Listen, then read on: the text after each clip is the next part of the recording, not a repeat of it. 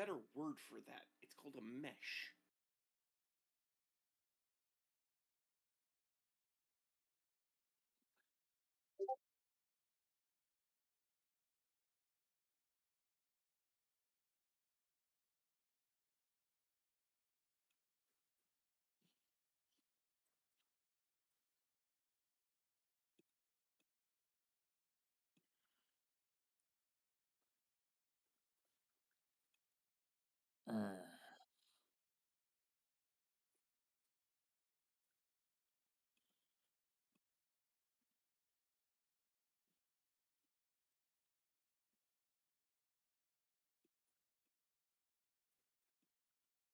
Oh yeah. I somehow accidentally ended up on a random Twitch channel, and it's called Lesbian Hot Sauce. Well, there you go. I think it ended up on the front page or something. Oh yeah. I somehow accidentally Okay. ended up on a random Twitch channel, and it's called Lesbian Hot Sauce. Okay, I think I should be coming through now. Let's wait and see if my audio comes through okay. Oh. Oh.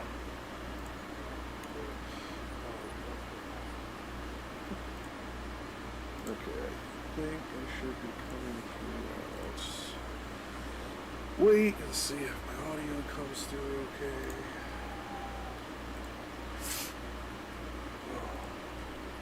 Oh.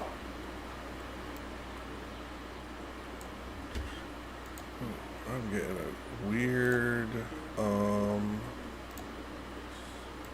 a weird, background audio. It's annoying. Oh, well, let's see. Settings.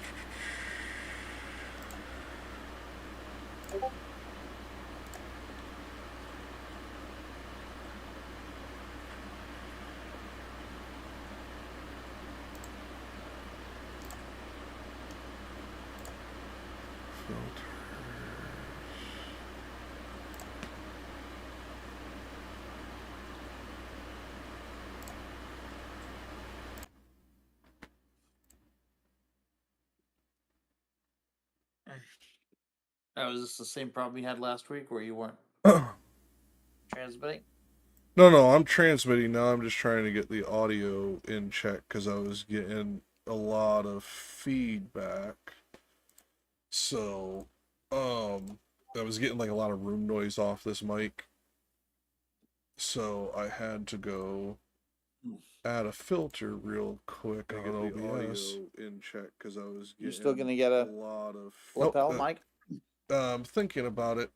Um, the only reason I'm reticent to do so is I would have to, with the length of time that we end up like running these things, I would have to have the 2-pack because even with 8-hour battery life, I'm gonna need for with the walking around, battery life's gonna get shorter as it ends up having to try and find like single connection more. It ends up using more battery, etc., etc. So if I'm walking around more, it's gonna use more, so on and so forth. So I'd have to have the 2-pack, and I'm not opposed to that.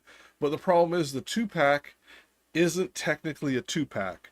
So what I'd have to do is I'd have to buy 2 of the solo packs plus the carrying case because because you only get one of the central units, the things that you actually like, the receiver to the computer. But Right. that also runs on a charge. And that also has an 8-hour battery life. So if one Well, and the of one that I got, it runs off the battery of the phone. So let's say you're using a phone. It runs off the battery of the phone. There's no battery inside of the unit. Well, So and if I hooked it in via the USB-C, then it'd get powered that way. Okay, then that wouldn't be as big of a concern. Then fine. But I was going to be hooking it in via the audio jack cable for the better audio quality. and I want to say it's daisy chained so that you could also plug it in. but I'm not 100% sure. I know that there is a USB-C plug, but I just don't know if it accepts a charge, and if it'll use that to charge the phone while you're plugged into the phone. I don't know. Well, no, if it has that, well, even if not daisy chaining like that, if it's getting the power from the phone, that's fine. If we're now talking about computer and I can connect it in that and it is powered and accepts signal, this solves the entire problem. Because then because I just get a slight decrease in audio quality over the gold jacketed 3.5 millimeter jack, but it would still work. See, that's why I was worried about having it on battery power, because essentially what I was going to do is I was going to get those little Velcro sticky things, and I was going to have a place where I could stick it on the side of the computer. When it started to go low, pull the one out of the little charger box, put that one on, put the other one in the charger box, and just hot swap them. Was the way I was thinking. But if it can be plugged in and accept a charge and still be wireless in all other ways, that may fix this. Because I was worried about having to buy 2 sets of the single and then the extra box, which would then make it far more expensive. Because I'd have to do that regardless of which model I got, because no single model comes with the box. And no dual model comes with 2 receivers. Right. Yeah, I'm trying to figure out, because I got this Mevo, and it has microphones inside of it as well, and apparently they're pretty good ones. So I wonder if I don't even need a microphone if I'm using the Mevo. I don't know on that one.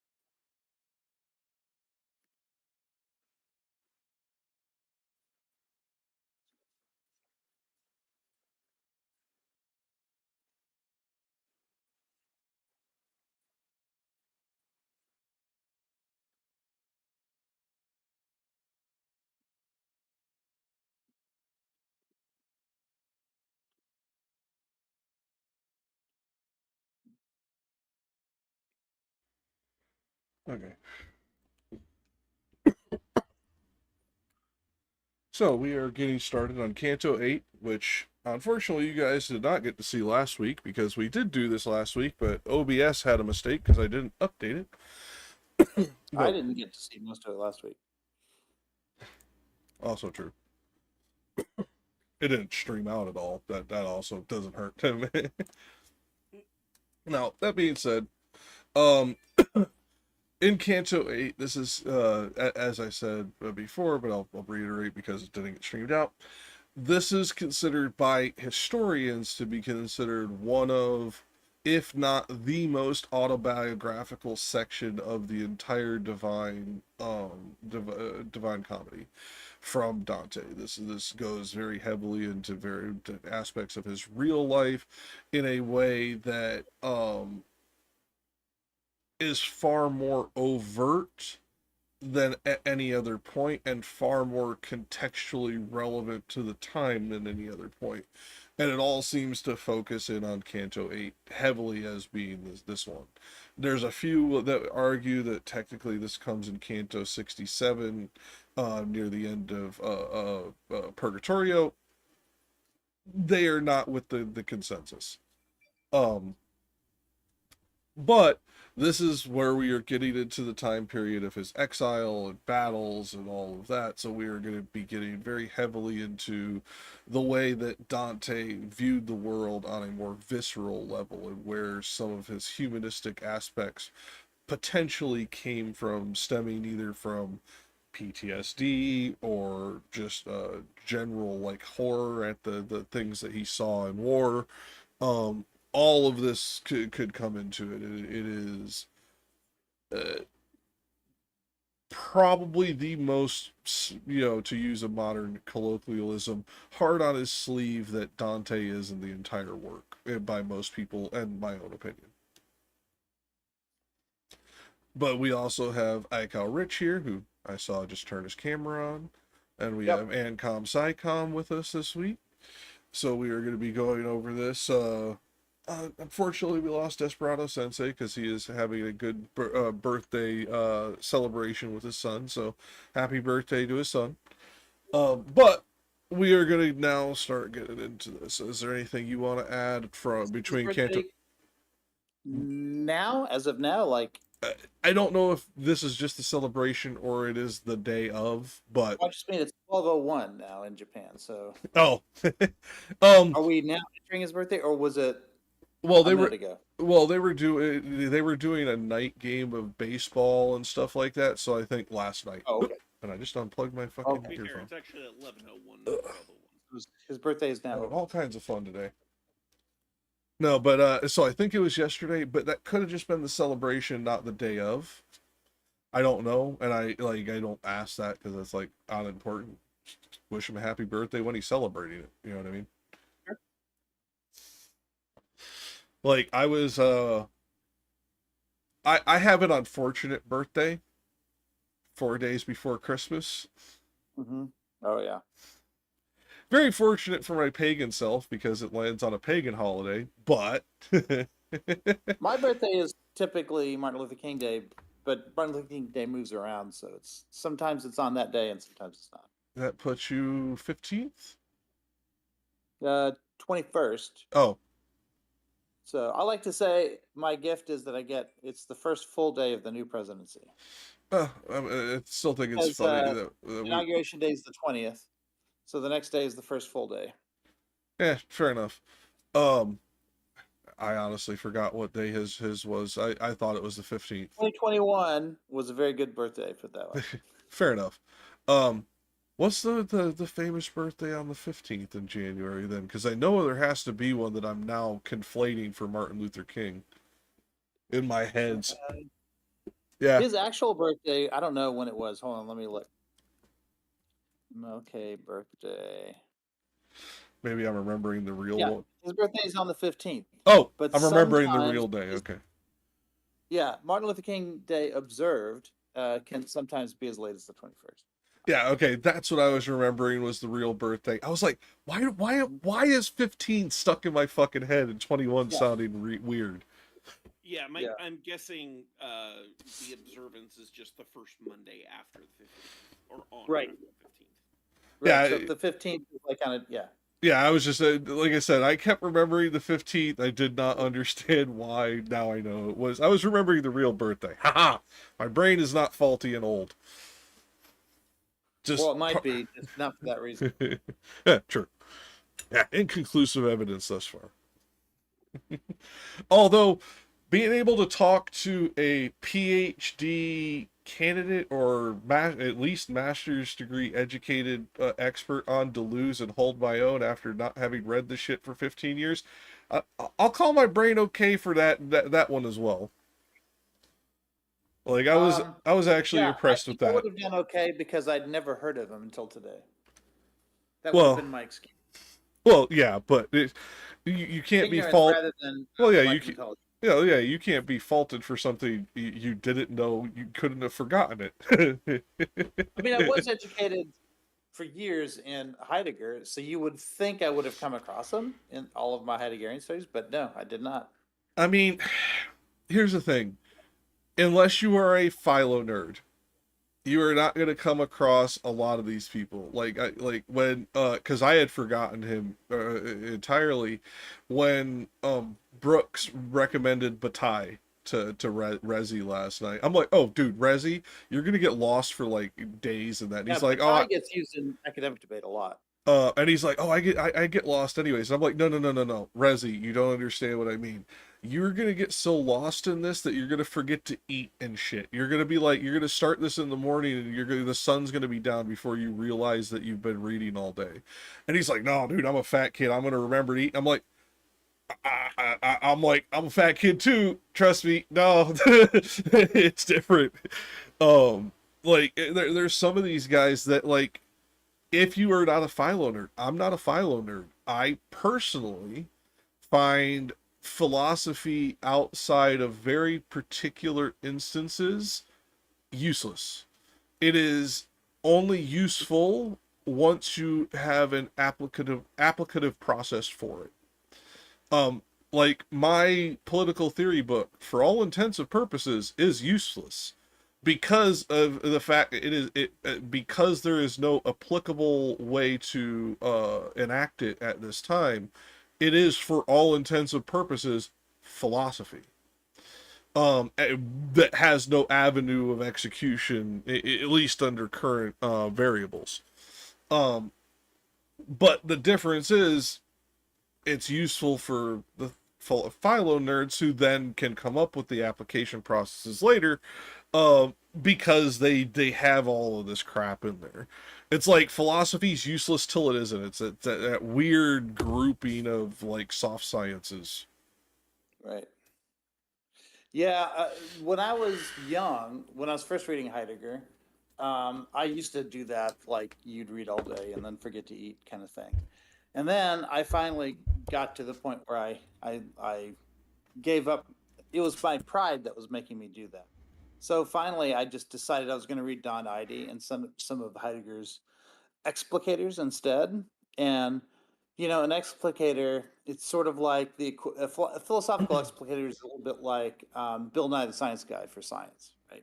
You're not reading the original stuff. You're just reading the guy who understands it, who then his job is to explain it to other people. And then my life got much easier. So I no longer feel the need to read the original on stuff. I did eventually end up reading Introductions 1 and 2 from Being in Time, which is, if you read any Heidegger, you should read that. Everything else, read an explication. Another person I haven't read in 10 years, 15 years, it's been a fucking while. Heidegger? Yeah. Like I said, read his explicators. Don't read him unless you just read Introductions 1 and 2. Well, but you remember, like, I'm that guy who I've read Heidegger, Hegel, Kant, Locke, Smith.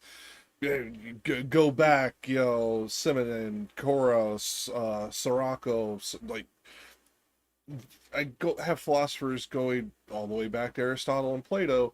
So it's like, I have a different level of, like, autodidactic, mind you, but different level of education on this than the average person.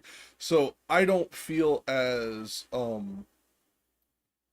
intimidated by most texts in philosophy. There's some that just will obviously go over my head, but I don't feel as intimidated because almost designed to go over people's heads, which is one of the reasons you need an explicator for him. He's intentionally abstruse. I was going to say, Jackie, you're almost as well read as Elon Musk claims to be.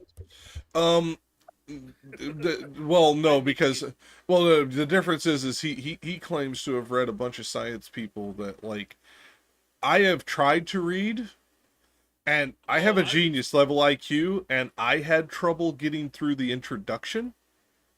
I was talking about the philosophy that Musk claims to have read when he was 11. Oh, Jesus Christ! No, I was reading this in my fucking 20s. Even as a kid who graduated high school at 13, I was not able to understand this shit until I was an adult. Yeah, in his recent interview with Jordan Peterson, he makes some absurd claims about having read like advanced philosophy when he was 11. As somebody who graduated high school at 13, read it. Understanding it is. Yeah, I was about to say, as somebody who graduated high school at 13, I was able to regurgitate a lot of shit I read in certain textbooks that I was not truly able to understand until years later. Just because I was able to pass the fucking test did not mean that I truly understood the real world application of these concepts. Fair enough. Actually, this is the problem I have in debate. Quite often, there'll be things that I'm having the kids read that they'll say they've read. And the thing is, if I were to give them a test on it, they would pass the test, because They've read it. if you know A equals B, but you don't know what A and B are, you just know that A equals B, it's easy enough to regurgitate that A equals B, right? But it doesn't mean you understand what that means. Yeah, and it's like, this is one of the things where I understand that my generation and a little bit after was the last to have the people skipping grades like I did. I find that both promising and disconcerting. I don't believe it should be like a completely like unheard of thing like it is today, because there are exceptions to this rule. But there are certain things where skipping me grades was not beneficial, regardless of like how intelligent I was, all this other shit. Because emotionally fucked me, like honestly, like on top of my like childhood beyond like that. But like I'm now dealing with people outside of my peers, so I am no longer learning true peer interaction. I'm now learning like otherized peer interaction. I am dealing with being the oddity in any room that I'm in, so whether for good or for bad, I become the center of attention, which again changes how this affects kids. Like, there's a lot of reasons not to do the things that they did with like the education system, like when I went through it. But at the same time, you can skip these kids on material. They can be doing work that is different than their classmates and still be getting the same social interaction. So it's one of those things I've been thinking about ever since writing the RHC book, about potentially writing one on like variant education for like oddball kids like me, and give kind of like a first-hand experience of like where this was a bad idea, where this is a good idea, where this fucked up, where this was, so on and so forth. Because I'm starting to see there are kids that are dropping out because they do not have any avenue for acceleration like I'm talking about, and ending up with the way the current system works, where that little piece of paper means more than what you're actually capable of, end up fucking their lives up over this shit. Because they have completely removed the programs that I went through. Because, it was socially, awkward. Yeah, it is. But you don't have to stilt their educational aspects to give them that social aspect. And I was going to go over it with Desperado and like try and refine it a little bit more, but actually like try and come up with like a cohesive system for like that kind of accelerated program, using some examples from Japan, UK, France, etc., that still have like more adaptable versions of this program that like I'm envisioning for us.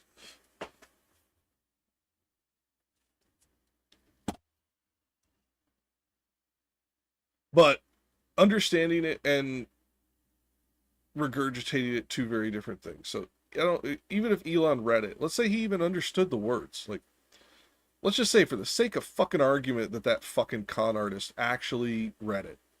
And because he has a good memory and he read the dictionary, he even quote unquote understood the definition of all the words in the book that he read. That did not mean he actually understood conceptually it. He would not have been able to articulate it in a way that would have been able to confront counter interrogation on it. It would only be answer textbook questions for a test type situation that he could pass.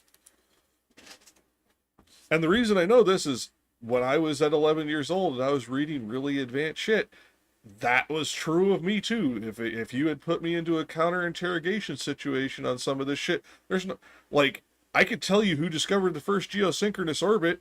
I could tell you what a geosynchronous orbit was, like on paper, like the textbook definition. I could not draw a picture and tell you what a geosynchronous orbit was and like explain how it worked, like in like actual physicality, like at all. I would not have been able to do so. You're muted, Rich. We have something in debate called flowing, which is where you just take notes, you write down stuff that's being said, and you move from left to right with each speech. And so if you're in a rebuttal speech that's rebutting a previous speech, you draw an arrow from one argument to another. And there is a more advanced form of flowing called that where you just do all of that on a spreadsheet, and each column is like a series of argumentation. But every once in a while, I'll get this like super smart kid who thinks he can just go straight to, oh, I'm just going to flow on my computer. I'm not going to do that on paper. And I always tell him, you're not ready for that yet. You're not ready for that yet. I mean, maybe if you're talking like a stylus on like a touchpad or something, where essentially you're still writing. But yeah, there's no way I try typing it. Fuck no. It's columns, and so what you have to do is you have to expand each row. Like, let's say you have one argument and you respond to that one argument with 5 arguments, then you would have to expand 5 rows below that in order to fit all the arguments in. And that's just a little too much to keep track of when you first start flowing. So I like to have it on paper. And then after about 6 months of doing it on paper, I teach them how to do it on a spreadsheet. And there are new things you have to do, but whatever, they can do it. But there's always a kid who thinks he can do it on day one. And I would have been that cocky kid, just to be they'll honest. always say something like, well, what can you do on here that you can't do? And so I tell them, and they're like, oh, I'll just do this. If I said, well, what if this happens? Oh, I'll just do this. But of course, saying that you're going to do it and doing it in the moment, having to do it in the moment when you're on a time crunch, and by the time you figure it out, 10 other arguments have just been made that you didn't write down. Yep. So it becomes very difficult. Well, I found out that I can't ever win those arguments with those kids. All I can really do is have that conversation for a short period of time, and then I can say, okay, try it. And they do, and they think they've done it. At the end of the debate, they're like, see, I have it all written down. Oh, great. Who won and why? And they go back to their spreadsheet, and they can't think of any single particular flow of argument. They can't, because they all have too many breaks in them. And that's what we did. This happened again last week. I had a kid who thought he understood how to flow, couldn't tell me who won and why. Every other kid in the room who did it on paper could tell me who won and why. And I may have been able to give you who won. I may have even been able to kind of like bullshit my way through it in that moment, because I know there were times as a kid that I bullshitted my way through that kind of like interrogation process. Right. But yeah, no, like I would have been that kid 100%, and I would have been totally fucking bullshitting you if even if I had gotten it right, it would have been a fucking accident that I got it right. Right. So that's why I always went to him. I went to him first, so that he couldn't just copy everyone else's answers. And it worked. Now he flows on paper, and he, yeah. But it's because there's nothing like, the thing is, you know how you have visual learners and you have auditory learners and so. I read, there've been a couple studies now on this where it turns out we're all kinesthetic learners. All of us. We might think of ourselves as visual learners or auditory learners or whatever, and there may be like the gap between one and the other may be different from person to person, but kinesthetic learning turns out to be the best way to learn just generally. And so when he had to actually do the thing, that was the only true test.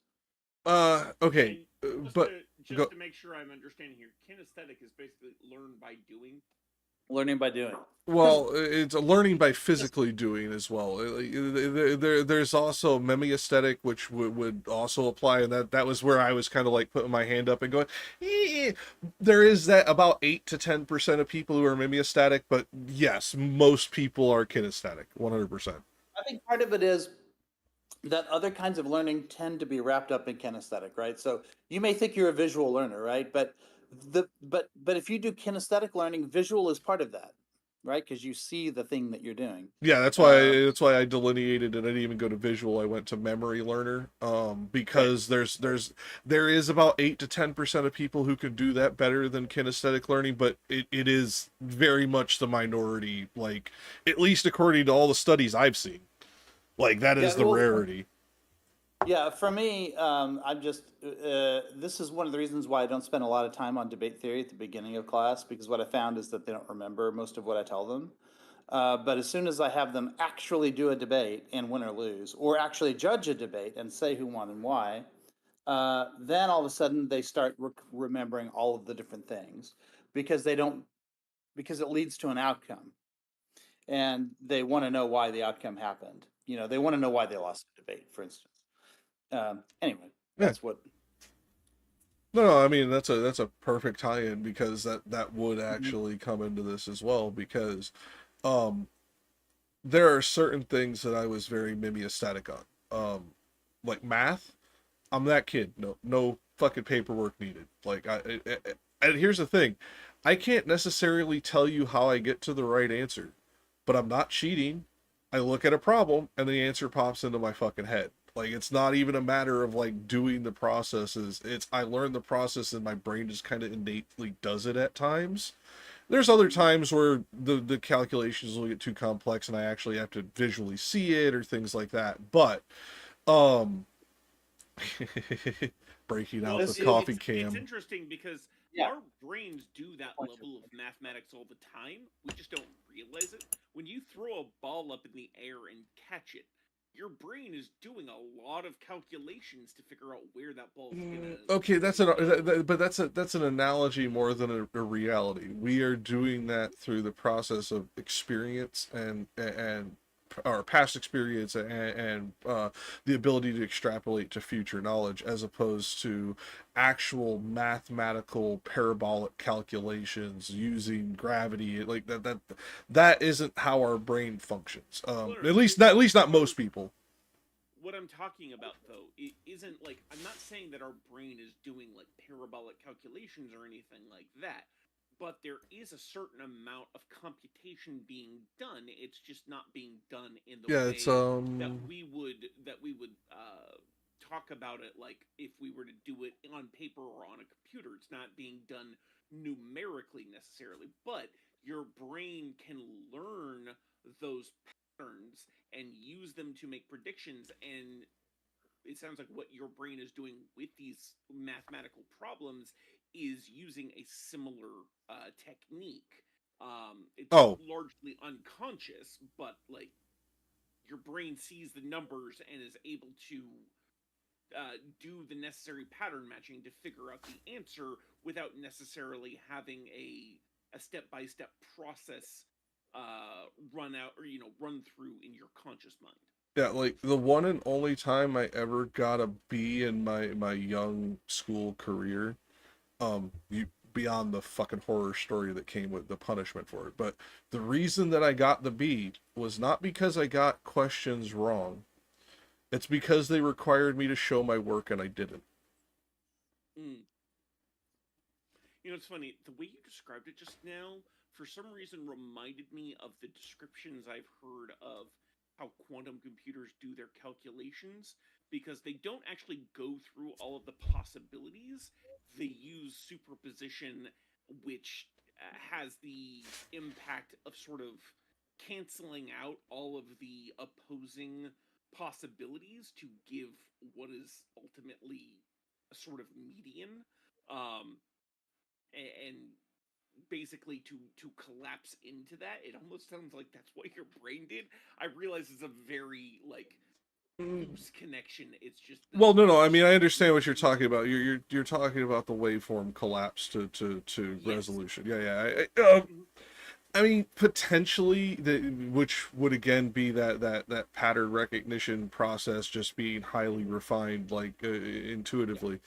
Um, Potentially, I don't know if I want to give myself that much credibility as opposed to I got taught by my grandmother who was a math teacher and didn't make me show my work, and I was doing Mm, algebra long before I did it in school, yeah. so on. Is like it's probably more I was taught in a antiquated 1950s way before you had to do the line by line show your work shit. Because I show my work kinda, but it was like I'd cross something out. I wouldn't like put the number like you know how like when you do like the very simple multiplication and division shit how you like do that. Like I just cross it out when it needed to be crossed out because in my head I'm doing all the rest. Like in my head then that numbers then be superimposed on the next to be transposed so on and so forth. Like I don't need to write that portion. It's But the funny. cross through the number is the enough. I think you would enjoy a very short book I recently read called A Mathematician's Lament, about a math teacher who is expressing frustration with the way that mathematics is taught and he compares it to the arts like painting or music, in which like basically, what if we taught painting purely through color theory, and you don't actually start painting in any like physical sense until you're in like college, or if we taught music purely through Musicology. frequency association and music theory, but you never actually got to hear music until you were in college, and that's what he analogizes mathematics teaching to it. And it almost sounds to me as if your grandmother, who was a mathematics teacher, taught you in a way that got you to that more advanced stage more quickly, as if like you were taught to intuit mathematics as opposed to analyze it in that in that very structured way, which I find really interesting, because you were taught it in, I would think, what most modern mathematics teaching might consider to be backwards, but in a way that was probably easier, or made it easier for you to learn in the long run. Potentially. Just to put this into perspective for people in the audience, my grandmother is a odd duck. She, in the 1950s, should have technically been a doctor, but was denied her doctorate due to misogyny and the fact that women were only allowed to audit courses above master level. Fucking wild. And she wasn't willing to, or didn't know how to. I don't know. I never really asked her, and I kind of wish I had now. She never like got into the fight to try and get her PhD when they denied it to her over it. She just kind of accepted that shit and just went into becoming the best teacher and principal that she could be, and laterally became a textbook writer and a bunch of other things. So yeah, maybe, I don't know. Like I just, the quantum computing thing seems like giving me too much credibility. Oh, I wasn't intending to give you credibility with that. I was just like, Oh, I know. It just feels like it, because it's like, oh, your brain kind of functions like a quantum computer. That seems wrong. I personally think that Penrose is on the right path with his idea of consciousness being an emergent property out of the quantum effects found in the brain, but there's not a lot of evidence to it. I just, for some reason, intuitively seem to agree with it, and so like. No. Here's the thing: he may be right, but I don't know if that works for me. It's just one of those things where I have worked so hard to get over, and I still haven't in a way, but to get over the arrogance of my youth, because I was raised to believe that my intelligence made me better than other humans, not just other people, other humans. I was better than. It was fucking wild the way my dad raised me. Especially being a fucking Catholic. But it took me a long time to get over that. So when people give me like over excessive compliments, it now makes me uncomfortable. Like, and that's what that felt like, because like quantum computing is something even the most advanced like software engineers and computer technicians barely fucking understand, if they actually understand it at all. And to think that my brain was doing waveform fucking conjugation and collapsing intuitively as a fucking pre 20-year-old, before I even knew that those concepts were, is just feels like a compliment. No, it was more. I was using it as descriptive, not in that your brain was doing the waveform conjugation and calculation of collapse, but rather that the waveform collapse was happening when you were doing that mathematics. Yeah, no, I know what you meant, and that's what I'm saying. Essentially, you're saying my brain innately was doing it and came up with the answer essentially the same way a quantum computer does. And that's why I said it feels like a compliment. It makes me uncomfortable. No, it's literally just I was literally just describing what I thought might have been happening when you were doing that, because like it sounds to be a similar process. Not that I think that anyone, or this could be happening in anyone's brain. Yeah. Like it just requires the learning and the intuition to get your Interesting. brain to that point where it can process things in that way, which is what experience of just about anything does, right? Because like Oh God, I wish. uh Oh God, you know, I should ping him. No, we no longer be doing Dante. I'm not gonna ping him. I was about to ping Corey Campbell and be like, hold on, let me get a biologist in here. Let's start talking about oh the neurology of this real quick. yeah, fair. We'll be off on a tangent for the rest of the episode. Speaking of Hour and tangents, a I half do into have. our normal time, we should probably get Yeah. started and done. Well, I I mean, go ahead, Rich. I have that camera that I just showed you, Mm-hmm. and so this is what it looks like right now, pointing at my. Basically, I would do my coffee while the camera's in this perspective. Okay, but I don't have the. I should have thought about this before I bought it. This is not a webcam, right? This is a streaming cam. So if I want to, let's see, if I want to record something, these are the options I get. Now, it is true, if I want to record something, I can get a memory card. That's what I'm probably going to have to do. All the other options are live streaming options. Like I can go into Twitch and live stream it. I can go into YouTube or whatever, all these different services. But it doesn't Question, let me Rich. just record a video. Question, Rich. If you were to open your camera app on your phone, can it see the output of this camera? It cannot, and that's the thing. Like that's what I would normally do. But every app What I about go to, what about on your laptop? Because it Well, no, hold on. If I was gonna do this, because I know there is a way to do it, I'd have to go. Like, I'd send you over to Barnacles and I have him explain it to you because he does this shit. Okay. But there is a way where you can send a browser link from OBS and essentially click on it on your phone, or and it will turn your phone into essentially a wireless capture device. Like with no extra software, it does it solely through the browser. I've never done it personally, but I know it's possible. but I would have they to work get on this to a Android. I browser don't know if first, it but I would work on iOS. Is the only concern I have there. not only this works on iPhones because I'm using it right now. But the I thing meant is, what Jack was talking about. Yes, he has an iPhone and it worked on his phone. Oh, okay. it's working right now, right? Yeah. Within this is a particular app for this camera, but it then won't send that video to other programs except for live streaming services. Well, what I So- was gonna say is This app? this would even turn like the desktop of your phone visible. Like you could literally turn your phone into a capture device where they could see where you're scrolling through as you're dialing number. So they would see what you see. So if you then open that program over the browser, they would then see the program you're seeing. Yeah, I do that all the time for other things, but it doesn't work for this.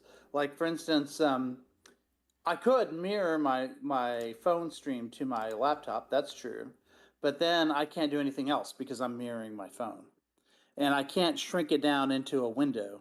If I try to shrink it down into a window, the mirroring ends. So that's the thing. That's the first thing I thought of was by just piping this into a window and then having the window get picked up by OBS, but that's not working. It won't work. So hold on. So Logitech, you got the Mevo, right? Yeah. Okay. So Mevo has a Mac OS. It's a beta, but it's a webcam app. So Yeah, you should that's be what able I'm to using. connect your laptop to the wireless camera and use it as a webcam that you can then use as a streaming source into, or like you can To your use as computer a rather than your video phone source first. in UBS or in OBS. So you should be able to have OBS connect to the camera through this Mac OS app and be able to just use that directly, no phone needed. This is that app right here, the Mevo wireless webcam, and it is beta. If I click on it, I get this, and it does show that the camera is on and available, right? But it won't let me port it anywhere. Well, now It won't even show me the video. right click on your camera icon in Discord. Okay, hold on. Okay, so you have FaceTime and Coach Rich. Oh, okay. Coach Rich camera is just my phone. Yeah. 1 sec. My phone is called Coach Rich. Yeah, we'd have to play with this because I'm not familiar with this program, and there's going to be like a lot of like. I just fucking- thought if it was a fast answer, somebody would know, but that's okay. We don't need to. Yeah. Oh no, it's just one of those things where it's like I could find a jury rig around this where we could get it working, but let's find the better answer because that's a good camera. You don't want to end up sacrificing quality going through jury rigs. Yeah. Probably want a Mac guy. Whoever knows Mac and then understands these Mevos, that would be the way to go. Hit up O. He's not a Mac guy, but he knows Macs because he deals with people who uses If I it. want to YouTube, I have to have 25 simultaneous users before it'll let me do it. Well, like I said, hit up Osiris because even though he's not a Apple guy, he deals with Apple guys, so he knows how to deal with that shit. He'll probably have an answer for you. Or at but- least you can refer to somebody. Yeah, like I said, he'd have an answer for This is a you. pretty good angle, huh? I don't particularly like the angle, but that's just my photography coming in. I would want that tripod to drop about hold on. So that based on that angle where that's looking down, the angle it's hitting the cabinets, the camera is probably sitting at about 4'6", 4'7" off the ground. It's more like 5'6". Oh, really? Okay, so you have tall cabinets and tall counters. Okay. I do. There it is. That's where it is. Yeah, I would say I'd bring it down to where the lens is still above the lip of the cabinet so that the light doesn't flare into it, but is as close to that edge as you can get so that you get a more wider frame where you're actually kind of looking at it like you would get a perspective as you were doing it. You know what I mean? Because our eyes don't operate like monocular cameras. Our eyes are binocular, so we see it a different frame of view. Where when you Okay, were how about positioned, that? That's lower. well, I'd have to see what the feed looks like Hold on. because that's what I'm basing it on. Is oh yeah, now it looks like you're actually like now as your hands are going in there, it will look more like their hands going into it as they're watching. Yeah, that's much better. And I'll have a second camera looking up, so I can get the Yeah. shot coming out. Oh yeah, this was just because that is a better perspective optically for like photography. Remember, I'm a photography nerd first. Well, yeah, that's why I asked. I mean, I've never done this before. So I'm going to set up, I even thought about, see these handles right here? Mhm. Right here? I've even thought about like having a bracket come out. I wouldn't be able to open my cabinets while I'm doing this, but have a bracket come out like that and then just have the camera here. You know what I mean? Like, I want as close to an overhead shot as possible, but obviously I can't do overhead because of these cabinets. Well, no, you could. I don't. What I would do, and it would you couldn't obviously have your camera set up like you do right now, seeing us like where we're looking at your cabinets. But I'd Right. open up the left door, or actually it'd be the Mhm. right door to you. Open up the right door and essentially use your document camera in there and looking down. Would be another way to do that, looking down. Well, that's the left door, but yeah. Yeah. I had reversed it because of the way, yeah. So that the camera looking down because the arm could swing around. It would look really dumb for if you had this camera also viewing, but it would get your camera in the right position even though the cabinet's in the way. Because then your cabinet becomes your anchor point as opposed to an obstacle. I would probably, in that case, just take the door off. Well, I mean, so tell me. I would suggest something like that, but a lot of people take the door off. What are you, fucking crazy? Is their reaction? So I didn't want to suggest it.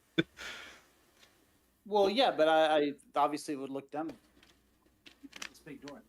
Yeah, for me, what I would do is but you rent, so you can't do this. What I would do is I would change my hinges so that they were essentially quick release, almost like Jeep doors, where I could lift the door off and put it back on. I'm sure I could do that. No one would ever they would never know if I did that. So. Hey, Rich, do me a quick favor. Can you click that Mevo app icon up in the top of your Yep. in your menu bar again for me? Yeah, hold on.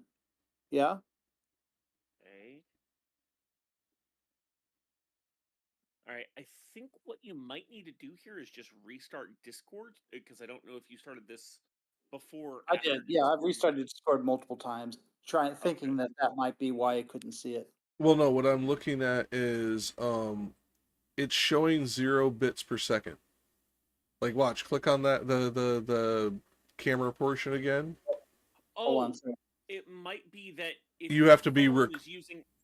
well. Well, I think if your phone's using it at the same time, the webcam or the Yeah, microphone can't. that is true. But I disconnected the phone at one point. Well, no. What and I'm it's- saying is it's showing 0 megabits per second. It's Right. showing a lack of transmission. You may only be able to capture it as you are already live in its current configuration. So you may have to, as we were talking about, connect in wirelessly through the computer first, as opposed to the phone first. So that the computer is the primary capture device for the camera. Yeah, that is what I tried to do, and all that did was at first it couldn't even find the camera, and now it can find the camera because I did that. I turned off the phone, like so it wasn't connected, Okay. but it still wouldn't find it. So, but The only thing I could say then is report a problem, because that's an option there too, and be like, "Hey, I'm having this issue." Oh, Yeah. what they say? I haven't gotten a response yet. Surely this is a common thing. This must be a common thing, right? Like, Yeah, it might. If it is, it'd be on their FAQ. But Yeah, so like there's a whole like tutorial page, and I'll send this to you directly. I'm sure you've already seen it, but just in case. yeah, just in case. So it goes through with even video tutorials showing you how to do this, but it seems that you've gone through everything Mhm. and it's still not showing up in the application. Yeah, but there must be something I missed, surely. Let's see. yeah, but let's get to trying to Dante because we don't need the camera for Dante. Yeah, Yes. I'll be Well, I'll be gone yeah, for a I little can bit make- today, yeah. but when I get back, I will message you and see if we can troubleshoot this directly. Because now, okay, so this is how my brain works. Someone has a problem with technology, my brain is like, I know. okay, now I need to do everything I can to try and fix this. No, I do it too, but at the same time, it's like Incredibly we're annoying also live. Yeah, I know we are. I'm sorry. No, you're fine because I was doing it too. Yeah, this is Well, at least we can start the video here instead of when we started recording. Well, I mean, no, it's we've been live the whole That's why I time. wanted to have the interruption happen at the beginning instead of in the middle, so that way it'd be easier to cut it out. I mean, Alright. these don't get edited, but sure. Because I mean, like, here's the thing. When you are doing this kind of like educational, like read along panel thing, the people are just as much there for the people engaging and like joking about the stuff as they are the information. I've like watched so many of the education streamers who do this type of shit. Like they don't care if you're giving them education or you're giving them banter. The audience is there for it pretty much regardless if they're there when it's live, and if they're there when it's not live, when they're watching it on VOD and they don't want to watch us banter, they just fucking fast forward or they accelerate the playback speed. Maybe we can give them a timestamp in the description that says, "Okay, we start talking about Dante here." Yeah, because this one was a little bit longer than normal tangent. But that being said, it's like, wait, I just noticed something. Do you have one of the M1 based laptops? No, it's M3. Okay. That's why I bought it. I was excited about the M3. entire screen. Well, what you're asking is M series, then yes, it's one of the M series. Well, yeah, because there's on their compatibility page, there's something that says, oh, never mind, that's only wired webcam mode. Never mind, ignore me. It's Okay. Yep. I'm willing to go wired if I have not to. applicable. Well, no, that's the problem. Is it says wired webcam mode is not currently compatible with M1 products. I don't know if that applies to M3 products as well. Probably does. But It's the same architecture. But you're also not using it wired. So, anyways, okay. Something must work because these Macs have been around for a while. yeah. I'm sure we can get it to work. But anyways, it's almost 11. I know I've got to leave for the movie we're gonna go see by 12:30. So we've got about an hour and a half. A bit over an hour and a half to get through this. Yeah. Okay. So, as we get started, I say, continuing, that long before we to the foot of that high tower had come, our eyes went upward to the summit of it. By reason of two flamelets we saw placed there, and from afar another answer them, so far that hardly could the eye attain it. And to the sea of all discernment turned, I said, what saith this, and what respondeth that other fire, and who are they that made it? And he to me, across the turbid waves, what is expected thou canst now discern, if reek of the morass conceal it not.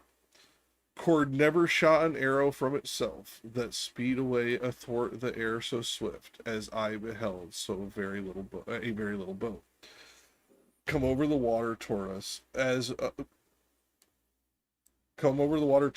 that moment, under the guidance of a single pilot, who shouted, "Now art thou arrived, fell soul." So, like, as we are getting to this, we are again getting to, like, a crossing of the water. We're getting to every time we get to a crossing of a body of water, big or small, within Dante, it is always a pivotal juxtaposition point within the story. It is usually where we get some explanatory like verse from him, beyond just like the visual verse. It is, at least in my opinion, this is him paying homage again to Virgil, as we know his love for Virgil, but he's paying homage to Virgil because of the significance that Virgil gives to the rivers within the Aeneid.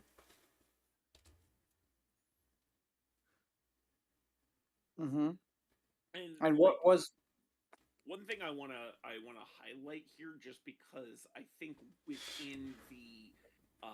within the language, it's maybe a little hard to penetrate the meaning here, but I think once you really look at it, it gives a very visceral tone, which is this idea that he's saying, Cord never shot an arrow from itself that sped away athwart the air so swift as I beheld a very little boat. This boat is moving through the water toward him like a fucking jet ski. Faster than any arrow shot from a bow that he had ever seen, right? That is a very, I think, significant element that can easily be lost through the through the kind of thickness of the language, but it's something that I think. Oh no, you're absolutely right. I mean, I noticed it, but I didn't freaking expound upon it. So you're absolutely right too.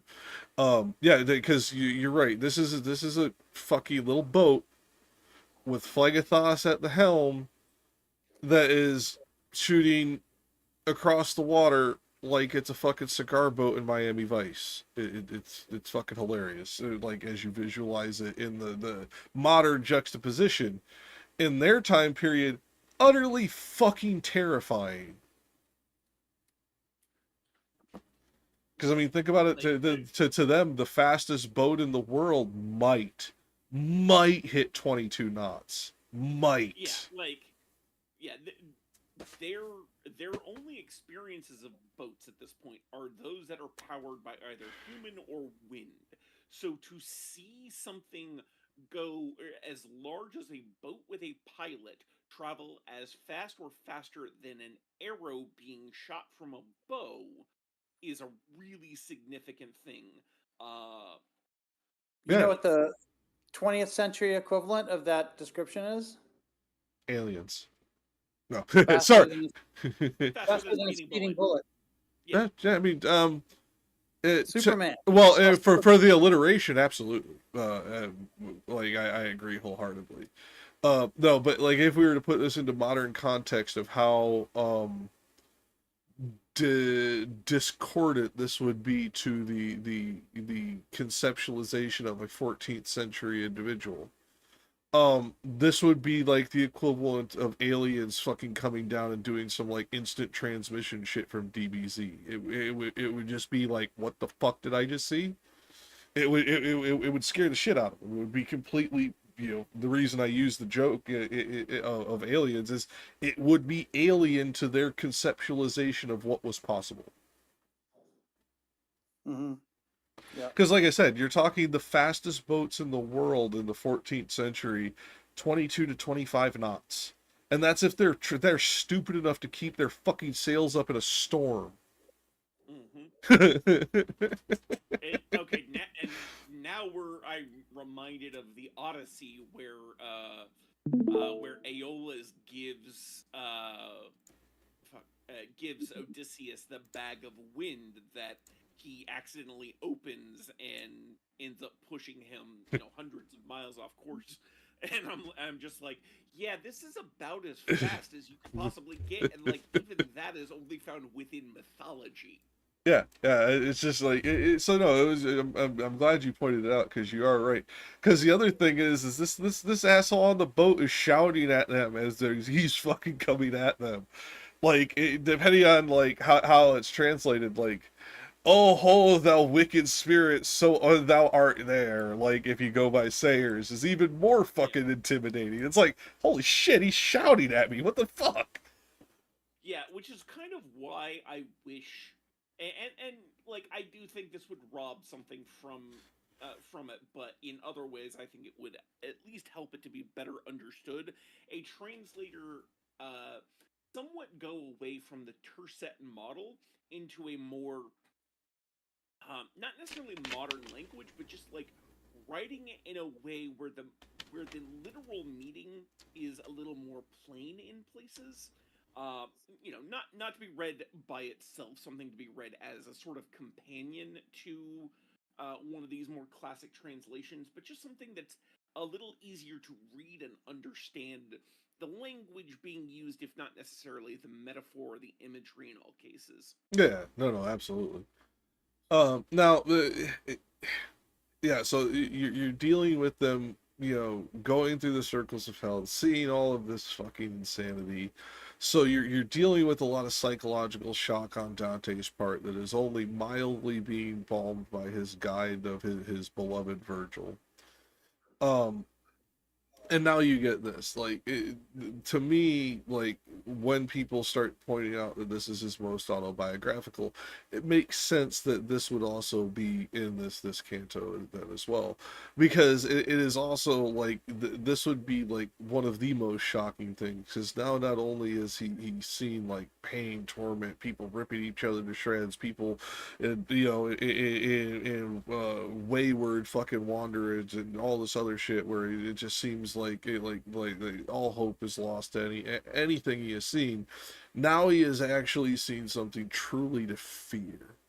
And when we're getting to the way that this juxtaposes onto his life, this is also when he's getting into the Battle of Campaldino, and like now we're seeing him see true horror for the first time in his life, and probably in what would have been a 14th century lifestyle, very privileged life, for the first time truly be fucking terrified.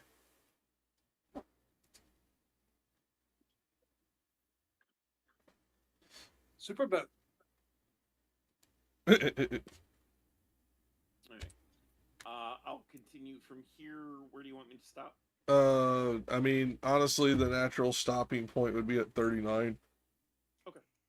Wait, hold on, let me make sure, because when we scroll down, make sure I got that right. Yeah, 39. Yeah, okay. Phlegius, thou criest out in vain for this once, said my lord. Thou shalt not have us longer than in the passing of the slow. As he who listens to some great deceit that has been done to him, and then resents it, such became Phlegius in his gathered wrath. My guide descended down into the boat, and then he made me enter after him, and only when I entered seemed it laden. As soon as the guide and I were in the boat, the antique prow goes on its way, dividing more of the water than 'tis wont with others.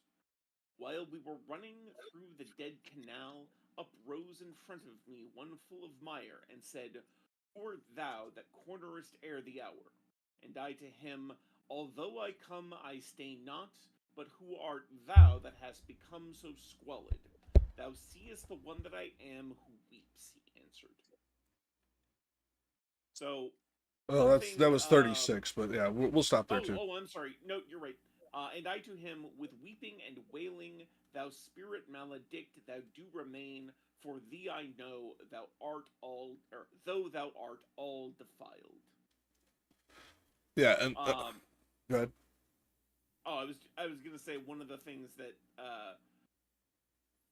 it was my guide sending me down to the boat, and then he made me enter after him, and only when I entered seemed it laden. So like the boat was floating as if empty, with its pilot in it, and even when Virgil boarded, so only when Dante boarded did it actually feel any weight, which is another of these hints that like Dante is the only one there in physical form. Everyone else here is spirit Or hallucination, which is another I forget. I'd have to go through the commentaries again. There is a commentary that actually argues that this is him essentially saying it could all be a dream and it can all be a hallucination as well. But the way I always interpreted it was, as you did, that this was the physicality, but not that he was there. He was the only one there in body, and the rest were there in spirit. Not in that traditional sense. We're in hell. We are dealing with 14th century beliefs. They believed in a bodily, whole body resurrection, and a whole body raising in the afterlife. Like, they did not believe in a incorporeal spirit in the traditional sense for those who are destined for heaven. So like part of this is kind of getting into the hanging a lantern on it of that where he is going, where these people would stop, why Virgil can only go so far. Before we ever know that he can only go so far, we're now seeing like a physical limitation in a visualized conceptual. Okay, I didn't realize that's how they envisioned death. So it's one of those things where so much of the cultural context is lost from just the text. Well, we're dealing with 14th century Italian Catholics. So this would have been slightly different than if we were talking about like those that were in the Byzantine, the remnants of the Byzantine. This would be very different if this is like any like the Eastern Orthodox. Like all of this changes like dependent on context. But for where he lived, yeah, that's what they believed. Well, let me rephrase that. That's what a majority would have believed. Whether he believed it or not, I don't know. That's something we can never truly know. But at least by the way he writes, it implies that he believed the same as his contemporaries. Although there is one more level of abstraction you have to consider, right? It wouldn't necessarily be how he thinks either. It would be what he thinks his audience will believe. Yeah, also true. His perception of his 14th century Italian audience. Yeah, I mean that's absolutely also a real like plausible connection, because like as I'm pointing out that this is hanging a lantern on like the destiny of these characters. That's that same level of interpretation of him kind of like getting his audience ready for it before they're ready for it. Same thing. So yeah, worried about the perception of your audience when writing something that could have very well got you fucking killed for being heretical. Yeah, I could totally see that 100%. Because as we know from history, there were a fair few church fathers who were not overly fond of Mr. Alighieri. Yeah, which is odd since Jesus specifically says that he speaks in parables. Well, yeah, but I mean, they called him a heretic. I mean, come on, you know how this goes. We're talking Yeah, about I know. dogma. It's fucking wild. Okay, so if you want to pick up at line 40, Rich. Okay, so line 40. Then stretched he both his hands unto the boat, whereat my wary master thrust him back, saying, away there with the other dogs. This is the scene, by the way. This is the scene I was talking about earlier, at the beginning of the poem. Thereafter his arms he clasped my neck, he kissed my face and said, disdainful soul, blessed be she who wore thee in her bosom. That was an arrogant person in the world. Goodness is none that decks his memory, so likewise his shade is furious. How many are esteemed great kings up there, who here shall be like unto swine in the mire, leaving behind them horrible dispraises. And I, my master, so much should be pleased, if I could see him soused into this broth, before he issue forth out the lake. And he to me, ere unto thee the shore reveal itself, thou shalt be satisfied. Such a desire 'tis meet thou shouldst enjoy. Should I Yeah, end there? no, that was perfect. And no, you're absolutely right. This is the scene that shows the humanism versus the I don't want to call it arrogant judgment, because I don't believe that Virgil is necessarily arrogant. I believe he believes he is doing good. But at the same time, like it is a level of arrogance versus humanism, of he knows as opposed to who cares what you know, be human. Reaction of Dante.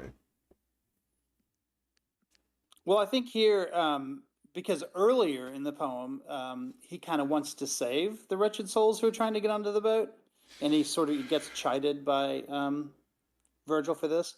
Here, he's persuaded by Virgil. He now understands that he must rebuke the damned and not try to save them, which I think is interesting. Although I think it is also in contention with what Jesus does. Jesus does not.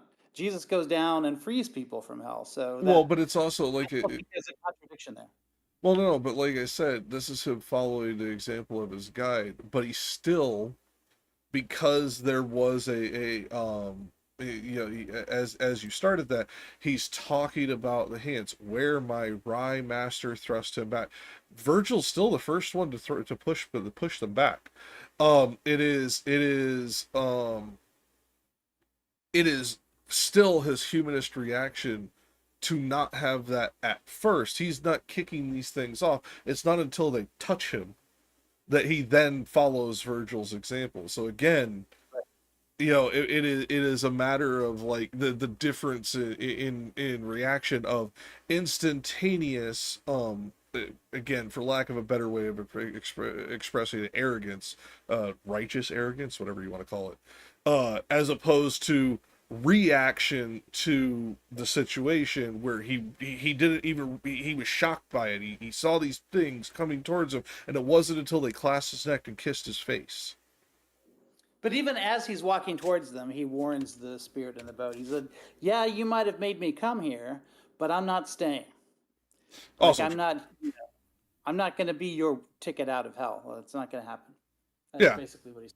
So that's not what he would have said, several circles up. So he's learning, I think. And what he's learning is that God's punishment of the damned is just. well, I would argue the character Dante, yes. The Right. writer Dante, not so much. Yeah, and we look. I have some problems with all of this, and I just mentioned what one of them was, but we'll talk about that, I think, when we get to that part of the poem. No, It's you're just absolutely, that yeah. Dante, the character, his mind is being shaped. He is starting to see at least the worldly wisdom of Virgil when it comes to this. Well, see, but it's also his reaction, being this, and like this is why I pointed out the points of the commentary I wrote on the side. It's like in this part of Canto VIII, we encounter the circle of hell reserved for the wrathful and those filled with resent. Dante's depiction is deeply intertwined with his own life, and in my opinion, particularly his exile from Florence in 1302 by the Black Guelphs. This time in his life and the political division he experienced served as a powerful window through which the critique of his city, like that directly connects to where you started at line 40, and then again at line 40.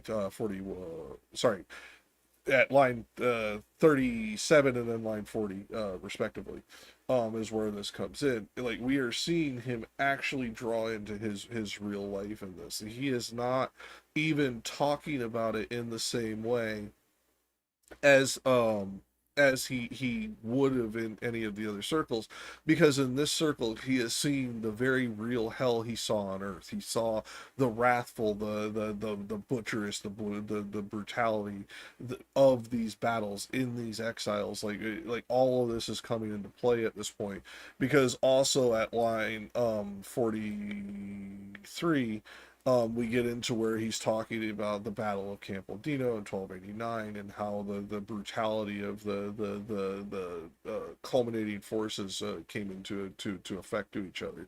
Like, this is an extremely powerful moment to him, where I do not think, and as we see later, his reaction is not the same level as it is here as it was before, or as it is after. So again, this is why so many people point to this being so autobiographical, is this is the one time where he reacts with the most visceral reaction, but it is still a reaction rather than proactive.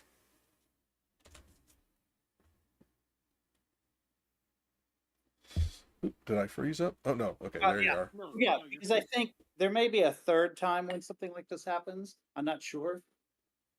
But I would expect that sort of progression of his reactions to continue to change as we keep going. Yeah, that's what I was going to say. I don't think he's learning. I think he's adapting. And I think that adaptation is going to continue as we obviously go through hell, laterally go through Purgatorio, and then finally through Paradiso. We are going to see this continual adaptation to and fro, as would be a natural adaptation to a situation. You are never always adapting in one, like in one path. I would expect that line of progression to change, to end once they get out of hell, right? Because these are the lessons of hell. These are not the lessons of purgatory or of heaven. Okay. We can get to that when we get to the separation, but I personally don't think so, because this is a singular work that we split into This is a singular work that we split into three works, not he split into three works. I believe he is trying to give an overall holistic story and lessons, where it is the progression of the entire journey that we are to learn from, not A to B, then B to C, then C to D, progressions. Right, but the people that are in hell have a fundamentally different journey. In fact, I would argue that they're not on a journey. They have a fundamentally different, had a different journey, past tense. Yeah, but in purgatory they are on a journey, right? They're on their way. Purgatory is not their final destination, right? In fact, it's the only of the three. Well, actually, hold on. Even in hell, they could be on a journey, because as we found in, what was it, Canto III, they can progress. Everybody in hell can progress. It is their own miring that keeps them where they are. So they have the ability to move. So they are technically on a journey. They are just stalled on said journey. Well, their ability to progress, I mean, their inability to progress is from their own souls, not from anything external to themselves. Yeah. Right? They could, if they wanted to, get up and leave hell, yes. But that would require the holy virtues which they lack, which means, I think Dante would say, and I don't think anything in the Inferno contradicts this, is that no one ever will. I'm not saying they will, but that's why I argue they're stalled on that journey, but they're still on that journey. Like, the argument could be made. I mean, the technical possibility for them to go on the journey exists. Yeah. But they won't. Yeah. And whereas in the ones in purgatory, either absolutely will or they might. It's possible that you could stay in purgatory forever, I suppose. I don't really know what the answer to that question is, but eventually, dogmatically in the 14th century, I looked this up, it was considered a possible thing where you could stay in purgatory forever. Yeah, The- and if that's true, then it's different in that your fate is uncertain while you're there. And even if it's not true, then it would mean that the goal of purgatory is to be empty one day. Whereas hell being empty is, I don't think something that Dante allows for in his poem. well, But depends on. we'll have We depending on would that. have to dig into it deeper, and I don't think any of his works touch on it. The Inferno definitely does not. It would take how much he believes the revelation of John. Like honestly, like how much he takes that into account and how much the 14th century church did. I don't know the answer to this. I wish we had a Eucharist or somebody who might know the answer to this one here. But if we are going by that time period's teaching, no, hell would be emptied at the rapture, because hell and earth would be destroyed and only earth and heaven would be remade.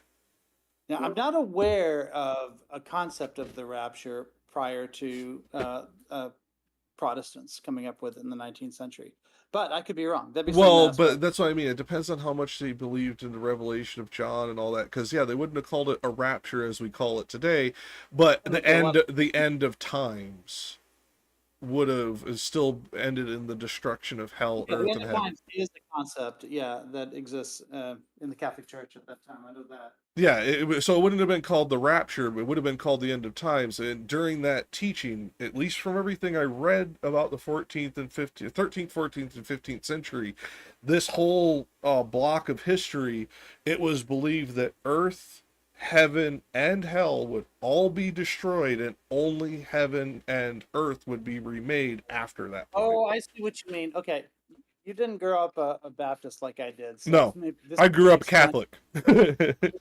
explains your little bit of confusion here, because the rapture is not the end of times. The rapture is the 144,000 souls that are lifted up into heaven, like That in precedes the middle the end of times, correct?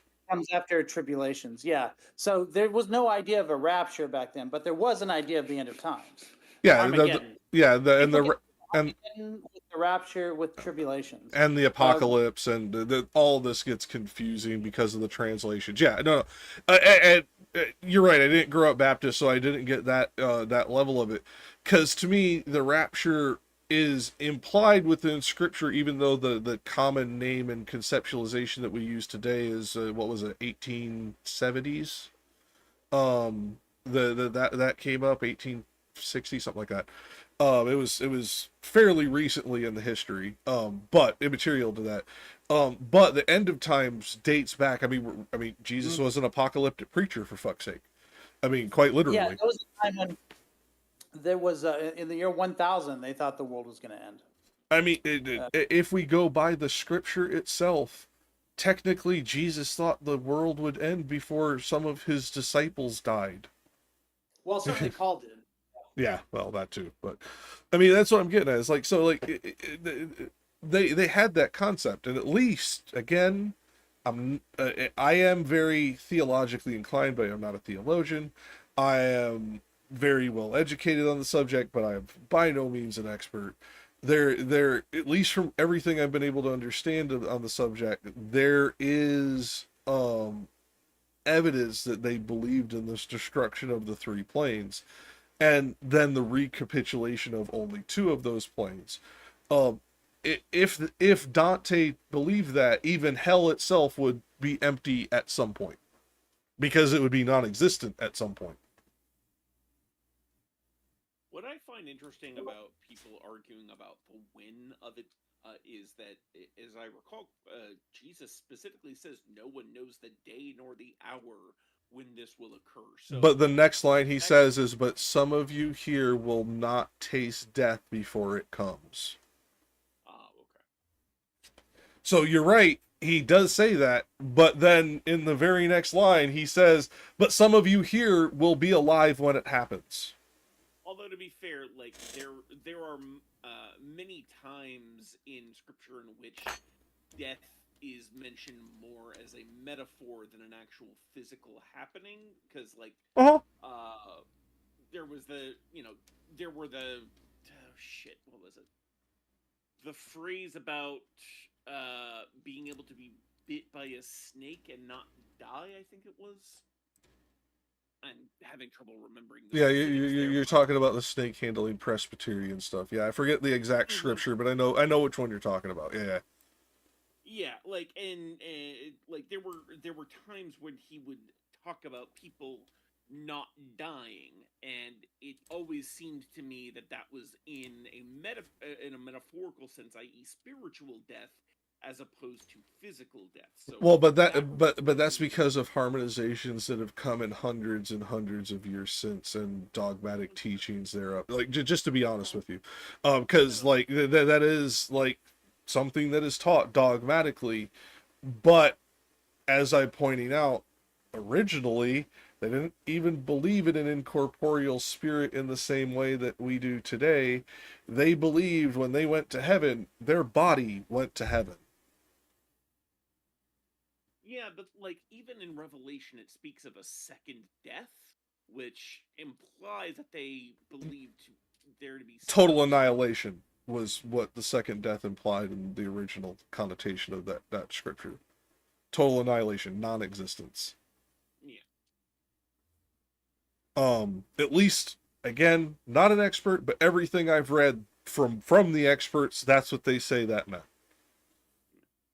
So Rich, do you have any like corrections on this? Because I know you dig into this as much as I do, and maybe you have something I don't. Well, I mean, Catholics tend to like ignore it, and evangelicals move heaven and earth to make things mean what they want to mean. So, both of those periods of time in my life where I would have learned about something like this would be kind of uninformative when it comes to what the Greek would be.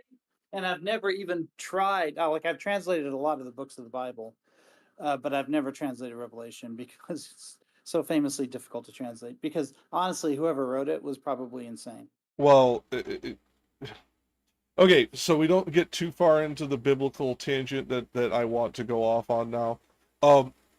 There's no evidence that it was a single author in the first place. In fact, there's contextual evidence that it is an amalgamation of at least 12 different authors. Like the accepted scholarly consensus is 4 though. So it's another like almost like Q situation. Yeah.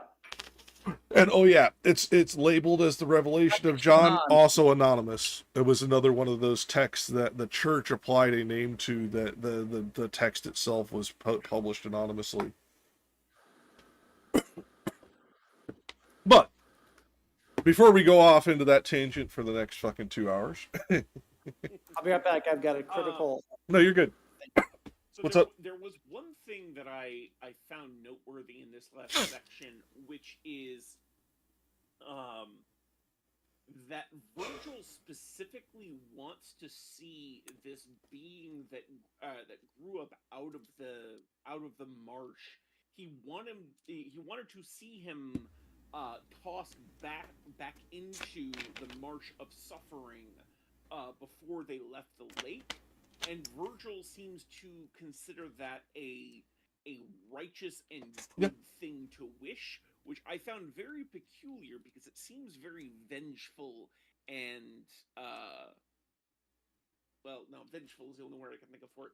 And like, was this a common thing at the time to wish vengeance and punishment upon people as a form of righteousness? Yes. Okay. I mean, dude, we're talking about a time period of the church where we had some like what quote unquote renegade friars, bishops, and cardinals, like literally going around like saying that the papacy was going to hell and shit, dude. Like, yeah, they yeah, this was very much a thing. And I go ahead. Dante, he puts popes in hell. Well, but more what I was getting at is like this is a time period where they wishing and righteous like fury, righteous wrath on the damned. Yeah, that was a thing. and I forget the exact year this becomes like prominent, because historically, like, it's going to be like fuzzy, but I believe this trend started like 900s ish, 800s ish. I'd have to go back and dig, but it was several hundred years before Dante.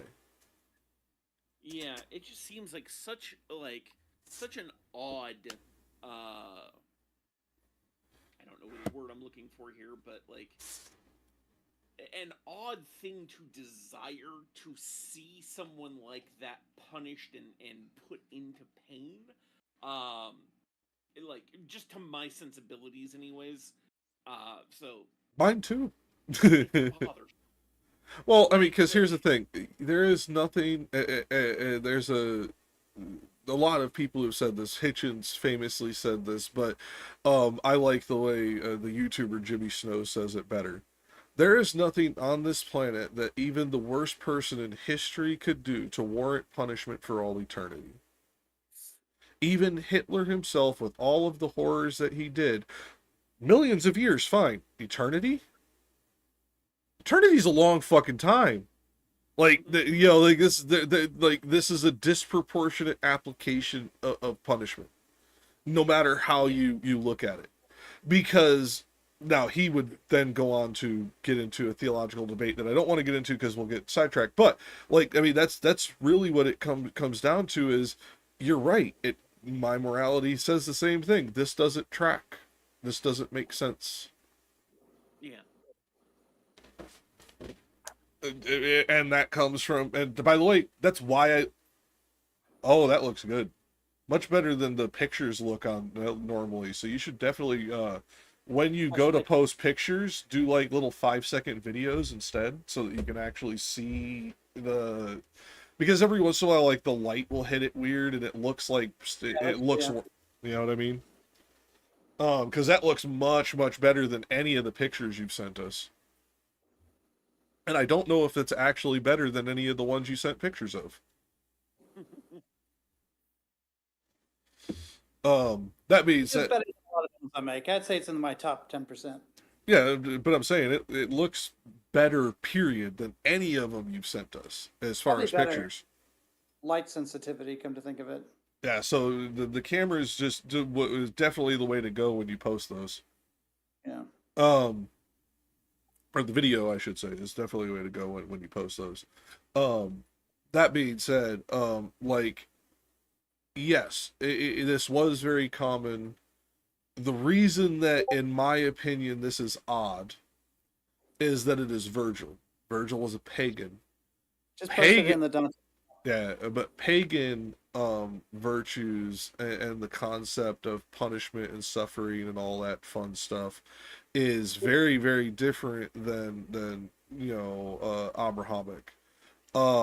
It is one of those things where righteous fury against the damned, no. Like, even the Lord of the Underworld in Greek mythology didn't have righteous fury. He had pity for the damned. Yeah, he'd destroy them, he still had fucking pity for them. Like, so it's very much a, would you call this Dark Ages concept that manifested until the Enlightenment, or would you say earlier? I don't know what you mean by Dark Ages, but you mean 600 to 1000s. I see. Yeah, I mean, maybe so. I mean, that would certainly be a tradition that Dante. We always talk about what Dante doesn't know that we know today, especially Greek. Mm-hmm. But there are things that Dante knew that we maybe don't know, Mm-hmm. and that might be a lot of the thinking that comes from that time period that you call the Dark Ages. Might be it's not so dark to him, right? He might have access to that stuff. Well, and kind of what I was getting at too is this is something that predates Dante by a long time, and therefore would have been well ingrained into his culture. It would have been almost an axiom to his understanding, as opposed to a novel concept, is what I was trying to get at. Yeah. But also, like, I guess it kind of. I had a history professor who hated the term Dark Ages.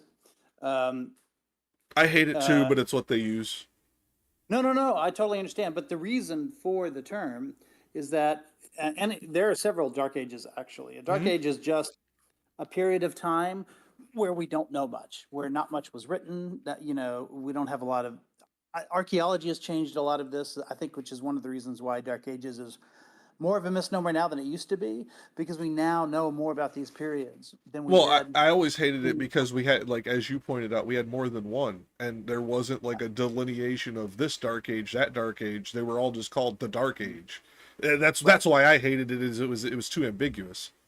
Yeah, like the Minoan period in Greek history is considered a dark age because we just don't know anything about the Minoans. Same with the Krakatoan and a few others. Yeah, like exactly. Like, yet they all just got that universal like misnomer name. That's why I hated it. Not so much the because a People lot. misunderstand it. They think Dark Ages means a period of ignorance. That's not. It is kind of true, but it's not a period of the ignorance of the people of the time. It's a period that we're ignorant of. Well, there is It's a period also we don't have data. well, there's two dark ages then, because technically, conceptually, there is the dark age that is an age of ignorance. This comes from anthropological texts, where there are certain time periods through cultural like tools that we've talked about many times, where the population is intentionally kept ignorant and things like this. So Yeah, there, that's true too. yeah. So the yeah. I mean, often the reason we don't have data is because there weren't literate people to write things down.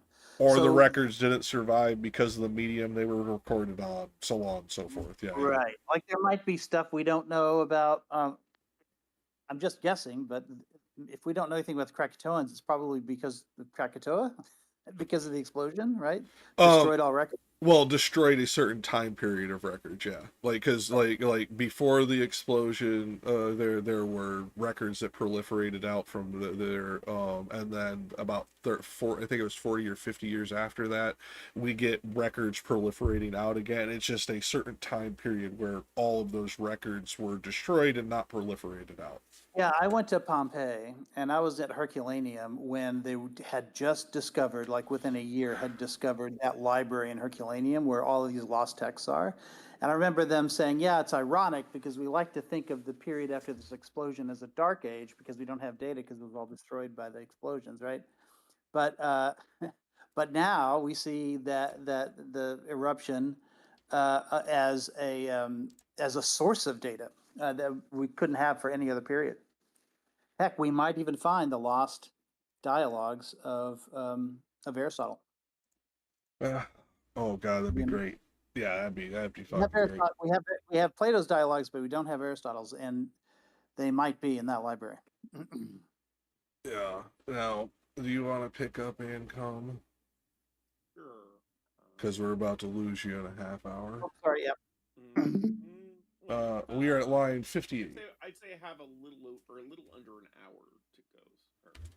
Oh well, I was thinking I didn't know how long it took you to get to the movie theater and all that, so I planned a half hour. Yeah. So. Oh no. We are. My spot said we have to leave here by 12:30.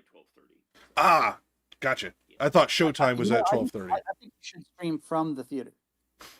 I Um, don't think it would bother anybody.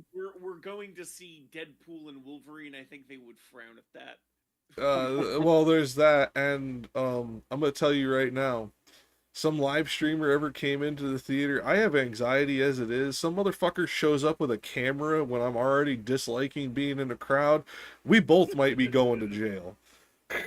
In fact, they filmed a whole like trailer all about what Wolverine would do to somebody who was caught on their phone in the theater. You know, Oh, they did? I haven't seen you'll it. see it at the beginning of the Well, no, well, if it's in the movie, fine, but I haven't seen. I do not know any time in the future that I will be going to a theater, mainly because of my anxiety and where I live. Like, I deal with a bunch of fucking people who never take any of these fucking spikes seriously. Like, we're getting spikes and COVID cases again, and so on and so forth. Like, fucking, yeah. I understand. Yeah, so, Right, we're at line 61. no, 58. Oh, okay. Lost it. Okay, there we go. All right. A little after that, I saw such havoc made of him by the people of the mire that still I praise and thank my God for it. Another example of the of the rejoicing at the suffering of the wicked. They were all shouting at Filippo Argenti, and the exasperate spirit Florentine turned round upon himself with his own teeth. We left him there, and more of him I tell not. But on mine ears there smote a lamentation, whenceforth I intend to unbar my eyes. And the good master said, Even now, my son, the city draweth near whose name is Dis, with the grave citizens, with the great throng. And I, its mosques already master, clearly within there in the valley I discern, vermilion as if issuing from the fire. They were, and right, vermilion as if issuing from the fire they were, and he to me, the fire eternal that kindles them within makes them look red, as thou beholdest in this nether hell. Okay, so the reason it's a good, I want you to stop here, just like we did last week with Despy. This is a very particular word in English. When we looked into the Italian, it's very similar. Like, this is trying to point to the what they considered another element of creation of ether with the nether, and therefore it is something that like, it is both a lower hell in the literal definition of nether, but it is also an alliteration to ether. Okay. I mean, the Italian, the word is just basso, which means baser, or literally just lower. Mm-hmm. So, And in the Italian, when you start talking about the aether planes, they will talk about it being the lower planes. yeah. So this is also another word for this is base, and that would be the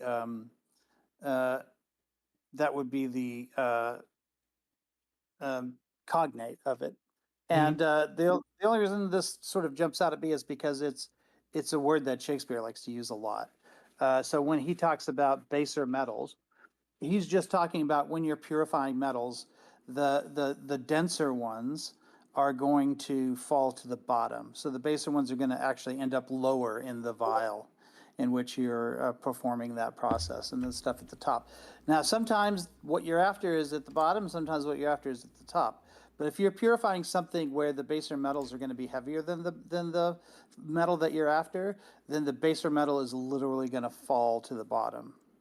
So it kind of makes sense that you'd be talking about these worser souls that are falling to the bottom of hell. Yeah.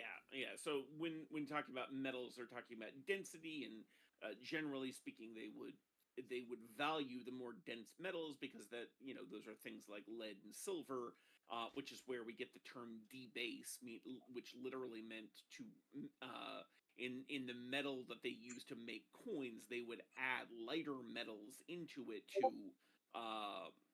to be able to create more money, and so debase literally meant to reduce the Devalue. value they put into the coins. But like, yeah, in this case, we're talking about things that are heavier, more dense, sinking to the bottom. Mhm. So yeah, as we're talking about these baser hells, as a more literal translation would be, we're talking about those that are lower, and as we get lower, the souls that we find are those who sank lower to the bottom. They were Yeah, and that's why the denser with sin, as he might have. well, there's that, but that's why I say this is also an allusion to the aether, whereas like it is not about the density at that point; it is about the severity. You are placed in the aether based on the will and nature of your soul and spirit. So you're being pushed lower would not be so much density in this capacity, but still, Well, it's a metaphor. yeah, it would still be the same. Well, they thought it was a literal belief at one point. I don't know if it was a metaphor to some people. I don't know if it was to Dante. I don't know if he believed in the aether or not. Like, Well, I mean, I'm not saying that it being a metaphor means that the literal level doesn't work. As you know, I think the literal and metaphorical levels both work most of the time in Dante. But when I think of that, we think of sins as having weight. Most of us in the West today might remember, a Christmas Carol, right? Where Gnarly. what is it that holds the him down is these heavy chains, and the chains are Forged in literally life. sin. It's just pulling him down. Yeah, all of the sins of his life are links just he holding him forged down. in life. Yep. Yeah. Right. Yeah. So I think that's a similar thing that's happening here. Yeah, I mean, very much so. I was just pointing to, if he actually believed in the literal aether, this would be about just as much like natural, innate quality of your soul. So this would almost be like a secondary preternatural judgment. Like your soul was destined to be at this point. Like it is almost the way you could read this as well. Right. Now, do I believe he was a deterministic person? I don't fucking know. Like, I don't think any of us can truly understand that unless somebody is a theologian and comes out and says that. But I will he say that I he think- at least uses the interpretation. Go on. I think though it's fair to say that the idea of hell being just, right, which now we keep seeing him more and more sort of like cheering on the just punishment of people who are in hell. If God is just, then there must be free will, right? Because it would absolutely would not make any sense to cause somebody to be fated to sin and then hold them responsible for that sin. Oh no, yeah, I'm just again pointing to the multi-layer of him that he uses both to try and like make people think about it, to make them conceptualize it as opposed to just accept it dogmatically, which is what all of his writings do. None of his writings are dogmatic in nature. They may have it in parts of their story, but they are definitely more thought-provoking than thought-terminating. Yeah, that's true. Okay, so Also, we are, when you hear the disconsolate city, we're still talking about Dis, right? Yep. Which, by the way, did we talk about this last time? Or even if we did, we should say it again. Yeah. That Dis is the name that Dante uses for Hades, right? Mhm. So Dis, like the Greek god Hades, or I should say the Roman version of the Greek god Hades or whatever, is Dis, which to me means a little bit more evidence that the Plutus that we saw earlier was the other god, not Dis. Well, Because no, because remember, it's both a person and a place. Because just like Pluto Right. is a title and comes from the Greek, but was adapted to mean Hades and a separation of Hades' identities when he got pulled into the Romans. So there's multiple layers to this yet again. Right, but I'm just saying that the god of wealth that he refers to is not in Dis, right? He's prior to Dis. So they're in two different places. Like they're, to me, Dis is Hades. Yeah, and and- this comes from his Yeah, incomplete knowledge. Just to add some context here, dis comes from the Roman term dispater, which is usually translated as rich father. So I believe by the time of the Romans, by the time of Virgil, the idea of Plutus and Pluto may have become somewhat melded, Mhm. in that they were both seen as gods of wealth, because Pluto, in addition to being god of the underworld, was a all the gems god- come from underground. a god of ground or earth. So because they would have considered all riches to come from the earth, then any god that was over, or that was representative of the earth, would have also been a god of riches. So the city of Dis would, in the most literal sense, be considered a city of riches or wealth. And so the fact that we saw Plutus earlier at the gate to, I want to say, the fourth circle, wherein the hoarders and the spendthrifts were found, just kind of brings it back to this same sort of pointing out of wealth. The fact that Dis is in the ring associated with wrath is, to me, a little odd, because I would have expected it to be in the previous circle. I'm sure. There's a reason for that that is not explained here, because like the city of Dis is like, there's already mythology around it before Dante. It is a moving city. Oh, okay. In the architecture of hell, it is not static. So there is that too. So I don't know what it means personally to Dante to put it in this order, but dismoved. Yeah.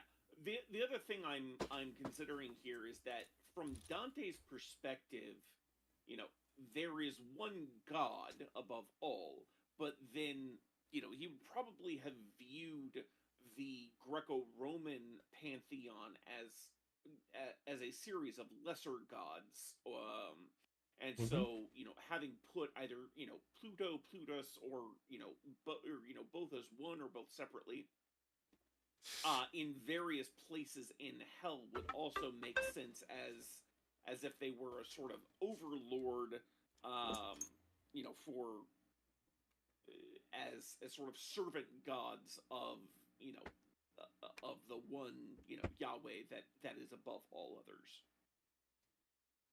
No, I mean, yes, at this time period, at least because we understand how well educated Dante was, we would understand that he would have that level of understanding of this.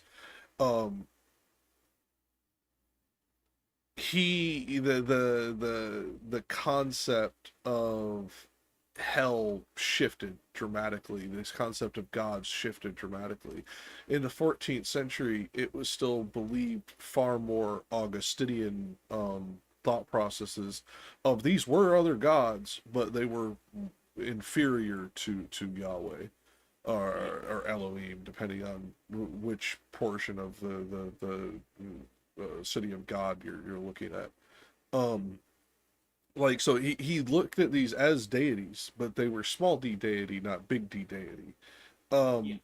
And it wasn't until, correct me on this, Rich, 1780s that we started going to there is only like only one God, there is no others, like all the others are demons and shit. It was 1700s. I want to say 1780s, and no, not positive. I mean, that's not my understanding of it, but certainly I think it is true that there are plenty of parts in the world where Catholicism had reached, where the church's teachings get melded with the local beliefs, and therefore some of the people who would call themselves Catholics at those times still believed in multiple gods. Like, that's true just because of the I mean, the Bible itself teaches methodology that multiple the church gods. used. I'm sorry? The biblical scripture itself teaches that there's more gods than just Well, Yahweh. Yeah. So I mean, yeah, if you're talking about Genesis and you know, like the battle of the snakes and the fact that yeah. God is referred to in the plural in early Genesis, yeah, that's all true. And on the But I'm Council of talking about in Gods and terms all of that stuff. Yeah. right, but the church itself didn't have that understanding, at any point in its history, to my knowledge. That isn't to say that there weren't groups of Christians that didn't. There were, because of the way enculturation works in the church. But if you're talking about doctrine that's taught in the church, things that would be said in church documents or a Oh no, catechism. I'm talking scholarly. I'm not talking what the average person would know. I'm talking Catholic scholars at the time would have known this. Not. Yeah, I mean, yeah, if that's what you're talking about, I mean, scholars even today in the 21st century would say that there were periods in scriptural history when the authors of various different, well, especially Genesis, believed that there was more than one God in the heavens. Well, that's obvious if you read the source Well, yeah, material. and then it was like I said, I want to say it's the 1780s, and I don't want to just start Googling because we'll go off on too much of a tangent. I want to say it's the 1780s that it started to shift, and then it wasn't until like the mid 1930s that we then saw the shift again back to more like we're doing this more contextually and honestly as opposed to dogmatically.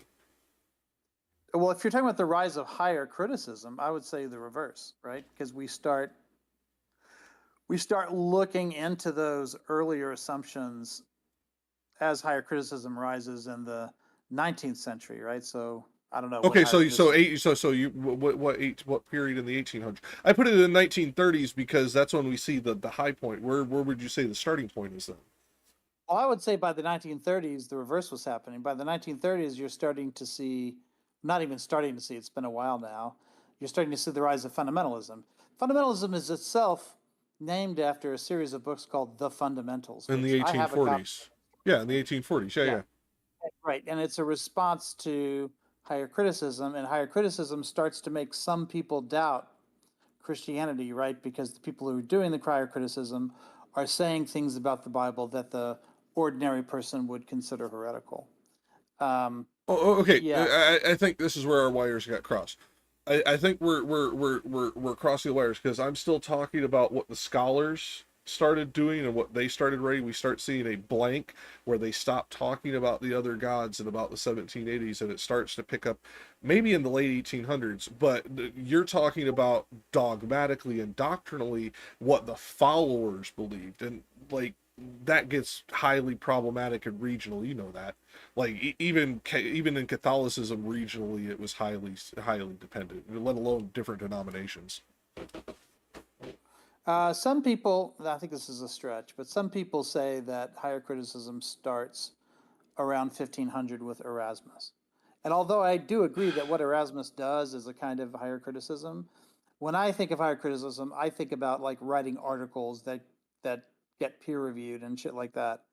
So I would still say 19th century is when I wouldn't say it's a stretch, but yeah, that's a different conversation. We'll get onto that after Dante, because that will be, because it's not a stretch to call it that, because it's where do we draw the line on what is this and what is that, because now we're trying to take modern definition to before we get off onto that tangent. The way that this goes is important to the way that Dante views this, because he is probably, outside of clergy, would you say top 5 to 10% of the population educated on the topic? Yeah, sure, depending on what you mean by educated, but yeah, I mean literate. Well, be a educated, pretty start. well studied, well read on. I mean, the only way you could be well studied at in the 14th century. hmm I mean, like he didn't have fucking databases. He worked with what he had, you know. And far greater than the average even nobleman, because he was so theologically inclined. Would be the Vatican Library is what they would have, yeah. Well, he was in Florence, so he would have had access to the So Florentine banks and this Florentine isn't exactly your libraries, but yeah. question, but the literacy rate back then was 15% in Italy. Roughly, I thought it was lower than that, but that sounds about right. Yeah. So, and I would argue that if you were literate back then, you were probably theologically trained as well. I mean, because those two things kind of went hand in hand. Yeah, because back then, Or literacy mercantile was- inclined. But Sure, yeah. yeah. Yeah, but yeah, I'd agree. but I'd agree. It was probably more theological. Yeah, no. So yeah, maybe not top 5 to 10, maybe top 15, because we're just talking about the literates that would have been so informed. But no, see, he had so many tutors on specific subjects relating to theology and access to certain theological texts that are even hard to get access to today in PDF form. Like, I don't know, like I can't just put him in the 15. He'd definitely be higher than just the average literate person. But yeah, so we're talking about somebody who is highly let me rephrase that, not just inclined, motivated. Theology was a extremely intricate part to his personal well-being, philosophy, mental health, all of that shit. So let's just take out like the wider world. Like, it was very important to him, and therefore he studied it more intently than the average, even literate person would have done. And in doing so, he has probably, I'd say, I wouldn't go abbot level of education, but I'd definitely say he'd be like a prior level of education in in theology. Does that sound about All right right. to you too? Okay, so I honestly like a lot of the words that are used to describe various levels of the church have have lost me. Like Uh, I don't actually know what a prior is as opposed to a what an prior abbot is is. a prior is a priest who leads a priory. An abbot is a priest who leads an abbey. It's just a title, and you are given an abbey based on eminence within the church, education, understanding, position, all that stuff. The prior would think of it like ranks within the military. It's like an abbey would be like the initial point of officer. A prior would be like a high level NCO. Okay, so like are these different groupings, priories, abbeys, etc. Are they of different sizes? Yes. Ah, Abbeys that abbeys are usually much bigger and usually have people live within them. Priors do not have generally more than a few people live on the grounds, but have more the priests that work within it. Yes.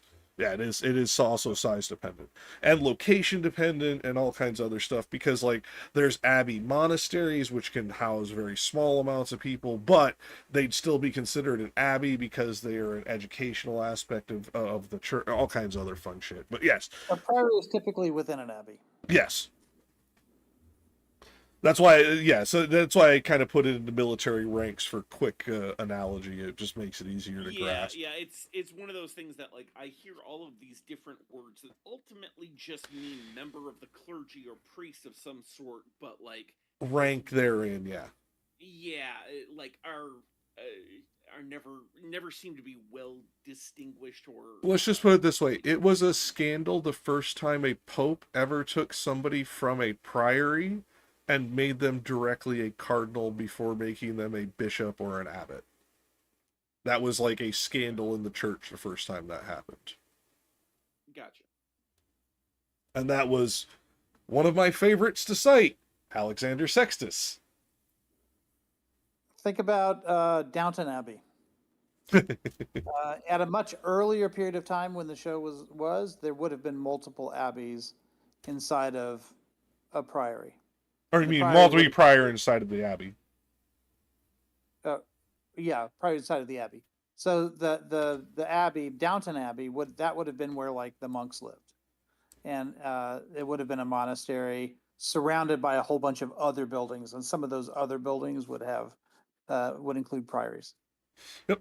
But Yeah, they would all sort of surround the I think monastery. part of where where this confusion initially comes from is the first time I ever heard the term prior as relates to a member of the clergy was actually from the show Stargate SG-1, in which there was The in which Ori. there was The Ori. yeah, in which there was an alien race of non-corporeal beings who tried to pass themselves off as gods, and the priors were their emissaries, imbued with certain powers. And so, like, that was the first time I'd ever heard the word prior as relates to Oh, some the joys of not growing religious up Catholic.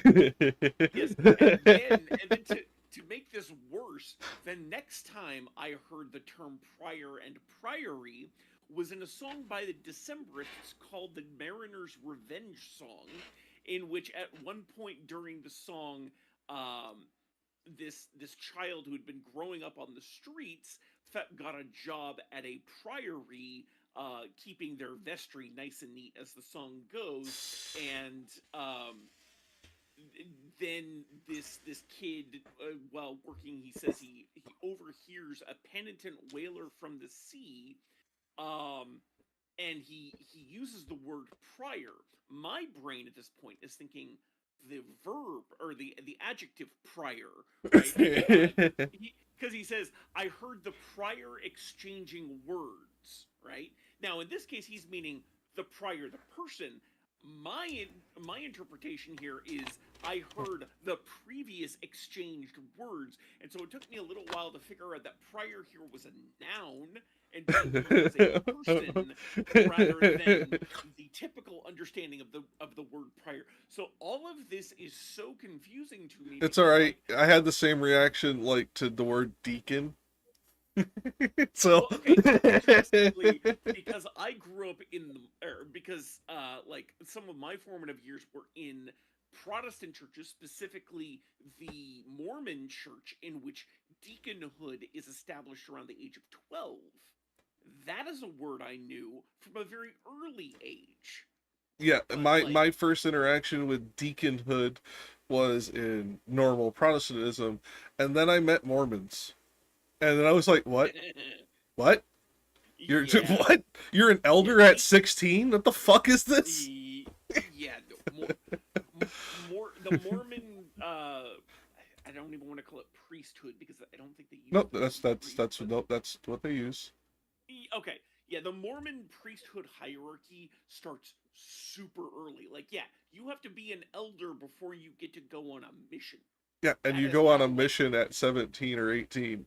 yeah, exactly. So, like, that is how deep how early the indoctrination within Uh-huh. the church hierarchy begins. It's For any of the people watching, I would highly recommend, if you are curious about what we're talking about and don't have any experience with this, look up the YouTuber Alyssa Grenfell and go watch somebody who was raised in a highly Mormon family, went to Mormon University, was married in the Mormon church, and then her and her Mormon husband left the Mormon church, and therefore like have like the whole range of everything, because these are BYU graduates and fuck it, like, yeah, go watch them. You will understand just how insane what we were talking about gets.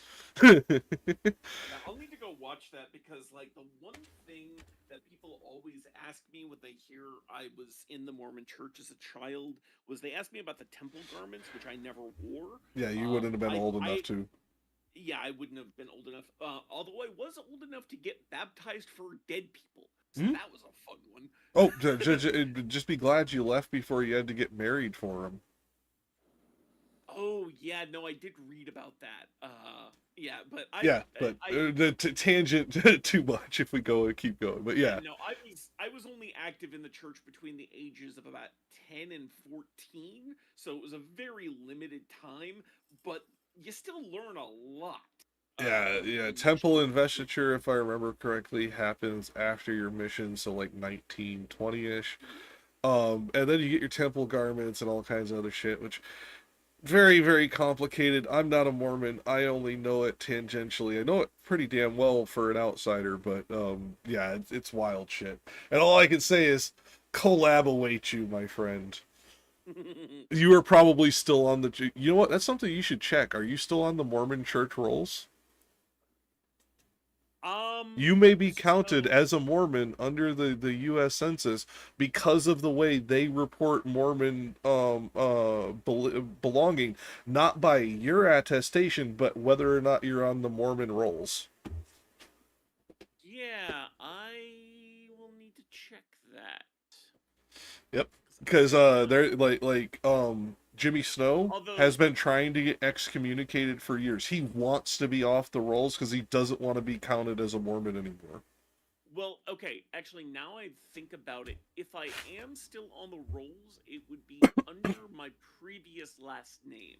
So just to give a quick thing, I first met my father, my biological father, at the age of 11. So I had already been baptized into the church at this point. Um, and upon meeting him, I decided to take his last name. So it would be under my prior last name, which is no longer my legal name. So I don't, but I also don't know if I ever changed it with the church. Well, So yeah, the thing is a church. whether the church changed your name or not, it's a matter of whether or not they count you. Because there's a lot of people that are on the rolls of the Mormon church who aren't fucking Mormons anymore. Like, oh, so we're talking about like purposes of measuring size of membership, that sort of thing. yeah. Gotcha. And that's one of the ways that they manipulate the system. But that's, again, we're gonna go off on a tangent. So Yeah. I'm gonna start reading again instead. Just where are we starting? So I'm No, because you just finished. I'm gonna let off because we just finished off on Nether Hell. Yeah, we did. We just finished off on line 75. cool. So we're starting at 76. Yep. Then we arrived within the moats profound that circumvallate the disconsolate city. The walls appeared to me to be of iron. Not without making first a circuit wide, we came unto a place where loud the pilot cried out to us, "Debark, here is the entrance." Oop, man, shit. I hate when I accidentally click the wrong button to move shit. More than 1,000 at the gates I saw out of heavens rain down, who angrily were saying, "Who is this that without death goes through the kingdom of the people of the dead?" And my sagacious master made a sign of wishing secretly to speak to them. A little then they quelled their great disdain and said, "Come thou alone, and he be gone, who has so bodily entered these domains. Let them return alone by his mad road. Try, if he can, for thou shalt here remain, who hast escorted him through such dark regions." Think, reader, if I was discomforted at utterance of accursed words, for never to return here I believed. Oh my dear guide, who more than 7 times hast rendered me security and drawn me from imminent peril that before me stood, do not desert me, I said. Thou thus undone, and if the going further be denied us, let us retrace our steps together swiftly. Okay, so this is again, like as I pointed out at the beginning of the canto, we are getting like the first time that Dante is truly in terror, truly in showing like inner and outer fear in a way that isn't just like reactionary to the environment. This is like actual internalized monologue of like emotions as opposed to reaction to environment. And I believe that that's highly important that he keeps doing so in the particular circle of hell with the wrathful and the resentful, where he is now worried about Virgil leaving him and potentially even starting to get resentful. He's showing even in himself he has this potential quality where, oh, don't leave me, don't even if we cannot go further, retrace your steps with me. He's terrified, and that anger even starts to bubble up with the wording he chooses of "don't leave me," as opposed to please stay with me or something along those lines, which was more of a plea as opposed to a demand. Mm-hmm. Anything else from you two? No, I mean it's. I think the only thing I find odd here is that the dead would be so angry at one of the living for encroaching upon their space. Like that's the only thing I find strange about the way it is described in the mythology of hell during this time period of Christian mythology is to be in the presence of a living body causes pain to the dead. I don't know like if they actually believe that, but what I could glean from the bit I was able to study on the subject, that's what it says they believed, and if that's true, that's fucking wild. That is weird. That's true, but think about like in a couple of ways. One is that this is clear envy, right? Like it reminds them of the privilege that they once had in life that they no longer have. Now they're damned. Now they're dead. If you read the Odyssey, now of course this isn't something Dante would necessarily be aware of. No, would not have been aware of. Well, no, might have been aware of secondhand, right? Like if this was referred to by the Aeneid as okay, by Virgil, just for the audience, he had never read the Odyssey. If he knew anything about it, it was other people's interpretations of it. In the Odyssey, when Odysseus goes to hell and talks to Achilles and goes to all these other places, Hades specifically, he they also like are very envious of the living. In fact, what they want in exchange for speaking is some of the blood of the living, because it gives them a little bit of substance that they didn't have without it. In other words, the main power that the dead have is the effect on the living. If they can, Yeah, in the if Odyssey for sure. stories can be told, then that gives them a little bit of power that they don't otherwise Well, have. and this comes from another part of Greek mythology about the underworld, that a army had attempted to enter the underworld, like I forget the reason why, but if basically the homily that's being told in this myth is that the folly of that army, if one of those dead souls had absorbed all of their blood, that one dead soul could escape Tartarus, and regardless of what soul that is, even Kronos himself could escape. Like it was meant to be a cautionary tale of like running into folly, essentially. So Yeah, like that's not an option that anyone has in Dante, but I'm just meaning well, to I was say meaning that Odyssey. We were talking about the Odyssey when I brought that I up. know. I know. That's what I'm saying.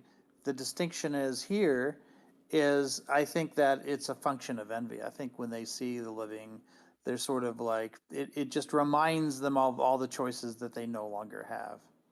Could be. I think that has a lot to do with the way that the reason they react the way that they do, the reason why the living causes them pain. It's sort of a contrast. I remember a long time ago finding out that the crime rates in Mexico were the highest in border towns close to the United States. They, in fact, they're not poorer than other areas. In fact, they tend to be considerably better off than in other areas. But it's the contrast to all the wealth that Americans have that creates the kind of I guess, resentment that could lead to crime, right? So if you go to parts of Mexico that aren't close to American levels of wealth at all, they lead happy, fulfilling lives. They're fine. But the ones that are in these border towns and seeing the way Americans live tend to have these higher crime rates, which I always thought was sort of interesting. I think it's the same thing here. If you don't have something to compare yourself with, then your suffering might not be quite as great. I mean, you may be right. I'm just gonna say, if you are right, this will mark the first time. Because obviously we're so early, maybe not the only time, but this will mark the first time where his blending of circles jumps one, where he is blending circle of wrath and resentment with envy, as opposed to the next one, because envy's in Canto 10, not 9. Well, So yeah, it would be. I'm not saying you're wrong. I'm just saying it'd be this is something to mark for all sins are going forward. blended with other sins, right? Like you Mhm. get more concentration of wrath, for instance. But you might be wrathful because of your envy. You might be wrathful because of frustrated lust. No, Like there's a lot of things. yeah, I'm you not may- arguing. I'm just saying. I'm marking it because if you're right, it would be the first time in the Divine Comedy he does a two circle jump like that. That's all. It seems like it'd be relevant later since this is the first time he does it. Yeah, it seems to me that these sins are mixed like throughout. But he seems to do I it don't. one after the other and blend them as the circles meet, as opposed to jumping a whole circle. That's what I'm not saying you're wrong. I'm just saying if you're right, it just marks something new that hasn't happened before up to this point. Yeah, I'm not convinced that it would be new, but we can have that conversation the next time it pops up, Yeah, because yeah. it will pop up. Yeah, I'm not saying it won't happen again, because I think it does happen again as we get towards Canto 20.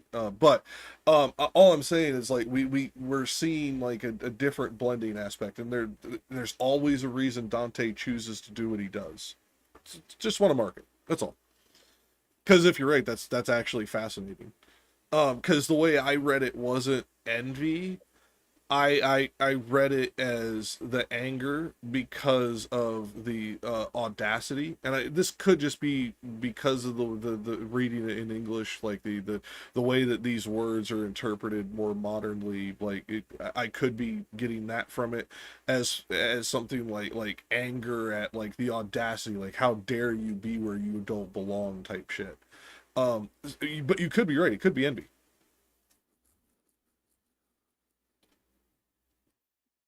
Just for grins, I asked ChatGPT, you ChatGPT, prick. and the one answer was reminder of lost opportunities.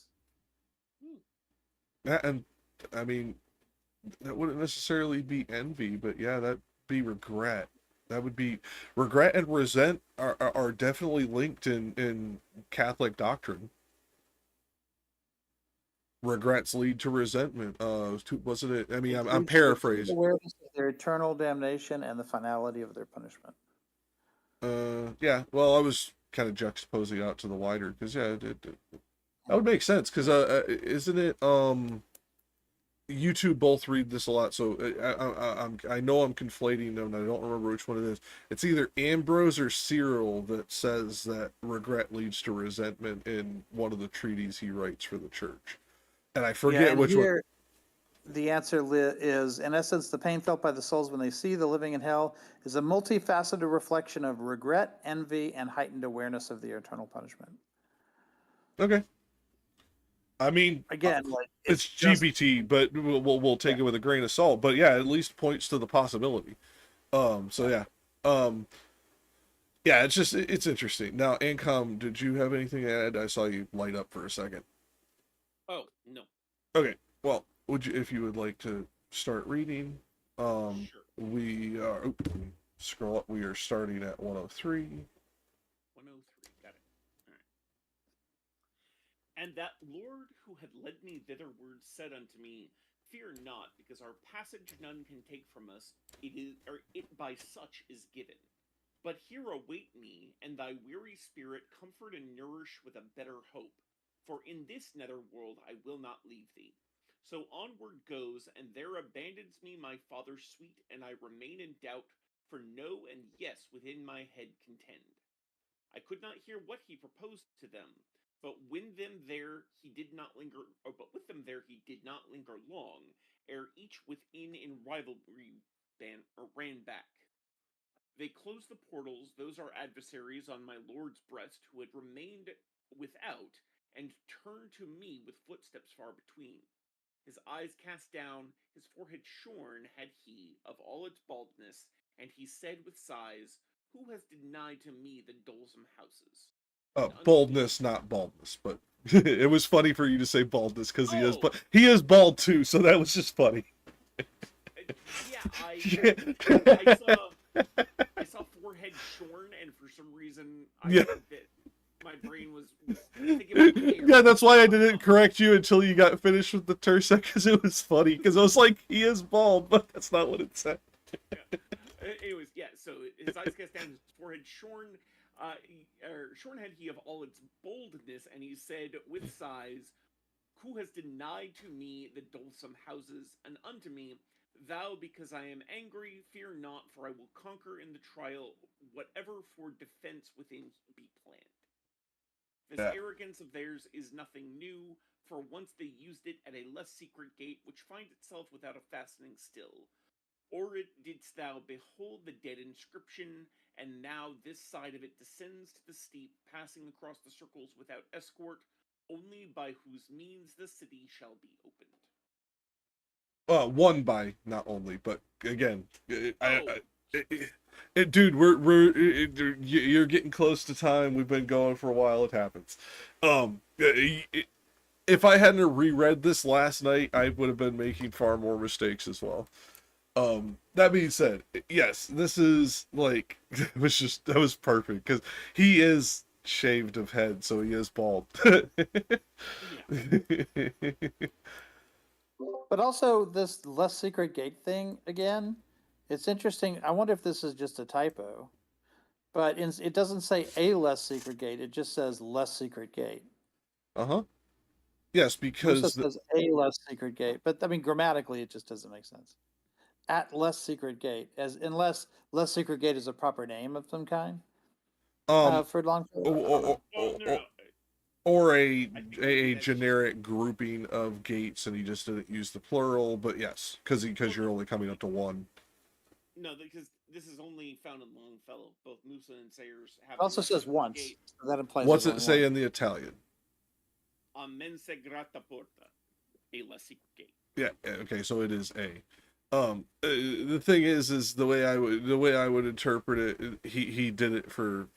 I wonder if the meter. translation just has a typo or whatever. No, because I literally grabbed this from the publisher house. Like this is not any mistake. Like this is the creme de la creme copy that I could find of Longfellow.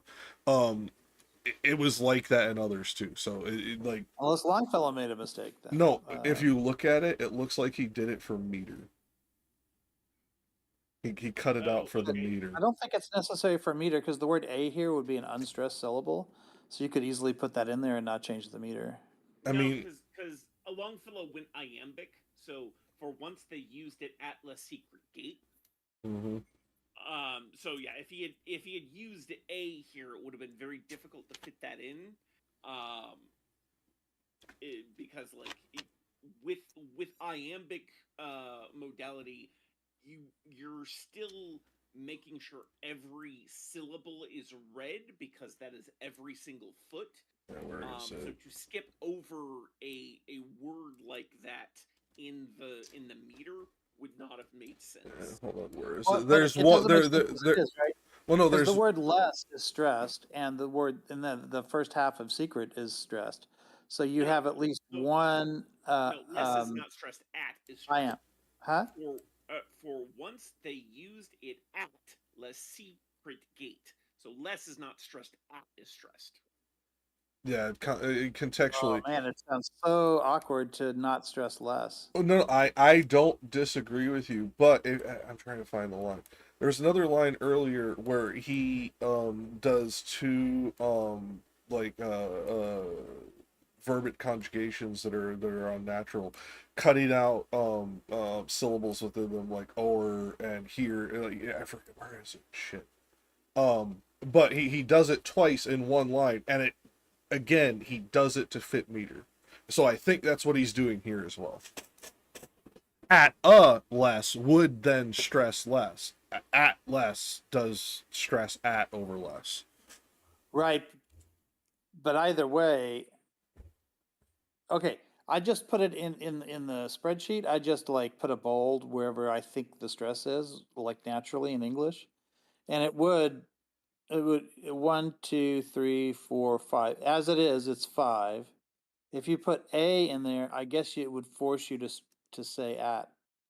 So that's why I didn't do it. But also, though, I mean, like poets typically wouldn't say something that was grammatically impermissible for the sake of meter. Like typically, that you would just figure out a different way. Wait a to minute, say no, poets are the ones who do that the most. No, they don't. They might say something that is okay. like Maybe I have modern well, no, maybe I have modern but they would- bias. So yeah. Sayers also puts this into an iambic meter. So the way she Right. translates it was "'twas tried at a less secret gate whereon." Right. So so like that's why Tried. you often find such shortened words using apostrophes because "'twas" instead of "it was." But as far as I know, there's not really an easy way to apostrophize at a less in a way that would bring it down to just 2 feet. Yeah. Right. I'm trying to do a scansion for Sayers as well. I guess I'll break it up into feet if that helps. So I'll do that with Longfellow too. Because it would be an I am and an I am, and then it would be Pyrrhic, and then All right. it I would have been be informed a that it is time for me to leave, so I will have to jump okay. off. But I will see you both next week. All right, so later. See you next week. And next week we will not have a Radhom, but we might a week after that, which will be good. Okay, do you see the Longfellow that I have in the spreadsheet? Hold on. I got it divided up into feet. Yeah, hold on. And I would say that there's a pyrrhic and a trochee in there, and then the rest are iambs. So it's still iambic pentameter for Longfellow. It's just that there's 2 feet that are exceptions, which is normal. Like most poets, like break meter at strategic points. And then I did the same for Sayers, since Ancom brought up Sayers. Might as well do Musa. Although I don't think Musa's trying to do iambic pentameter, so I guess it doesn't matter.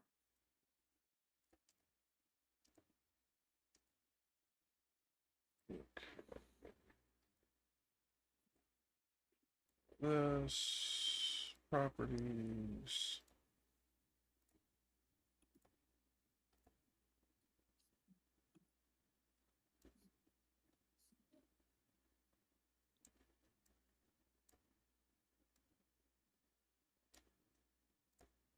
There we go. Okay, so.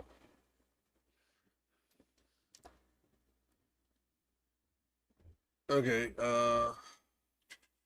crap, I lost the link. Send it to me again.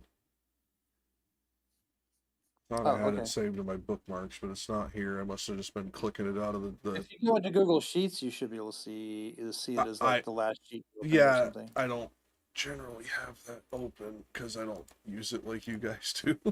I just make files and share it directly. Hold on. Where is it? Dante, side chat.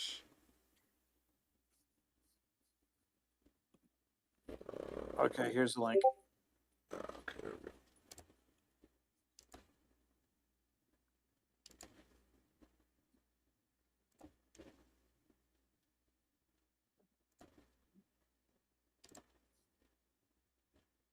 Anonymous koala. Yeah, you're in anonymously because you didn't use. Yeah, because I launched it in Chrome instead of Firefox. When I launch it in Firefox here in a second, it will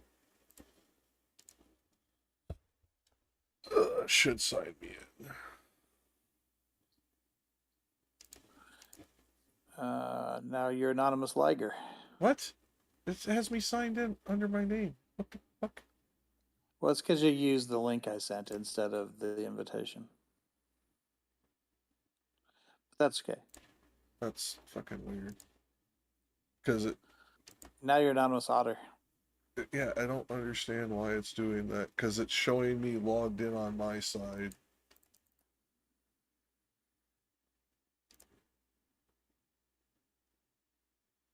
Okay, this is fucking weird. It's making me request access again.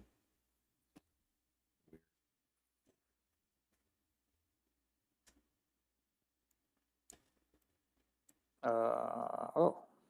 Because it's the same account I've been using. Like, I don't understand this. I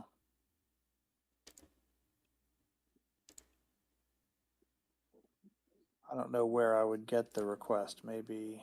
Oh, I don't know. By email?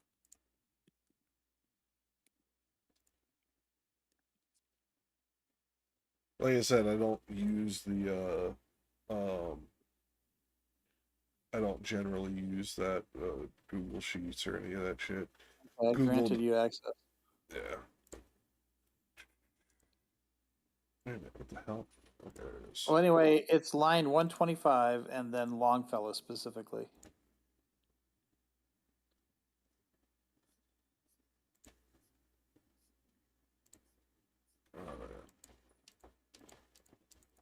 Huh. Okay, okay, I'll figure it out later. Because when I just refreshed it to fucking have it accept the fucking permissions, it's no. I can see now. You're not anonymous anymore. That's weird because now it shows me anonymous to me and I can't select anything. Well, probably in one of the browsers you're anonymous and in the other one you're not. Okay. It's got to be over on.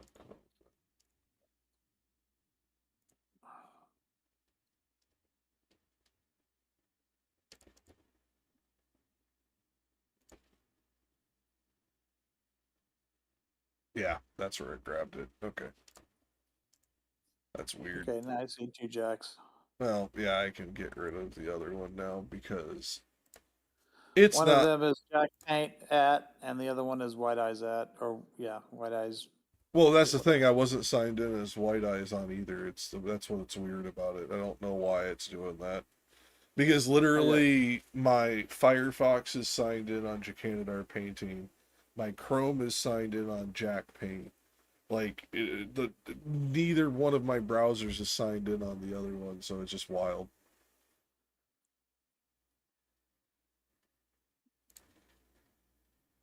I'll just say less Had the secret Exodus and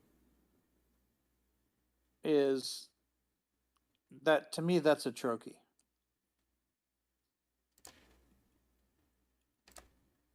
Or whatever. No, it's a spondy. To me, that's a spondy. What line? Sorry. I was having a close shit. 125. It's the only one that's divided into feet.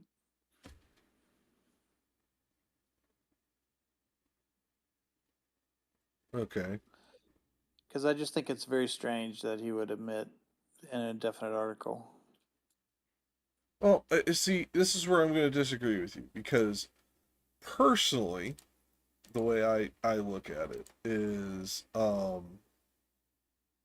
I'm still on the DM with you. Switch back over here.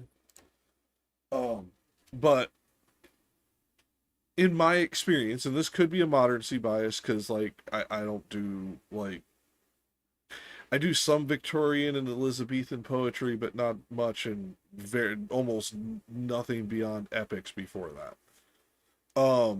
So like maybe it's a recency bias, but in my experience, poets are the ones who are most likely to do those type of things because it is all about hitting their meter or all about trying to get it to be able to be spoken aloud in a particular way, or that will, because of the slightly clumsy way that it is said, make somebody focus on that line more. Like poets seem to be the ones who will do that more than even like fiction novelists do, and they make up whole languages. Except they won't make it nonsensical unless they intend it to be nonsensical. Like they're very aware of how words sound when they're spoken aloud, and so they're not going to make, for instance, they're not going to make a spondy sound like a. They're not going to assume that a word that's naturally a spondy is going to sound like an I am. Like they're not. That's not something that they're going to do, right? Like so, for instance, the way Ancom said this, he made it so that at was stressed and less was not. And the reason he did that was because he wanted every single foot to be an I am. So he said, for once they used it at less secret gate. I mean, But- and with an iambic pentameter, this is a correct formatting. I'm not saying Yes, if you're a slave to the meter, that's true. But and I know that Longfellow could be a little bit like a little bit, a little bit style over substance sometimes. But in this case, like it's really hard for me to imagine that he was that lazy of a poet to where he is gonna assume that the audience will not stress the word less in this.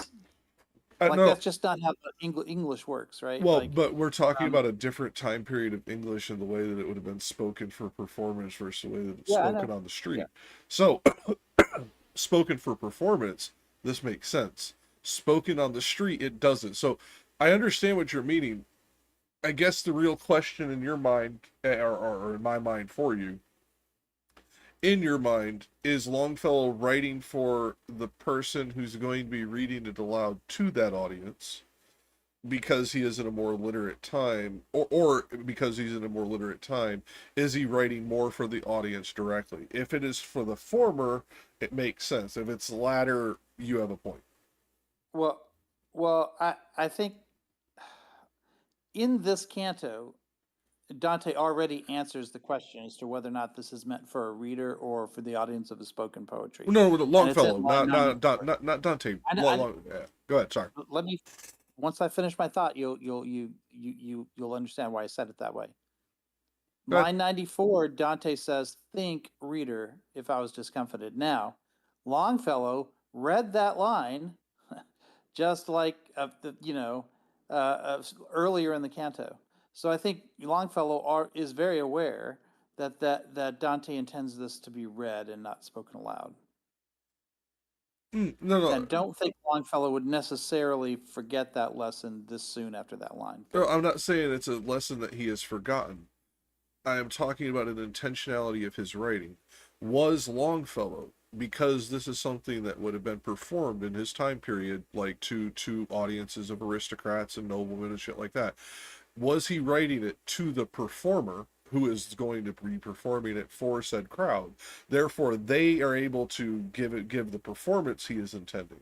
Or was he writing it for the reader specifically to understand what he's getting at? Because I believe either is possible, because we're talking about a time period where a lot of like poetry and written works, like even fictions, are written to be spoken aloud.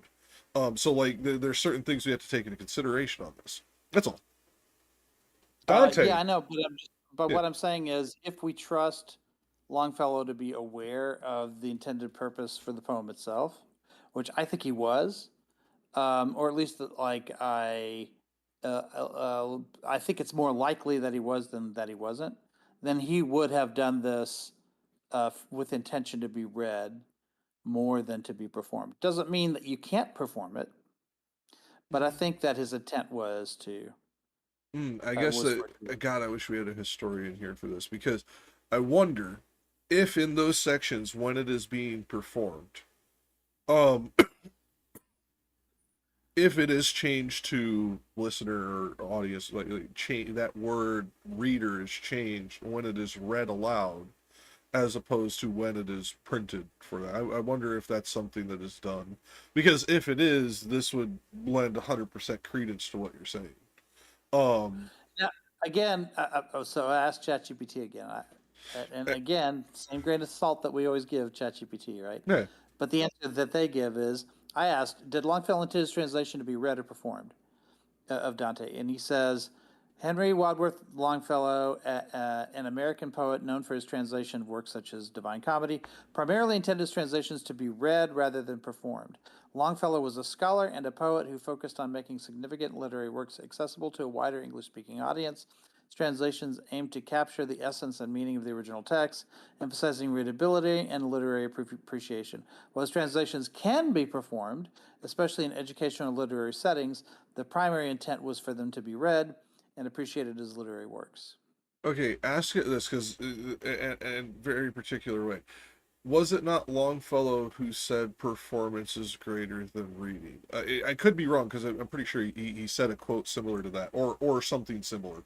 Would be the way I word that. Maybe so, and I'm asking it in exactly those words, but also, just before it gives me the answer, so I can give a naive response to that myself, it's I would say that he might have said that as a way of giving more deference to playwrights than to people like himself. He might be like, no, you may be right. I think I remember the quote, and if he said that, maybe that's why I'm interpreting it the way I am, is because greater than what was the last word? Performance is greater than reading. And you may be right. He may have been like essentially like being humble, but it may be why I'm misinterpreting it, is because I remember this. ChatGPT doesn't know the reference, because it says it wasn't Longfellow who made that statement.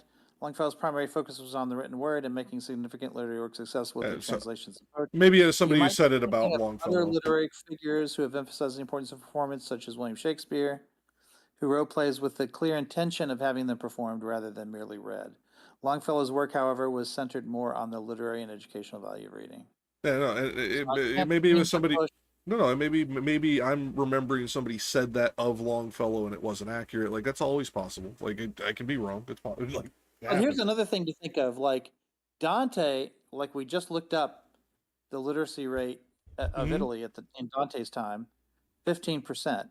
And if Dante still intends to be read rather than performed, because he says "Dear Reader," back when it was only 15% who could even read it, how much more illogical does that seem at a time? Because I sent you the literacy rate of Europe.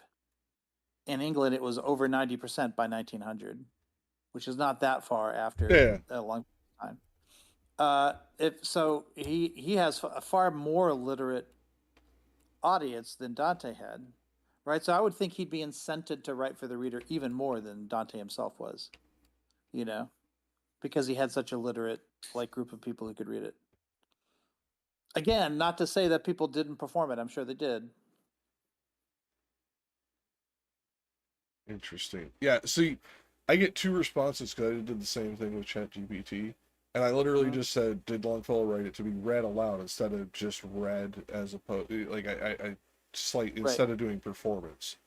Right. And it gives me response one, response two. Longfellow's translations of the Inferno, it's crafting out the Inferno as opposed to the rest of them, were crafted with both oral and silent reader in mind. His work is marked by the poetic grace and rhythmic flow. So it's giving me contradictory answers because the second answer is pretty much exactly what you read out, by the way. The response two is almost identical to what you read out. But then response one says the Inferno is different. Because I asked it about the Divine Comedy, yet it delineates in response one the Inferno, and then in response two everything, and then it gives me the same response you got. I was just curious because I thought maybe the changing of word of performed would have been different, because performed implies staged, whereas read aloud can be done at parties. You know what I mean? And I wanted to ask it. Go ahead. The only way Less Secret Gate without an article in front of it makes sense to me is if Less Secret Gate was a formal name, like as if he had meant to say less, as if that's the name he gives to the gate. The Less Or Secret could Gate. it be contextual reference where he is citing the way it was referred to in the Aeneid? Could that be? Could that be? No. Would you think that would be a reason to word it that way? I'm just curious.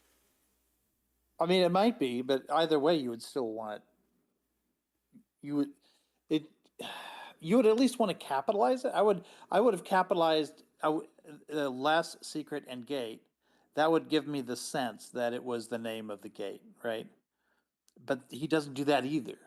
Yeah, and he would have It at wouldn't that hurt time me for period. him to do that either. No, yeah, and it wouldn't. Yeah, no, I don't know. It's one of those things where I don't think it's a typo because I've looked up multiple copies and it's there in all of them. So I don't think it's a typo, unless it was a typo by Longfellow himself and it was never fucking caught. But I don't think so because like if it was in that, if that was the case, the oldest copies of it, which I was able to find, would have had like an extra space there. Like it would have been like he hit the space, missed the A, then hit the space again, and it doesn't have the extra space in it. So unless publishers have since gone back and changed it, like retroactively changed the way it was put in place, I don't know. Like it seems weird. Because what Ancom says makes sense. It may not be accurate, but it makes logical sense. I can tell you this, like I've taken many classes on classical poetry, like going all the way back, and it doesn't feel like something that a good poet would do, like the kind of mistake a good poet would do. But hold on, I'm going to ask ChatGPT, why would you omit the A? Longfellow aimed to stay as close as possible to Dante's original Italian. In some cases, this means adhering to structure and diction in original text, even if it differs from English usage. But wait. Ancom said that the article, the indefinite article, was in the Italian. Yeah, but ask it if the indefinite article is in the Italian, like Ancom said, because maybe within context of the whole sentence, that indefinite article applies to a different portion of the sentence, which is also possible. Because of the way Italian flows in the 14th century. Like, It knows the other languages. It should be able to answer this, or at least give us an interpretation of it. Let's see how Because I don't know the uh, Italian, so I can't say it's right or wrong either we way. have access to that line in the Italian. And understand the Italian of 14th century. Yes, I could provide the original Italian line. The direct translation is, for once before we used it in climbing up the slope. That makes no sense. I think that in the Italian the lines might be transposed to the English where 125 he or might have 120. picked Yeah. line. Yeah. Hold I'd have to look at it side by side to tell, and I don't have that up right now. Because I just have us up on screen chatting, because we don't need to see any of this right now. Okay. For once before they used it at a less secret gate. Yeah, but ask it as that 14th century period Italian, because that's what I mean. Like, this is one of those weird things. It is. Wait, it was written. It was 14th No, century. but is ChatGPT using modern Italian or 14th century Italian to translate it? Because there has been, hold on. yeah. There's another part to this. Given the original Italian, for once they used it at less secret gate, is indeed accurate in terms of capturing the original meaning. The omission of the indefinite article a before less appears to be a stylistic choice, likely made for the sake of poetic meter and flow, which is what it said before. This choice helps to preserve the rhythm and maintains. Okay, but how does that make it accurate? That would make it. Ask it, how does it make it accurate to iambic pentameter?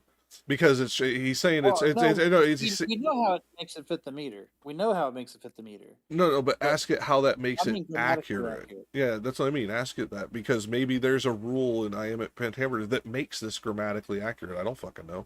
I'm not an iambic fucking expert. That's what I'm saying. Just doesn't hurt to ask. You don't have to be an expert to understand. All iambic pentameter means is that every second syllable is stressed. That's it. Well, I think there's more rules to it than that, because it's also about like consonant stresses at the beginning. There's more to it than just that. That's just the primary point to it. Hold on. That's what I mean. Maybe there's some fucking obscure rule that Longfellow used that we don't use anymore. Happens. Here, and some reasons why Longfellow would omit the indefinite article for once they used it at less secret gate. God, it just sounds so awkward. Can still be considered accurate and deliberate. Conciseness and flow. Translation fidelity. When Chegui Losario Amen man, I'm butchering that. Sagrada Porta translates more literally, for once they used it at a less secret gate. The essence of the meaning is still retained even without the article. So he's just saying the article is not necessary. Historical and literary context. Older English and poetic forms often omitted. Oh, okay.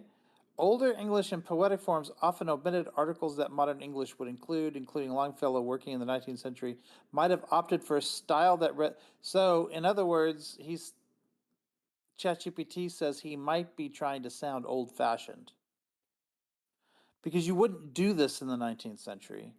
But people in the 19th century may recognize it as something you would have done 300 years prior. Okay. Yeah, see, like I said, this is why, like, yeah, we have to take it with a grain of salt. We could have just led it down a road of leading questions, and therefore it created a bullshit. No, I always try not to do leading questions with ChatGPT. But the problem is even when you try not to, when you're talking to a computer that operates on like a procedural method while emulating a large language model, it's still accidentally leading as possible. Like I do my best to avoid it too, but you have to talk to it like a computer sometimes, because if you talk to it like a human, it fucks it up. It's weird. Like, I know it's getting better. I've heard some great things about 4.0 Mini, the newest one. Although I will say this, it grates me to hear him talk about modern English in that way, because modern English starts in the 16th century. No. Well, this is where I disagree with you because no, what we form as a barrier between Old English and more modern English starts at Shakespeare. Yes, but nobody would. Or maybe even the 15th century. But nobody would fucking argue that we still speak that form of English today, that it has absolutely evolved leaps and bounds in the last fucking several centuries. And No, it therefore, depends. modern English today, in the way that we use, because this is a recency term, is going to refer to the last 150 years and does not refer to Shakespeare Certain at all. elements of usage have changed since then, but one of the reasons why we read Shakespeare in its original as opposed to reading Chaucer in its original is that when we're reading Shakespeare, we can understand it, whereas reading Chaucer, you wouldn't understand it. It would just sound like gobbledygook. And it's because, like, in its major strokes, anything written in the 16th century, and I've taken your criticisms to heart on this. I no longer say that it's because of Shakespeare. Okay, I'm Well, no, just saying I will even say Shakespeare Elizabethan because, English is understandable to the modern reader, right? Whereas but it is you not go back modern. just one century and it's not. No, but it is. I'm not saying any of that critique is wrong. What I am Right. saying is the conclusion is wrong. That we are still in that same epoch of English that you call modern English that starts, I'll even say starts with Shakespeare. I just don't like that we give him so much credit in so many other things like the overall writing ability, playwright status, all Well, that. okay, But to be what I'm clear, saying is we would now be like to put this I in. want to put a pin on that because I need to get back to that sentence you just said. I'm almost done because to put this into a different analogy, there is Homo sapiens that evolved about, I think it's like 3.2 or 2.5 million years ago, somewhere in that range. And then there's modern Homo sapiens, which evolved about 700,000 years ago. They are both Right. Homo sapiens, but we call that because of like certain distinct changes that have happened. And there has even been some argumentation for a new modern Homo sapien and us giving a new name to the middle one for what the changes we're seeing now. So this is the same thing I'm talking about with English. Okay, go on to that pin. I just wanted to say that my basic test is, can somebody pick up that text and read it and understand it? And I think clearly you can when you're reading Shakespeare, With and you effort. can't when you're reading Chaucer. But with effort with Shakespeare, with extreme effort with Chaucer. Whereas I would say if I were to hand somebody Jules Okay. Verne. Hold on. Let me finish my example because I think you're going to like it. Where if I even hand somebody Jules Verne, they will understand it better than Shakespeare. Yeah, let me give you my favorite example. This is an old lady 30 years ago. No, it was 30 years ago, 20. It was in the 90s. Do you remember when do you remember when Larry Fishburne became Lawrence Fishburne? I remember the exact movie it changed. Yeah. Yes, exactly. That was the movie that was still out in theaters. And I worked in I was an IT person back then. And I worked with this lady who was like maybe in her 70s or 80s, old black lady. And she said, I could never watch Shakespeare before because I just can't understand the language from back then. But when this Lawrence Fishburne movie came out, I understood it because they were they understood the market enough to understand that they needed to translate Shakespeare into modern English so that people could understand it. That play was not translated into anything. They used the original Well, Shakespearean language in that play. okay, And yes she and no. understood it perfectly. She was like, I couldn't believe it. I've never understood Shakespeare before. Well, And okay, now, yes and because they no. translated it. Well, but yes and no. She was wrong that it was translated. Yes, this is Right. this is not in dispute.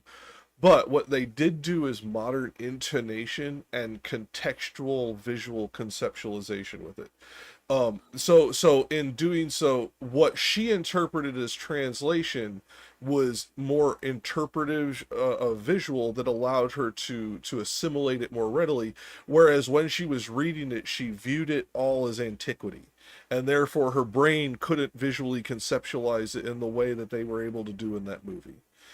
Mhm. That was the greatest compliment to. I just want to say that was the greatest compliment to the actors in that film and to Lawrence Fishburne. By the way, I respect him, his movement to Lawrence Fishburne. He did earn the name Lawrence when he did that movie. It was fantastic. He didn't earn it. He Anyway, already had it. yeah, It was already his fucking name. But yeah. No, okay. Here's my thing. I love that movie. I agree. My thing is this: that movie, much like the which most people consider an atrocity, which I love because it's fucking hilarious. The way they did Romeo and Juliet with DiCaprio, where they used all the original oh language. yeah, It was the visual connotation and conceptualization that made it yeah. relatable and understandable, and I think that is the same thing that happened with I Lawrence. still show it when I do Shakespeare. Yeah, Yeah, he but I does think it that's very the often. same thing. It was that Sadly, the state of Texas makes me teach it to freshmen, which I think is way too soon for Romeo and Juliet. But I okay. I I generally because it's a disagree filthy, to. dirty play, is what it is. Well, no, I generally disagree overall because like when our time period went through that, like it was a different age. Like we didn't have like the same horrid reaction that kids have today to that. Um, right now, I agree. It's not appropriate for ninth grade. I'd say 10th at least, maybe 11th. But that's because of modern times within Western American culture as opposed to anything else. Whereas I believe that age would be perfectly appropriate in Europe where they can contextualize and conceptualize things at a more adult level earlier to their children and don't infantilize them as much as we do ours. Uh, Here's another thing too: is when Chaucer wrote Canterbury Tales, that's about 1400. Like he starts writing it a little bit earlier than that, but he's continuing to write on it until the day he dies, and he dies in 1400. So I would Yeah, I say was the about to work was say, didn't it start in like 1388 or something like that? something like that. Yeah, but he keeps revising it because I think that is something that was performed, and so Mm-hmm. he revises it in the same way Shakespeare's continually revising his plays. 100%. But so there's about 190 years between Chaucer and Shakespeare's first play.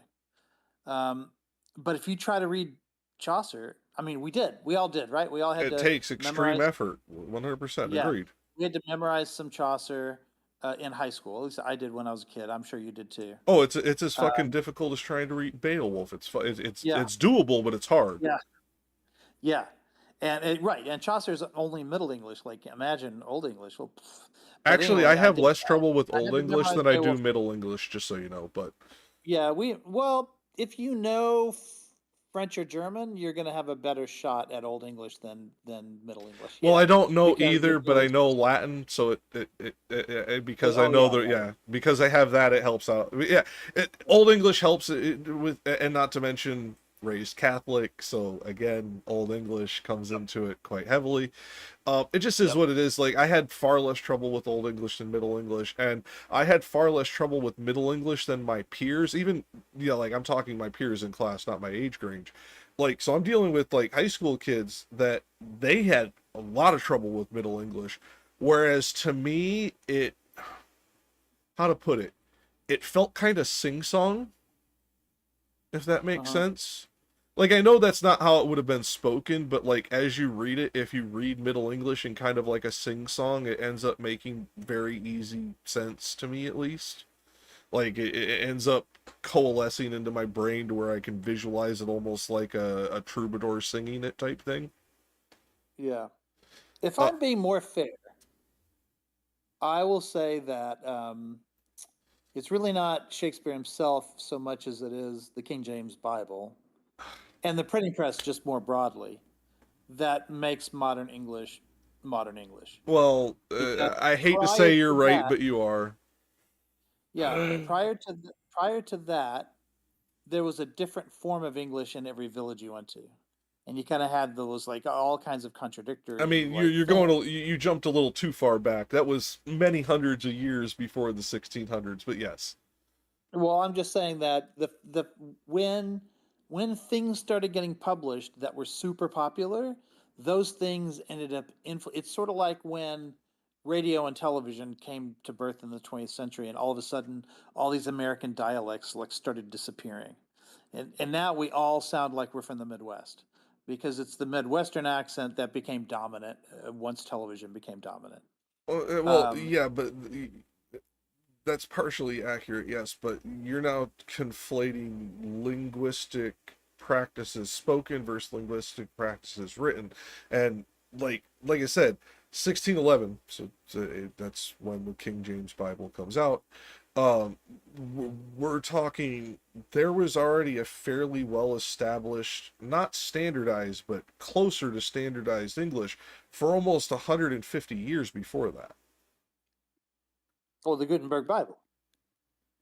Yeah, that's why I say kind of, but when you say the King James, you're kind of accurate, but that doesn't come from this time period. That comes from the 1700s, not when it actually came out, because it took almost 150 years for that to propagate out wide enough to where it was affecting linguistics broadly across the entire English-speaking world, which at that time period was spread quite broad because of the travels of Britain.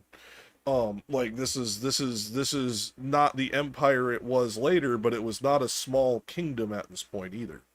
It was still like very much a seafaring nation that traveled and spread its language abroad, and therefore, like linguistically, it's more it lacks porosity.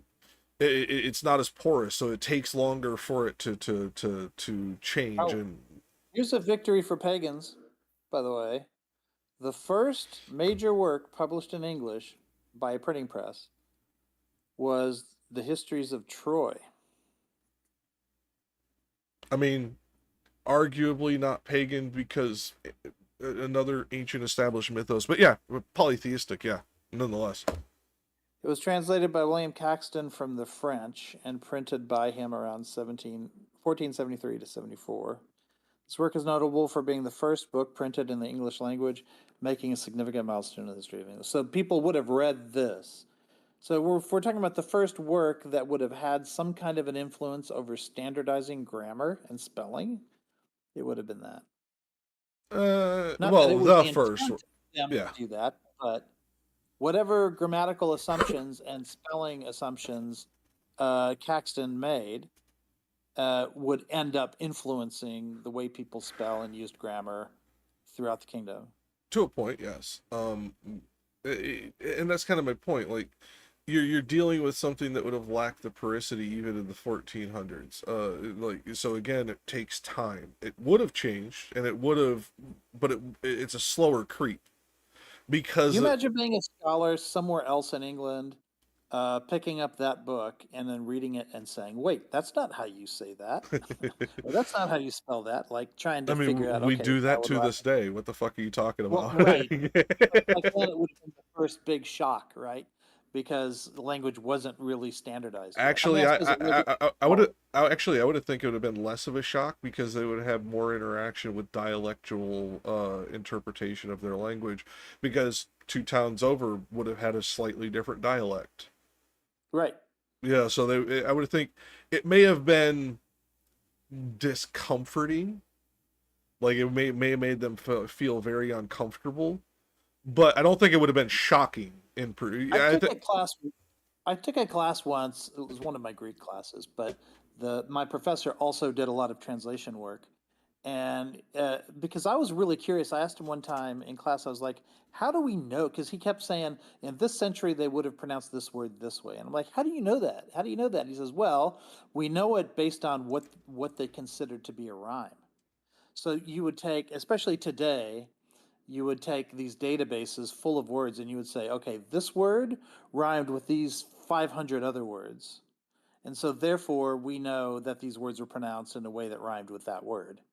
And then you just iterate that data into the database enough times and you can figure out how words are pronounced in different time periods, which is I something mean, we've been doing for centuries, but we couldn't do it as efficiently as we can now with computers.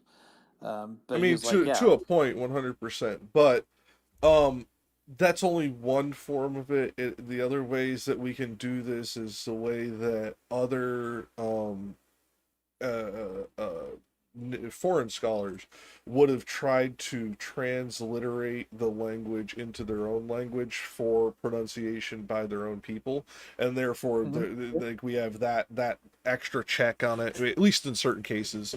Like yeah. yeah, No, he's there's a absolutely lot that right. goes into it. Yeah. But Oh, they're compared to oh, like, I mean, Aaron's Writes that covering First midrash Samuel may be a 13. technical term for a political Oh term. shit! But they're already an So, hour the in. Never Philistines mind. were challenged by the They're on Israelites First to Samuel strengthen 13 today, government over the land.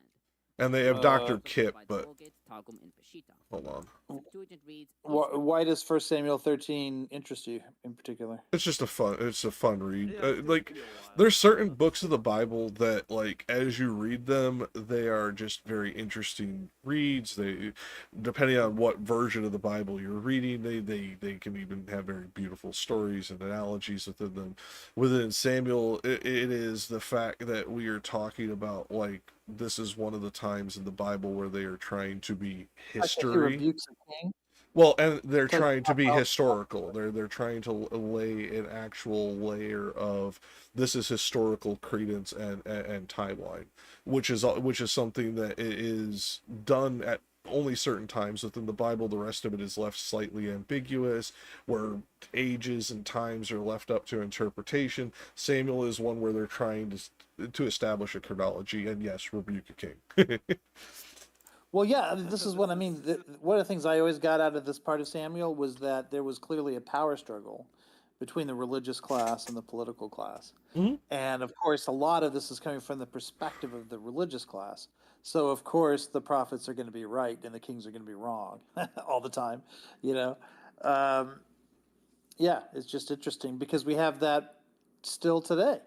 Well, Like, and you can see, ironically, you like, have a lot of conservatives now trying to say that Pope Francis doesn't have the worldly authority to tell us that we should blank. have open borders because he's a religious leader and he shouldn't be making. Oh no, the one political I've statements. been getting is he should not be talking about the LGBT because that's a worldly matter. I'm like, what the fuck are you talking about, assholes? You Yeah. guys make it a religious matter constantly.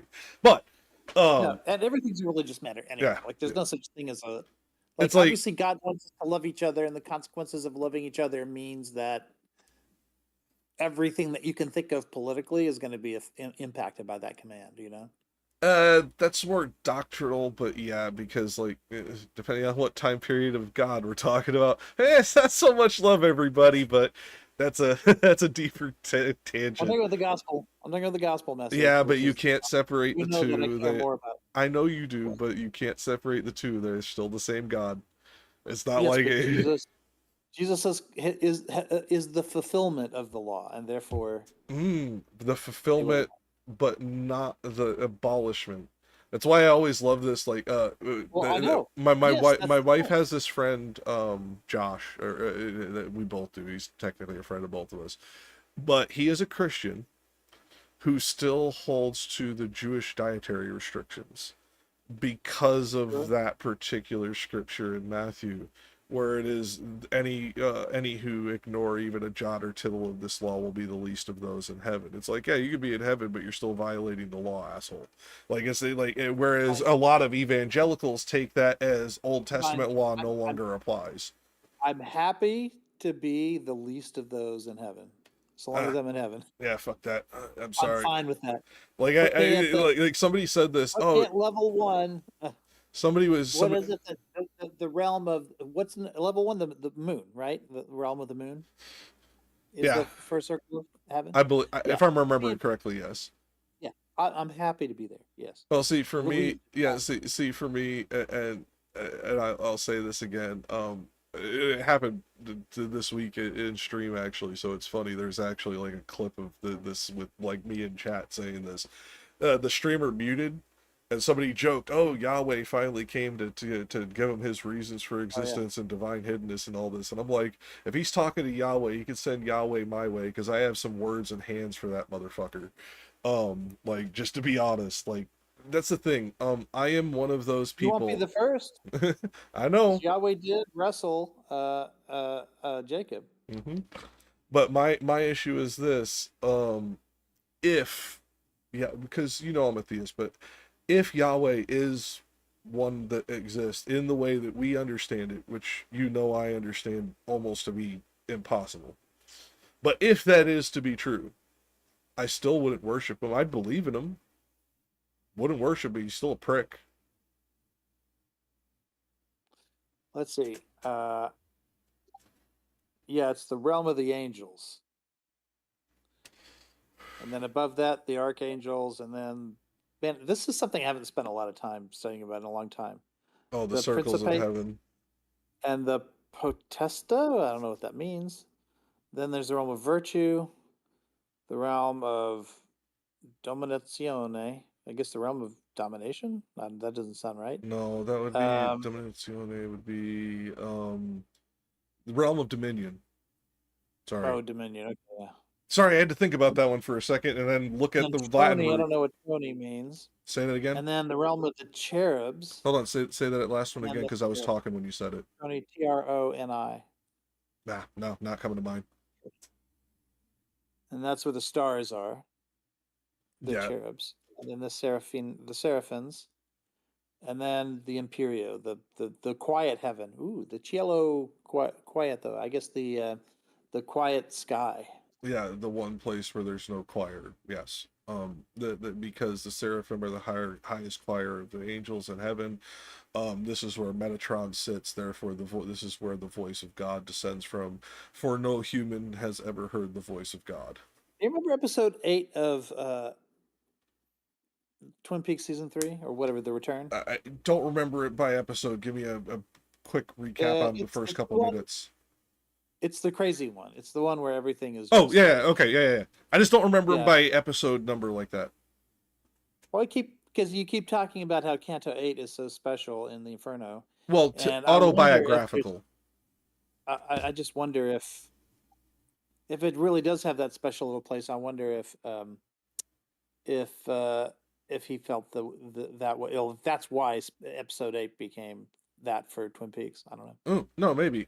See, for me, the reason I say this, and other scholars say this, this is one of the few times where there is no analogy, there is no hyperbole, there is no like subsumed like identity to a character. He is just talking about the resentment, the wrath, he is being very autobiographical in nature, because everything he points to directly related to himself, as opposed to an outside entity like he has for all the others. And this is why so many of the scholars think it's autobiographical as opposed to general social commentary. Go on. I'm looking at these maps of the heavens, and I'm thinking to myself, like, when it became obvious that when geocentrism sort of became the new thing, I mean, heliocentrism became the new thing, that must have really turned everyone's heads topsy-turvy. Just like it did with geocentrism, just like it...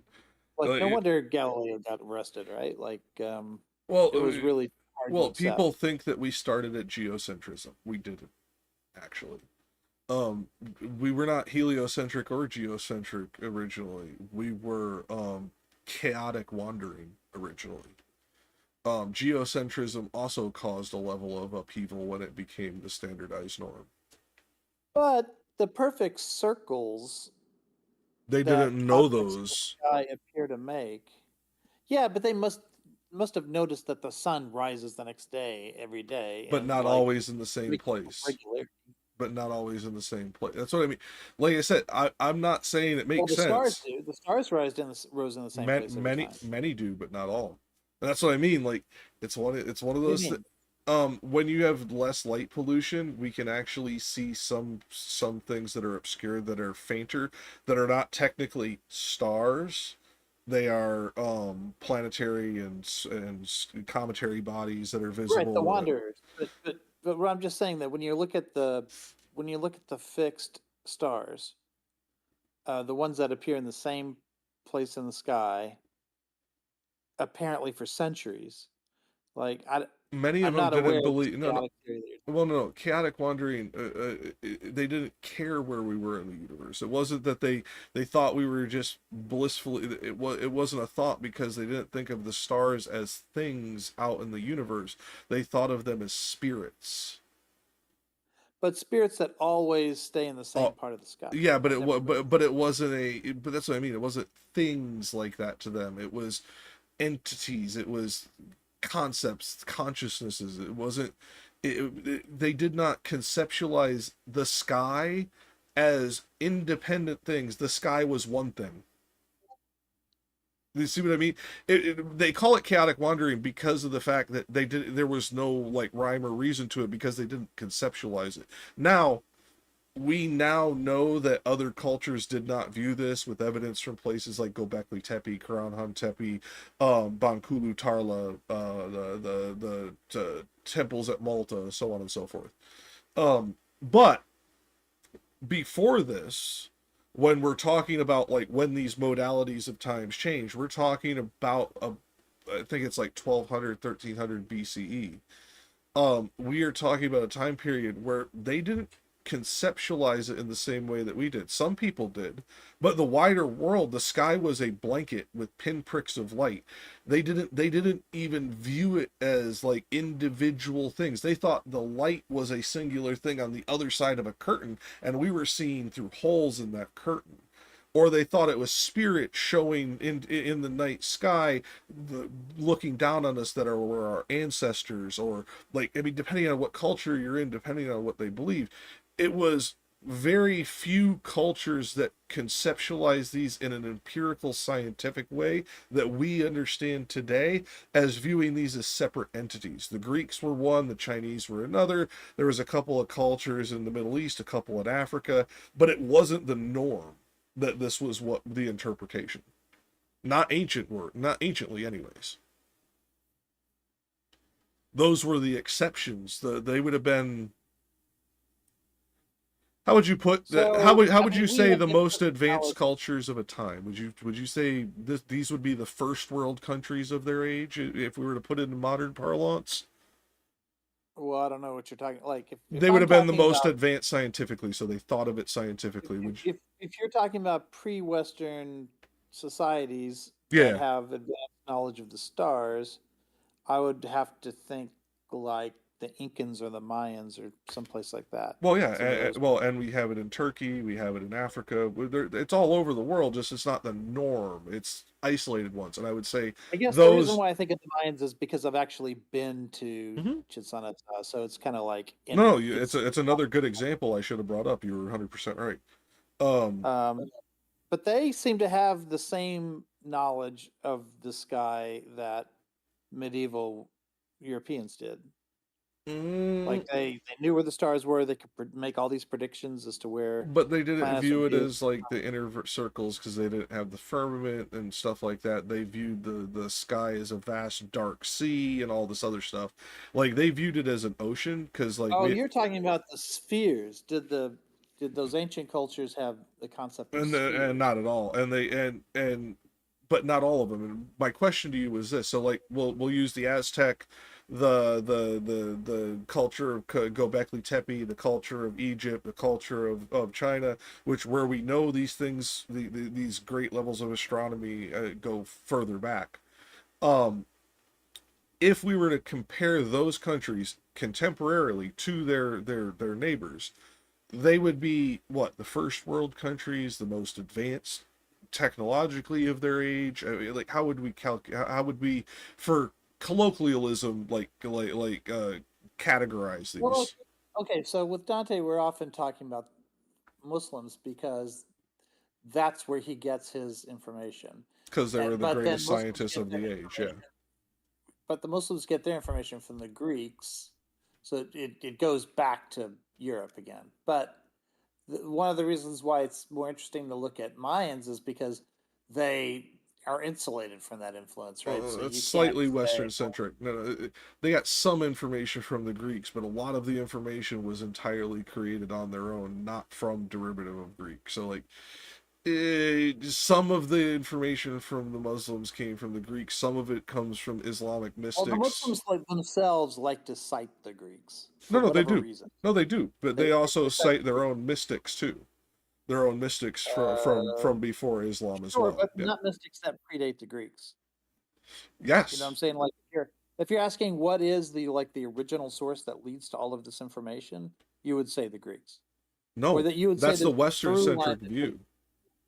Okay, No, so who is the it's an source? It's not a source. It's an Are they amalgam. failing to cite some sources, or No, they are citing sources. We fail to cite sources that they cite in the ancient text. They will cite ancient mystics of their peoples that they are learning from, as well as Greek interpretations. It is an amalgam that when it comes back, we filter out the Islamic side. Although Islam kind of doesn't like their own. No, they pagans, don't. But that's overdo modern. That's modern interpretation in the 900s and 1100s and 1400s. This was less of an issue. Their scholars cited their mystics often. It was later interpretations that and fundamentalism, I think, during the Abbasid Caliphate that led to this complete rejection of all of their pagans. Let's see. So hold on.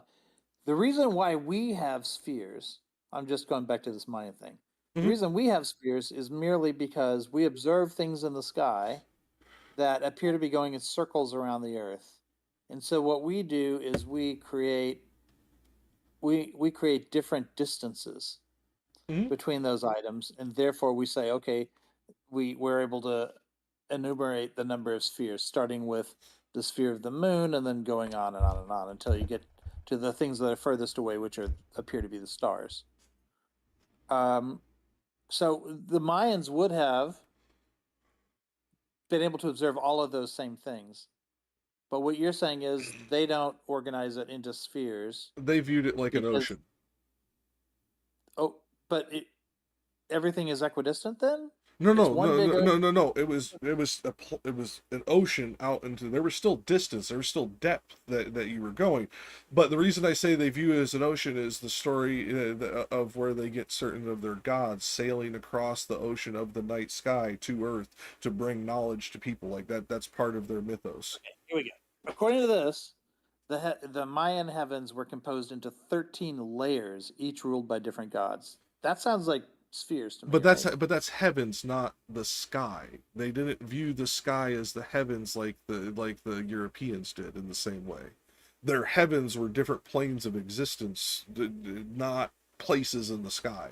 Okay, not according to this. According to this, okay, go ahead. There were the heavens, the earth, and the underworld. The underworld is underneath the ground. The earth is where we live, and then the heavens are above the ground. And then there's 13 layers of those. Okay, ask it to cite a source, because I'll look into that later. Because the way I was taught from their mythology, and this could be just because of the way the stories are told through time changing and legendizing.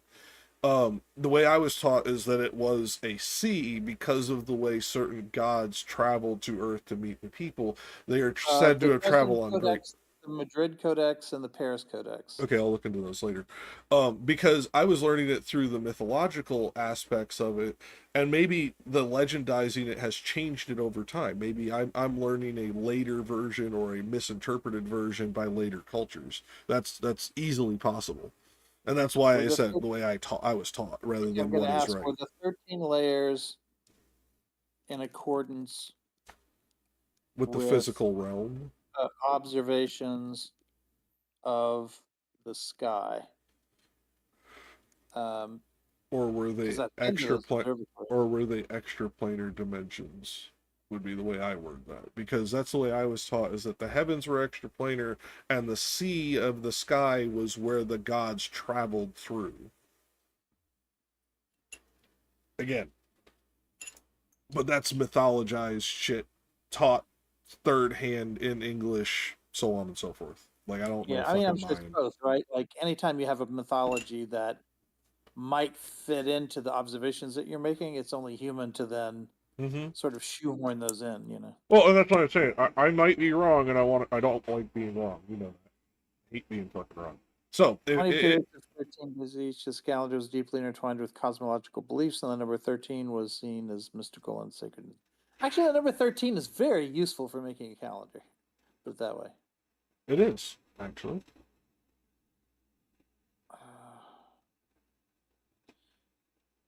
Yeah, like I said, maybe I was getting bad No, I third-hand don't knowledge think you're of it. wrong. I think you're correct about that 13 layers, like being mythological and that in that way. Well, And extra that dimensional makes or sense. extra planar, yeah. Could be. But I think that if they start to see layers in the heavens, they're going to go, oh, yeah, that's the 13. Like, I can, it should just seem so human to me to do that. No, but is that their religion We are or not. harmonizations by believers? There'd be two different things. Harmonizations would be the Yeah, equivalent I would of guess Mayan apologetics. Yeah, I would guess it would be.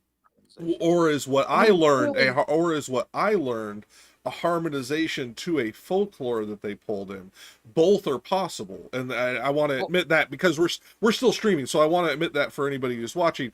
I could be wrong, and my story could be the harmonization, or what Rich is giving is the harmonization. Both are possible. Yeah, but also like we know that they were keen observers of the skies. Mhm. We know that they had these massive observatories, of which I've been to several, and it's incredible what they I've were been to able the to accomplish. Incan one more than the Mayan ones, though the one up on I've only been to the Mayan ones, but they're amazing too, the Incan ones. I haven't seen them. they're I'll be honest, they're less impressive because they're bigger, but there's less points of reference than the Mayan ones. Like the Mayan ones, you Yeah. have like those little like pillars that point to different points in the sky and all that shit. Whereas in the You also Incan, have go ahead. a 365-day calendar made of the stairs that go up. Like each season has its own number of stairs, which is a 3 months long, and each step is a day. And then the one step at the top that they all share in common is the 365th day. Like it's just a very clever way of doing it. But anyway, my point is, if you're observing the skies accurately as they do, then clearly they're going to notice that that the moon is below the sun, right? Because whenever an eclipse happens, it's clear that the moon is lower down than the sun is. Well, potentially, or I don't know the mythology of their eclipses. They could have viewed it as like a mythological creature eating the sun. I don't know. I don't know their They did history. view it that way. But Oh, again, they did? that's the harmonization. Yeah. Okay. In fact, I was the place that I was at, Chichen Itza. Like they have the big, like whenever an eclipse happens or whatever, a lot of people go there and they talk about the myth of, I forget what god ate the other one. I or think it's whatever, the but there is snake god like or that. something like that. Yeah, the snake god Yeah. eating the sun god. That's If- total. Oh no, But, then that would be the rain god, not the snake god, because the snake god is different than Quetzalcoatl. Quetzalcoatl is the king of all snakes, but he is the flying rainbow serpent, and Quetzalcoatl is one of those creatures that came across the sea in a silver boat to bring knowledge to humanity. Yeah, and the steps that I climbed had that snake going down as the corner to each of Now, the four. here's something interesting for you. Quetzalcoatl predates the Mayan religion. It's actually before the rest of the religion. Well, and they use it in the Aztec religion too, and Aztec is of course the younger of them. So a lot of the Mayan beliefs are a lot of the Aztec beliefs are just inherited from the Mayans. And like I'm saying, Quetzalcoatl and God, I can't say the other one's name. It starts with like TLOC. I can never say the fucking name, but there's two gods in specific. No, That, Chelan? no, it's like Chalakalak. It ends in another like hard Oh, season. Choctaw. Yeah, that's the one. Those two predate the rest of the religion and actually come from an even earlier religion than the Mayans. Yeah, and Mayans are just as old as we were able to have contact with historically. They were a little bit older, but yeah, it's wild. Like it's just But I'm just saying, it seems obvious when you make observations of the sky that the sun is higher up than the moon is, and I think it's also pretty clear that the sun is closer to the Earth than the stars are, and then many of the planets, because we have observed the occultation of different planets on either side of the sun. So like it was like they were able to figure. I'm sure they were able to figure out, just like the Europeans did, when there was a transit of the sun by Venus, for instance, and that I other have to planets. look into it deeper. I think they did, but you're also talking like you're talking about an equatorial culture. They're going to be seeing a slightly different sky than several lines up on the on the globe. Yeah, but It- not right, but not as far as the other planets are no, concerned. but they are so close to the equator that there's going to be certain things that are going to be harder for them to see on the ecliptic due to their position on our planet. That's all I mean. There's going to be certain things that are harder to see at the equator than there is at higher latitudes.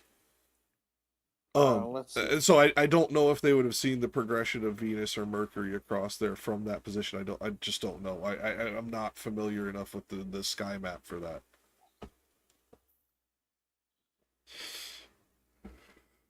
Know that Venus crossed.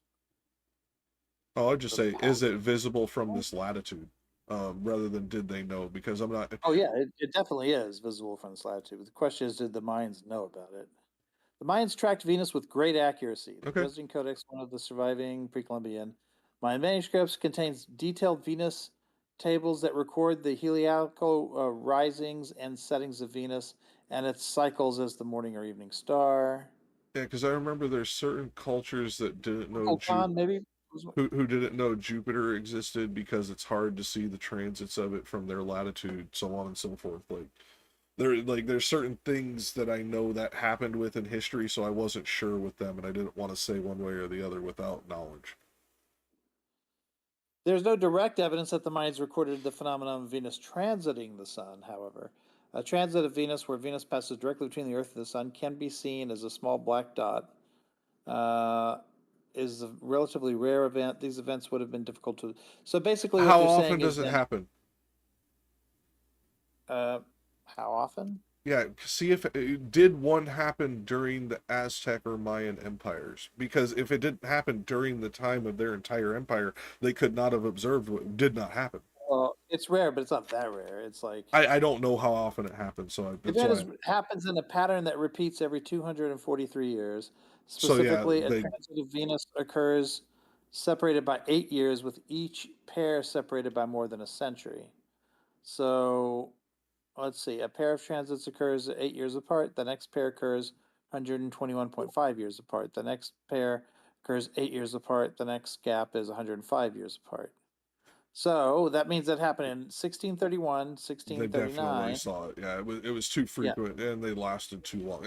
I had to ask because some of these events are like 700, 800 years But apart. what I'm saying is, it concluded that they did know about it, not because they saw it directly, but because of, like, it's when you watch enough, when you follow Venus closely enough, you'll notice that whenever it's facing the sun, it gets brighter, and whenever it's not, that part of it gets darker. And so, like, it's pretty clear that the Venus is reflecting the light of the sun.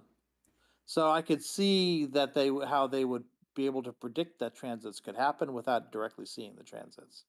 Oh yeah, I'm not saying they couldn't predict it. I But was they wondering if probably they, directly saw the yeah, transits too. but because like I said, I know some of these events are rare, and I know some things can't be seen from certain places on the earth. I always have to ask because it's just one of those things. Because like there's The certain. last two were 2004 and 2012. Now we won't see them again for like over a century. But that's cool. So that means modern instrumentation was able to record it in 2004 and 12. And we definitely had plenty of good like ways of observing it at that point. But prior to that, the last transit was 1882. So yeah, 2004 must have been like a super special year for astronomers. I mean, amongst others, there was also a couple of comets that year. Yeah, there's a lot of shit in 2004. Yeah. And then of course 2012 was its own astrological year with its own craziness. Yeah, world end of the world and all That that was fun supposed to shit. be the end of the world, yeah. But right. So anyway, yeah, they would have known. So I'm just trying to figure out. It would have been obvious to them like if they wanted to create spheres out of it, they would want the moon would be the lowest one. The next lowest one would be Venus. And if they were aware of Mercury, I don't know if they were aware of Mercury. Were And Mars. Mayans aware of they were definitely aware of Mars. Yeah, well, no, I'm saying it would have been Venus and Mars probably. Yeah, oh yeah. Mhm. Yes, the Mayans were aware of Mercury. Okay, so I would say they wouldn't have recorded. Maybe they would have recorded a transit. They There may would have not been have, more transit. they right? probably would Because- not have been aware of Uranus because Saturn is visible to the naked eye in the night sky. Uranus is pretty hard to see with the naked eye.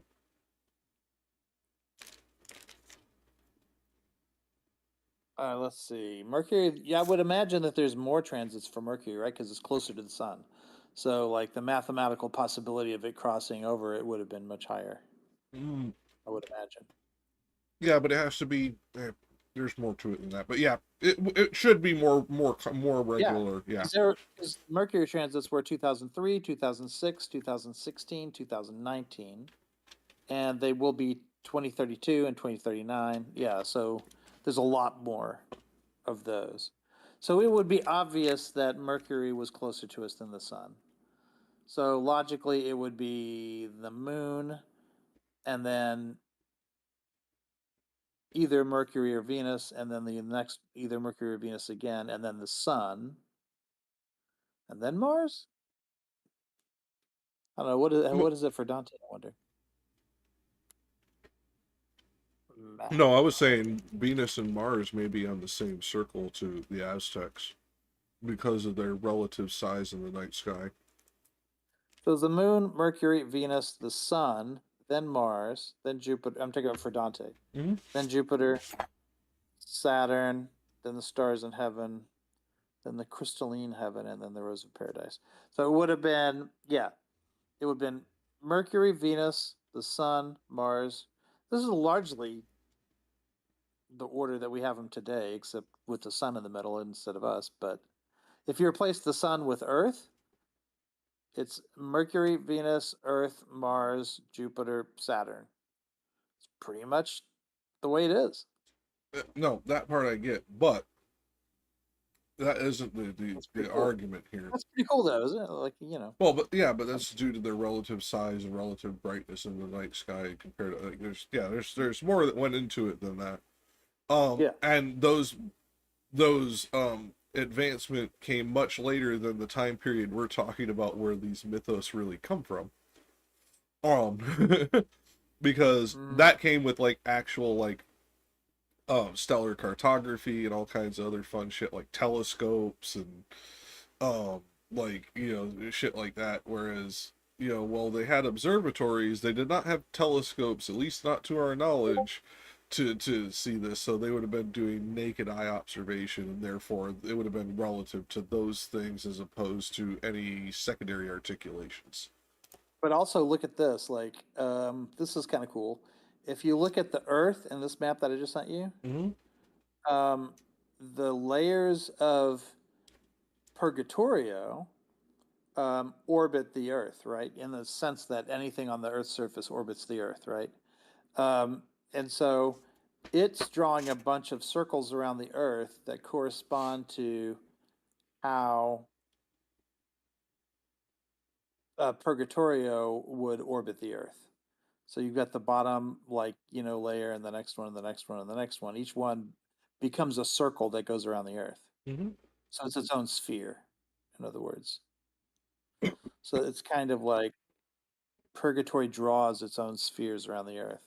Well, technically through the Earth, but if we are going by the argumentation of these metaphysical realms in Christian theology, essentially, if we are going to say they take up the same physical locality with different planar dimensions, essentially what would be hell would be under the earth in a different plane of existence.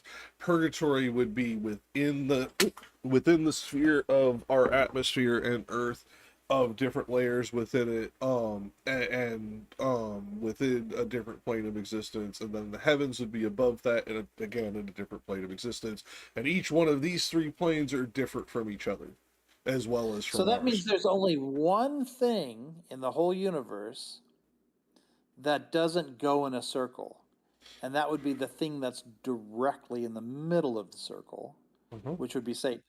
So Satan he sits and spins, but he doesn't go in a circle. Mm, no, because they were aware of precession by this point in history, so they knew the axis move. So he'd get a little bit of a circle, just not much. His head would spin a bit. He'd do Well, this. I guess the center of his body would not go in a Yeah, circle. what's stuck in Center of his what's stuck body. in the ice? Yeah. Yeah. Yeah. It's a very large tome. Yeah. So that's interesting. Yeah. It's interesting to think of the object that moves the least in the universe is the devil. Oh, I mean, not when you go from their argumentation. Yeah, but this one you may want to watch because of who they had on later. Don't it's still live right now, and you'd have to start from the beginning. I'm gonna watch it later. But they have Dr. Kip on to discuss it. He's the Dead Sea Scrolls scholar and like expert and shit, and he's in talking with them on this one. That's cool. Yeah. Dr. Kip's cool. He, in fact, I've talked to him in chats a couple of times and in a couple of Discords. I may at some point in the future be able to get him on. He does smaller streams and stuff like that, and I could reach out to him. And he seems to like, it doesn't seem to be about size to him. It seems to be about like honest engagement, and that's always what we're doing. Entertainment probably, like whatever he has. No, he doesn't even care about entertainment in the same way. Like he's like us. He's all about nerding out, man. Like he will he'll bore the shit out of people if he's having fucking interesting time. No, I'm talking about entertainment of himself. Yeah. Like whatever he finds to be entertaining, he'll Yeah, and I love watching him nerd out because when you can see it, there's like a little glimmer in his eye, and he gets a little grin, and he starts like sitting up a little higher in his chair, like, and then you know you're about to get a fucking lecture that's worthy of a fucking college level dissertation, but you're about to get it for free in a fun way as somebody's just like geeking out over it. It's great. Same with him and Dr. Well, what's Josh. the TLDR? Like, what does he think of? What does he think the Dead Sea Scrolls are? Oh, he is one of the foremost experts in the world on it, and I don't know what you mean by what he thinks they are. They're books of the Bible. For instance, a lot of people point to the Dead Sea Scrolls as evidence that that the translations throughout the year, or shouldn't say transliteration copyings, iterations throughout the years of documents that were copied as the old ones disintegrated, that those iterations of making copies have been way more accurate than one would assume, given some of them, the chance of error at least from the bits that I've watched him talk about it. Some he agrees with that on. Others he wholly disagrees with that on. Right. And he speaks the languages necessary to translate them, so I'm gonna take his word for it over mine. Right. This is what I mean. Like, I remember when the Dead Sea Scrolls were still being discussed because digitization hadn't happened yet, and we could only go. We had just done the first full color Kodak photos of it and shit like that. Yeah. Yeah, exactly. And so I remember even then still people debating whether or not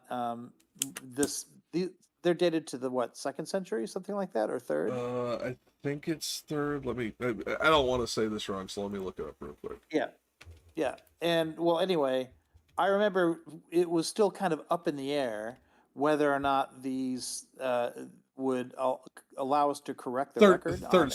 Between some dating from the 3rd century to the 1st century CE. So 3rd century BCE to 1st century CE. Wow, okay. If they were 1st century, okay, I can't believe I didn't know that. Okay, so if there were any 1st century,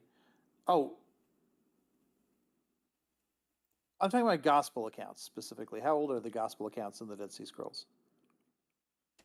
Well, if it's between the 3rd and 1st century, this would be our first records in the 1st century. Okay, so if there are 1st century documents of the Gospels, But then it's you would expect fragments, I you would- think. well, that's okay. You would expect the fragments to not contradict Some what we have. Some So, do. That's why I'm saying, like, you'd have to watch more of Kip because he goes into it a lot. Some of it is accurate, some of it's not, and I don't remember which ones are which on all of it because I'm not Dead Sea This Scroll is another guy. thing. I know it sounds counterintuitive, but it's even possible that the Dead Sea Scrolls would contain errors that are copies of copies of copies of copies are actually more accurate than the Dead Sea Scrolls. Like, it's possible. If whoever made Would the it Dead be Sea more Scrolls was accurate, copy more of the than original, likely? if they made a mistake and then put them in that jar, that mistake would be what we would find, right? I'm not saying it's more likely. In fact, it's probably exceedingly less likely that that's the case. But it's the chance of it being the case is not zero. Okay, hold on. Like, there is a chance that the Dead Sea Scrolls have an error in it where our translations don't, or whatever our transcriptions don't. I it's possible. I highly doubt that one. Hold on, let me just check this. Right, quick. I know. Yeah, I'm just saying it's possible. Yeah. Okay. Something you have to So rule out.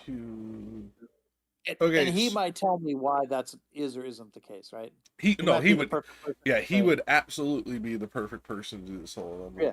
looking. Okay, so of the Gospels, what I've seen here are fragments. Check this. Numbers. Let's check this. Stracha, Ezekiel. Cave 1. Here. Yes. Okay. Capella, Cuda, Enoch. Yeah, that's the one thing I'll never fucking forgive these assholes for, is there's more copies of the Book of Enoch in this bitch than most of the other books combined.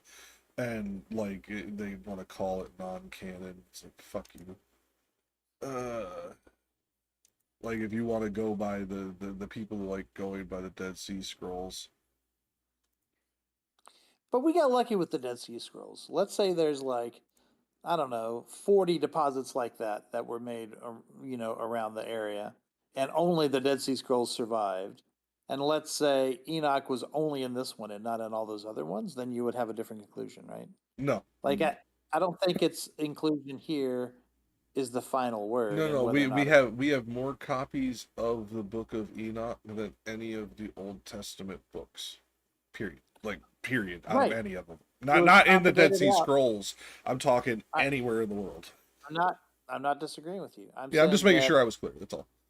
Yeah, you could also say you could also say that in Utah there are more copies of the Book of Mormon than there are of other things, right? But you wouldn't conclude from that the Book of Mormon is therefore the most popular book, like, in the world. Well, no, it's just No, I in would consider it the most popular book within a region where this religion was dominant, which is within a particular region in a certain time period. Yeah, where the religion was dominant, and therefore would indicate was Or influential before the to. religion had become Christianity wasn't dominant in the first century.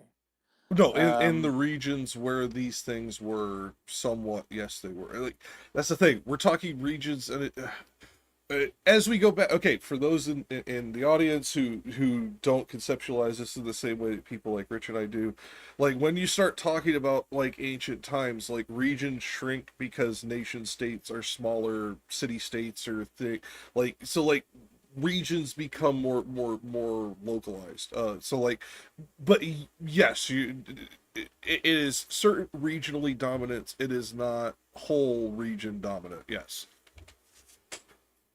Does that make sense? Apparently, there's only one fragment that people occasionally argue is from the Gospels. No, well, at least from what I'm seeing here on the Wikipedia, there's multiple. Yeah, Yeah, there's, well, no, it's the ones that don't have the cite, like they say that, like you see these ones that say, oh, the English Bible Association, the ones that are associated with the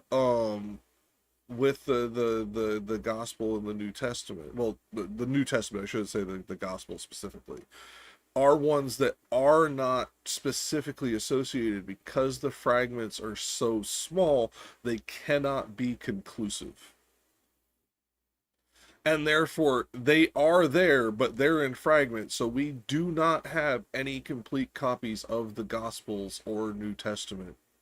Apparently, this is the only one that I'm aware of from the same article that you're looking at, I think, is Mark 6, chapter 6, verses 52 and 53, is part of 7Q5, as the only fragment that might be gospel. And apparently that's contested. Well, they also think that they might have a small fragment of one section of Luke. They don't know exactly which sections, because there's a couple of sections that are repetitive.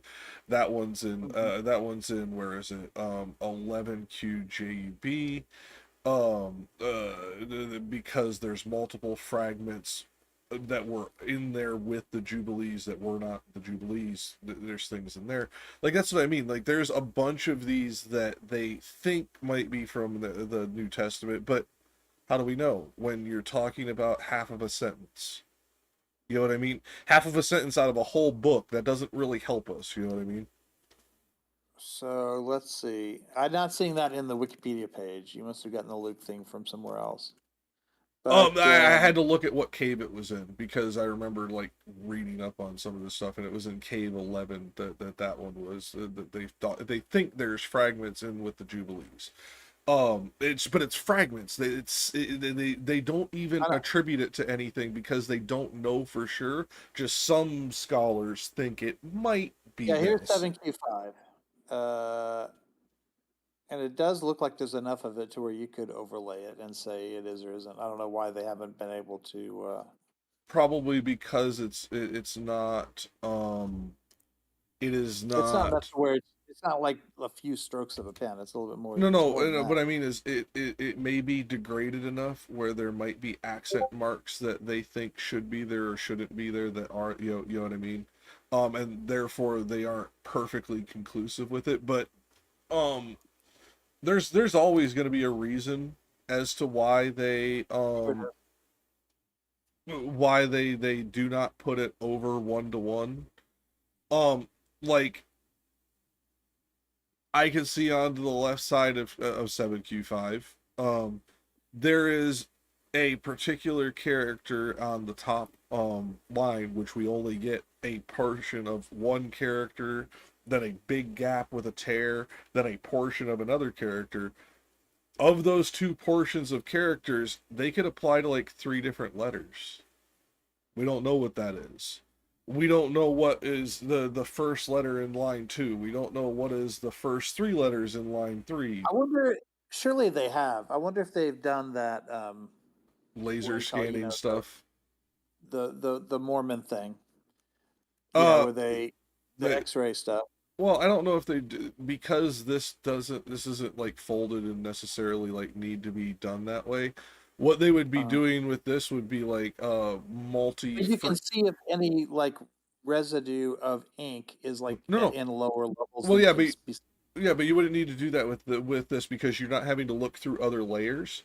With this, you would do multi-spectrum light frequency analysis, where you would be going over it with different specific nanometer frequencies of light to try and pull out the different fluorescing or non-fluorescing or absorbent colors that would allow you to then see it.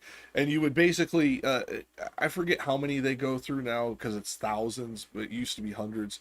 But they go through so many frequencies of light, taking a picture each time, and then they overlay all of the pictures into a single frame and color normalize the paper back to what it looks like in real life, and then they can kind of see the letters. I do not know if they have done that with this. That would be a Dr. Kip question. It's cool as shit, though, whatever it is. The only reason I know this is how we do like certain historical documents that like It's not that they're damaged is like because they were waterlogged or anything like that. It's because they're like sun faded or just aged to where the ink is gone. We don't need to do x-ray analysis. We can, some of this we can even do with just magnetics. We can But I literally wonder put, how much good. destroyed, because prior to the X-ray technology, we tried to unroll it and photograph it with some other techniques. Whereas if we just left it where it was for a few decades, we could have gotten more. I don't know. That would be that was, like I said, that would be a Dr. Kip question, because that's one of those things. This is a guy who has actually handled these in person. Right. Like But as we all know, a lot of people like him have told us so. The very act of doing that, like, may be destroying it more. Like, I'm I sure don't he's think very I, aware. I don't think it's that's so much so anymore with the way that you handle them, like preserved between like panes of like Lexan and stuff like that, where there's no But more getting flex. them to those panes of glass, like, would have involved, unrolling or flattening or doing other things. Well, I don't know. I don't know how they were Obviously, stored I after they were flattened the first time. know that the X-ray stuff was around the corner, so I don't blame them for doing it. But I wonder how much we lost. Like, Well, yeah, by doing and that's what I'm saying. That'd be a question for him, because that'd be something like that, like we're not gonna know about, because that's not something like that's gonna be in any paper or any documentary, because like only like the hardcore scientists even need to know, like on like document preservation, even need to know like how much you potentially lose at this age with this material, etc. Like the rest of us aren't gonna know that shit. Like Right. I understand what goes into it, but that's just because I've like watched it on like art analysis and shit like that, and therefore like I understand like the processes as it applies to other things as well. But like I don't know how much they lose when they unroll this crap. If you go and watch them do it bones, you can basically rebuild something from ash.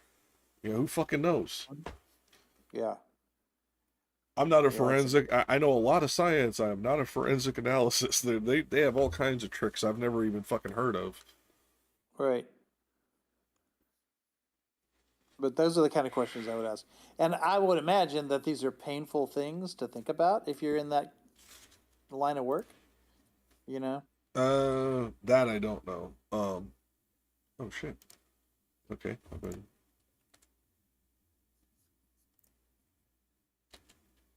Interesting. It was just showing the pause stream of Blasphemer Bibles while we were talking for a while there, because I didn't realize I had minimized our screen so it wasn't visible. That being said, he would probably be the guy I would approach on the subject, just because I know he isn't like pretty much living outside of like hardcore like Ivy Tower academia, who would never fucking like descend to the likes of fucking common YouTubers. Like he's the guy to go to, because all the other Dead Sea Scroll scholars I know of, and this could just be my own like limited knowledge, are like fucking septa and octogenarians. They ain't getting on YouTube. Right. At least not most of them. Or they might with the help of their grandkids or whatever, but yeah. Yeah, like none of them I've seen. Now maybe, and I've never asked them, so again, this may just be my ignorance that they're out there. The only two that I know of that have like firsthand, literal, hands-on experience with these documents are Kip and Bart Ehrman. The only person I think who like might be like somewhat that I might be able to get on one day if I had the right situation would be David Brin.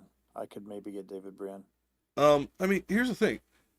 There's a lot more that you could probably get in touch with that you're just like less aware with. Because like you don't watch a lot of the content that I do. You read more of it rather than watch or listen. Because I do that too, but I listen as well. Like Dr. Joshua Bowen, Andrew Seidel, or sorry, he's the constitutional lawyer. Drew McKinnick. There's a bunch of these people that are around that will get on like YouTube streams of like 100 Pisco, people. I can see Pisco doing it.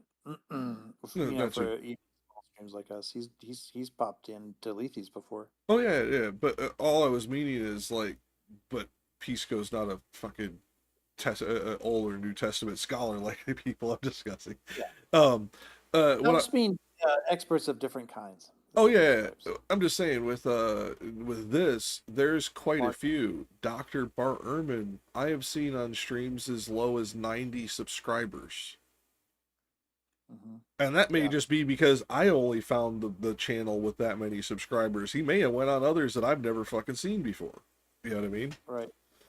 He doesn't seem to care about size, and good on him. Because it's about the information.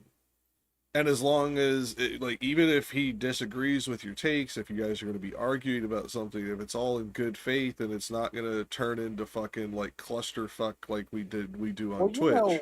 You know what I do if there's an expert on channel. I just, instead of making arguments, I just ask questions. Because I know that we don't have an equal, like, you know, it's like that old professor of mine said, I think I've told you about this before.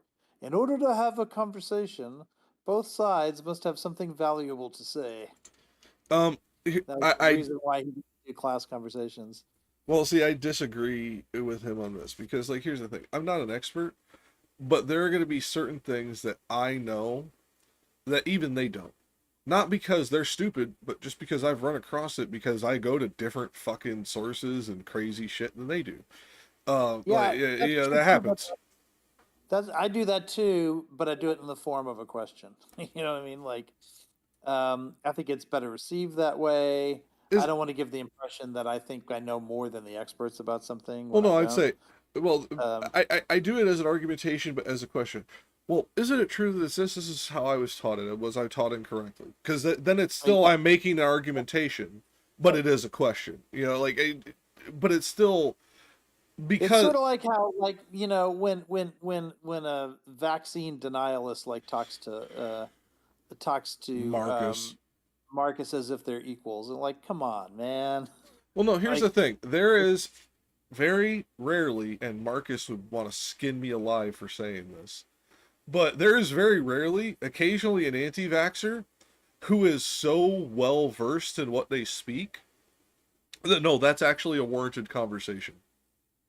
Why? Because if you don't, they're going to continue to have it, and there's going to be no pushback to what they're saying, and that's problematic. That being said, most of the anti-vaxxers that I've seen Marcus deal with are fucking mouth breathers. These people don't understand the science for shit. Don't get me wrong, there's the occasional, let me put it this way, there's the occasional expert who actually does, or pseudo-expert, that armchaired his way in, who maybe even has a Nobel Prize. You know, I'm thinking of. Yeah. Yes. Who is going to leverage that credibility that they have in order to get famous or make money or whatever, because they're willing to say something that no other Nobel Prize winner would ever say. It's not because they don't know better. It's because they don't care. Dishonest. Yeah, they don't care. Yeah. It's kind of like I get into with the apologists in religion. Same bullshit. I don't care about an honest theologian who truly believes what he's saying. You may believe some fucked up shit, and I may have to push against the thing you believe. But there's a difference between somebody who truly believes this because they read this, they went through the research, and they just came to this conclusion that I have a problem with, and a person who knowingly and dishonestly manipulates the facts to fit their narrative. Now, this particular, I want to say he's the Nobel Prize winner that I was thinking of is one that he's an anti-climate science guy, and which one? I think he's the only Nobel Prize winner to do that. No, there's a couple. They're just not usually in any of the STEM Nobels. They're like Nobels for like fucking chemistry and shit. Right, that's what I'm talking about. I think there's only one that won a Nobel Prize that started. Yeah, John Clauser is his name. Oh, I think there's more than that. I think one of them passed away, but there used to be more than that. But they weren't like in the sciences. They were like Nobels for peace, and Nobel for this, and Nobel for that. Yeah, yeah. It was never anything to do with science. I'm only counting the science ones, and I want to say it was chemistry, but I can't remember. Let's see. I'm pretty sure he was chemistry or biochemistry. But also, he's not young, so when he dies, that industry will be out of Nobel scholars. But hold on, let's see. What was his name again? John Clauser. John Clauser, Nobel. If it was for poetry or some shit, then I'm not counting it. Physics. Yeah, he won a Nobel Prize in physics. Oh, yeah, not climatology. But the thing is, he's 81. So when he's gone, I think denialists are out of Nobel Prize winners. Well, until the next one Unless sells it's their for soul. literature or something like that, huh? Until the next one sells their soul. Yeah, of course. Yeah, that's true. Do you have a hairball? Allergies affected okay. doubly when I took a hit. I it's get 'cause mucus. No, I have a The visiting dog. no, my neighbor has a dogwood tree. And it is dropping pollen like crazy because it's about to rain. Oh, okay. And when it rains, will that push it down to the ground so you're not to deal Once with it starts raining, I'll be okay. And honestly, I could just go get a fucking Zyrtec here in a minute, and I'll be better in a few. Oh, I may have to. Because the thing is like as the pressure drops before the rain, there's three. Yeah, I'm okay, baby. My cat's. Oh, and my cat just unplugged my fucking headset. Cat, get. I know you're worried about me. Get. Oh. Oh. Oh. But the dogwood, the pecan tree, and the pear tree, if they have flowers on them, which right now the pecan and pear do not. They all drop pollen like crazy. Enough to where I did an experiment when I first moved into the house. I have a picnic table under the pecan tree. And just before the rain, I went out and put some like black construction paper in a sheet pan under on the picnic table. And like as soon as I heard the first hits of rain hit the roof, I went out and grabbed it. There was so much pollen on it, it looked yellow. And it was black construction paper before that. So like I tried to do the greatest contrast, so it would be the hardest to do that. I almost couldn't see the paper. Right. No, the Okay, I'm pecan tree. changing the names of my tabs because they're too wide now. So I'm changing them to I1, I2, I3 instead of Inferno 1, Inferno 2, Inferno 3. But because I looks like a 1, I'm going to put a dash in there. I would have done C and then just the Roman numeral. Wait, what? Canto. Oh, no, I stands for Inferno. Yeah, I know. I would have done canto and then the Roman numeral because then that can continue forever and minimizes the number of characters. Oh, in that case, I wouldn't even need C, right? I would just need the number of the canto. I mean, technically, yeah, I would just... You could technically do that.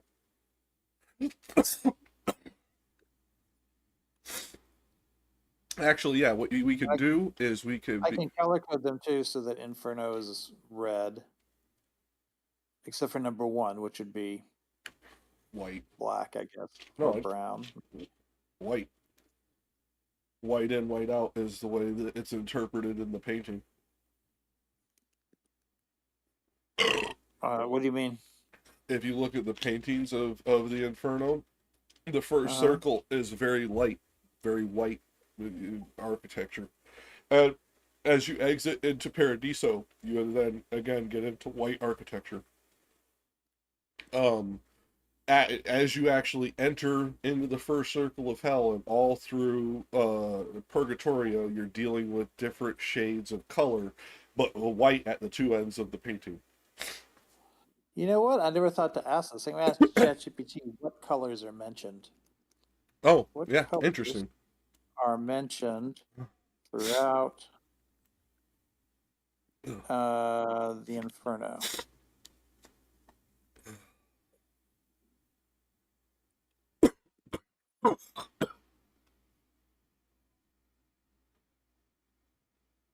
Darkness and black represents evil. Red represents violence and wrath. Yellow is cowardice and betrayal. Yeah, this White is too represents simplistic. purity and divine light. Gray suggests ambiguity, blending of good and evil. I guess Earth could be gray then, right? Well, no, it just seems too ambiguous because just in two different layers of hell, he uses three different colors of red that we have already covered. So, like, just red or just yellow or just black, he is more specific than that. This analysis seems too simplistic and reductive. That's just The my. Red River of Phlegethon in Canto 12, boiling with blood and fire. And the vermilion walls, the crimson domes, like he uses multiple colors for red and delineations of brightness, intensity, saturation. I think with somebody as nuanced as Dante, he is definitely taking into account what colors he's using where. You know what we haven't done that we should have done by now is, or we should have been doing all along, is look at Blake's illustrations.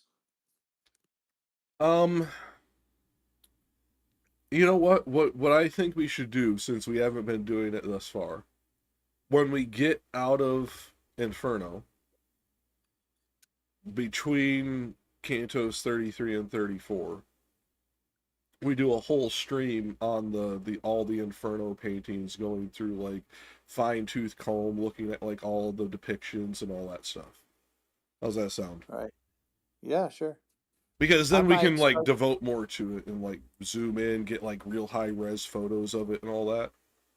In the meantime, I might just start starting with Blake, just put Blake's illustrations in each one. Yeah, I mean, and that will make it Like I easier told for us you to that find it. He died before he completed this. Yeah, and that's why it And blends so- off into Paradiso. Well, it's interesting because he worked on multiple illustrations at a time, right? So, like, he would do the base layer and then one layer above that and one layer above that. And he did that at different times. So, when you get to the unfinished ones, there's like a dozen of them where the closer we are to the beginning, whatever, like, it's more completed. So that each one got less complete than the one before, which is kind of an appropriate thing. It's almost as if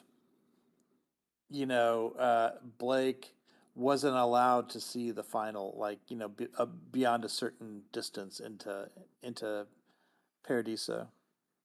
It's sort of like the thing that people say about Yeah, whatever, our the scientist. harmonization of he didn't finish because he died. Oh, he did. It was, heaven was too pure for him to illustrate it, Yeah. and God had to take Yeah. him before he could show us. Yeah, Yeah. Fuck that shit. I hate that. I love that. I love that kind of shit. I love it. I love it. No, it's great for the story aspect. I hate when people assert it as true. Like, no, he just fucking died, dude.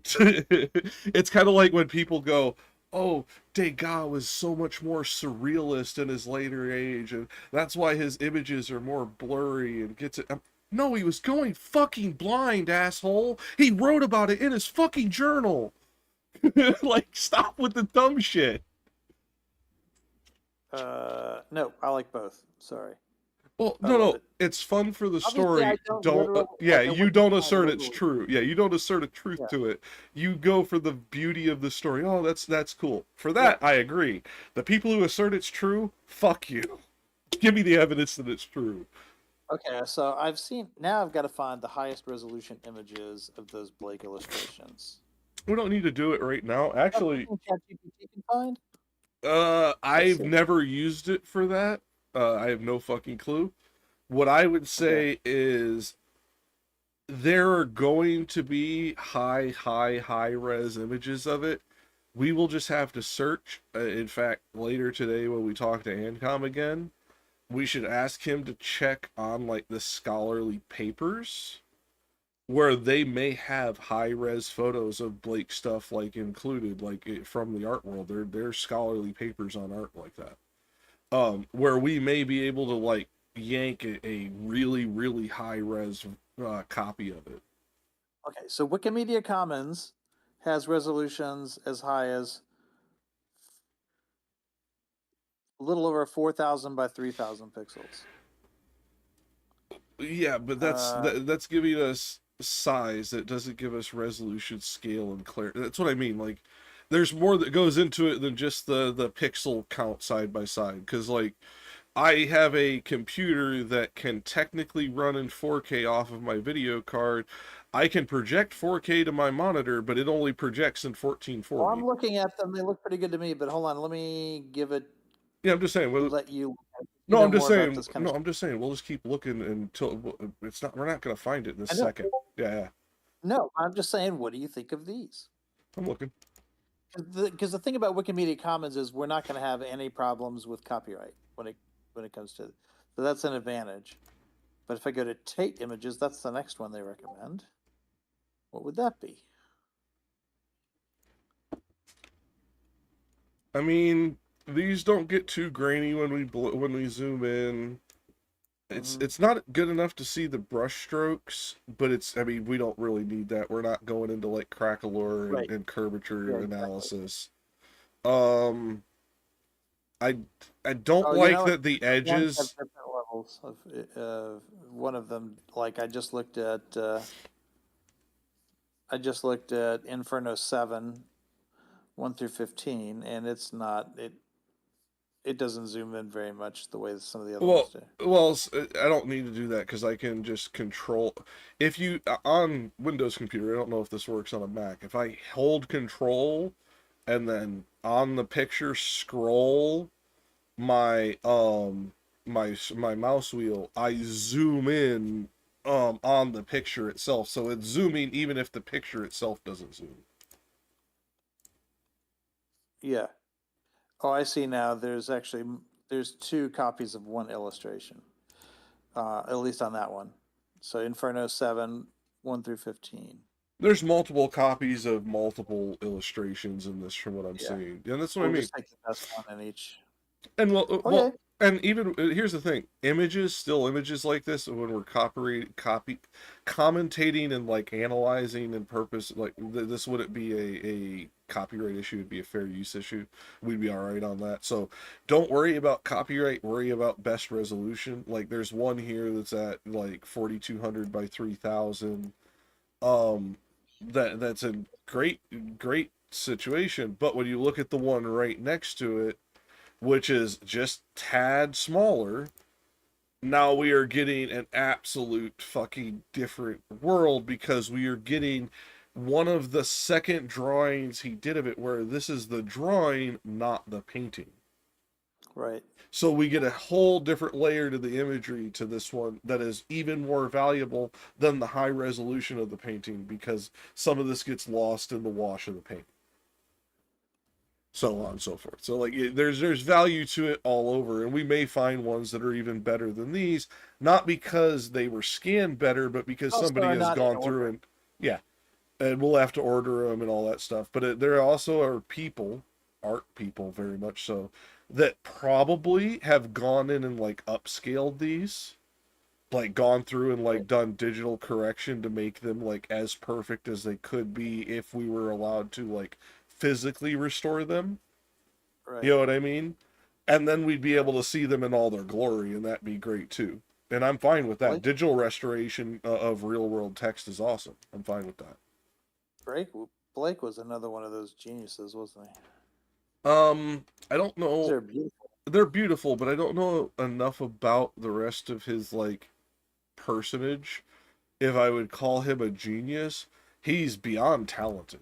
like as an artist. Like he's definitely gifted, but genius in art means something different, and it's like it's even different than like the general like genius that I use. Like, yeah, I have a genius level IQ. I would not call myself a genius in the same capacity as somebody like Albert Einstein or, you know, Fermi or Feynman, etc. You know what I mean? Like these are different Blake categories. translate? I know Blake translated. I don't know if he translated Inferno. I don't know why he would have if he did the art for it.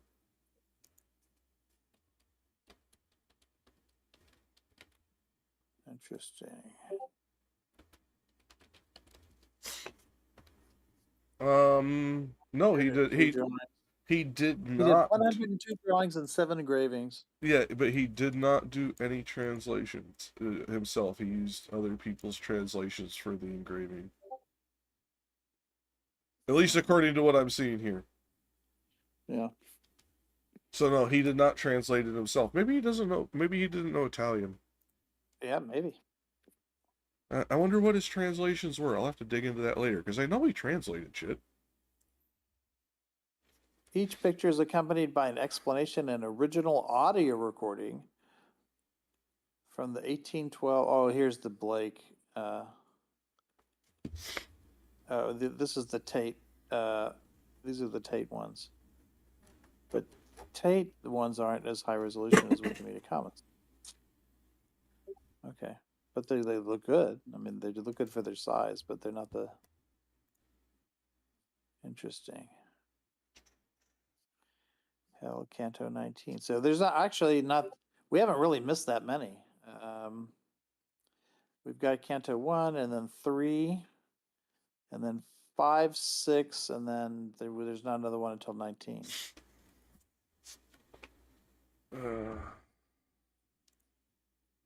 Let's see what Genius is up to real quick. Cerberus looks a little goofy. And when we were It doesn't looking look for food, scary. there was like a regional app in Rhode Island. Okay, he's talking grocery shit. Okay. Circle of the Lustful. Let's see. What is Everybody Marcus loves covering? Paolo and Francesca, by the way. That's like throughout the centuries, Paolo and Francesca have captured many people's imaginations. Are we just watching trains and being silent, Marcus? What the fuck are you doing? You know, we could have used his illustration of the 3 beasts. I would Oh. have. Sometimes it's hard to like keep track of them in your head. If you can see an image, it usually helps.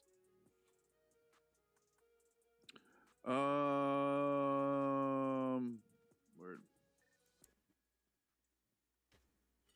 Marcus isn't doing anything. Let's see what Johnny's up to. They were watching this Holy video shit, she's loud. about a music. I have this at 2% and she's louder than you are. Jesus Christ, she's fucking loud. But he's essentially doing this podcast where he's interviewing girls who have famous viral videos on YouTube because they're musicians and they have viral videos of them doing like these really complex. It's amazing how many circles we get through in just a few cantos.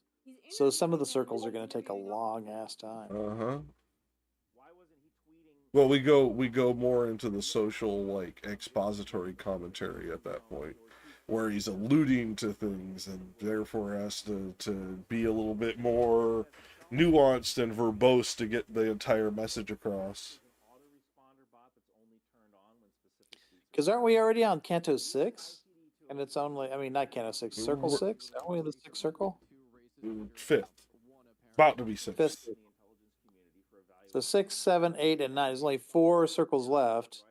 That's almost the whole canticle. It's amazing. I agree. I have nothing to back up my statement other than this guy's, kind of, goofy, but Nothing. Printing shit. Minutes and he's still on this. He's not even doing his normal content. No. Ice Beans is covering that. Oh, Matt's on.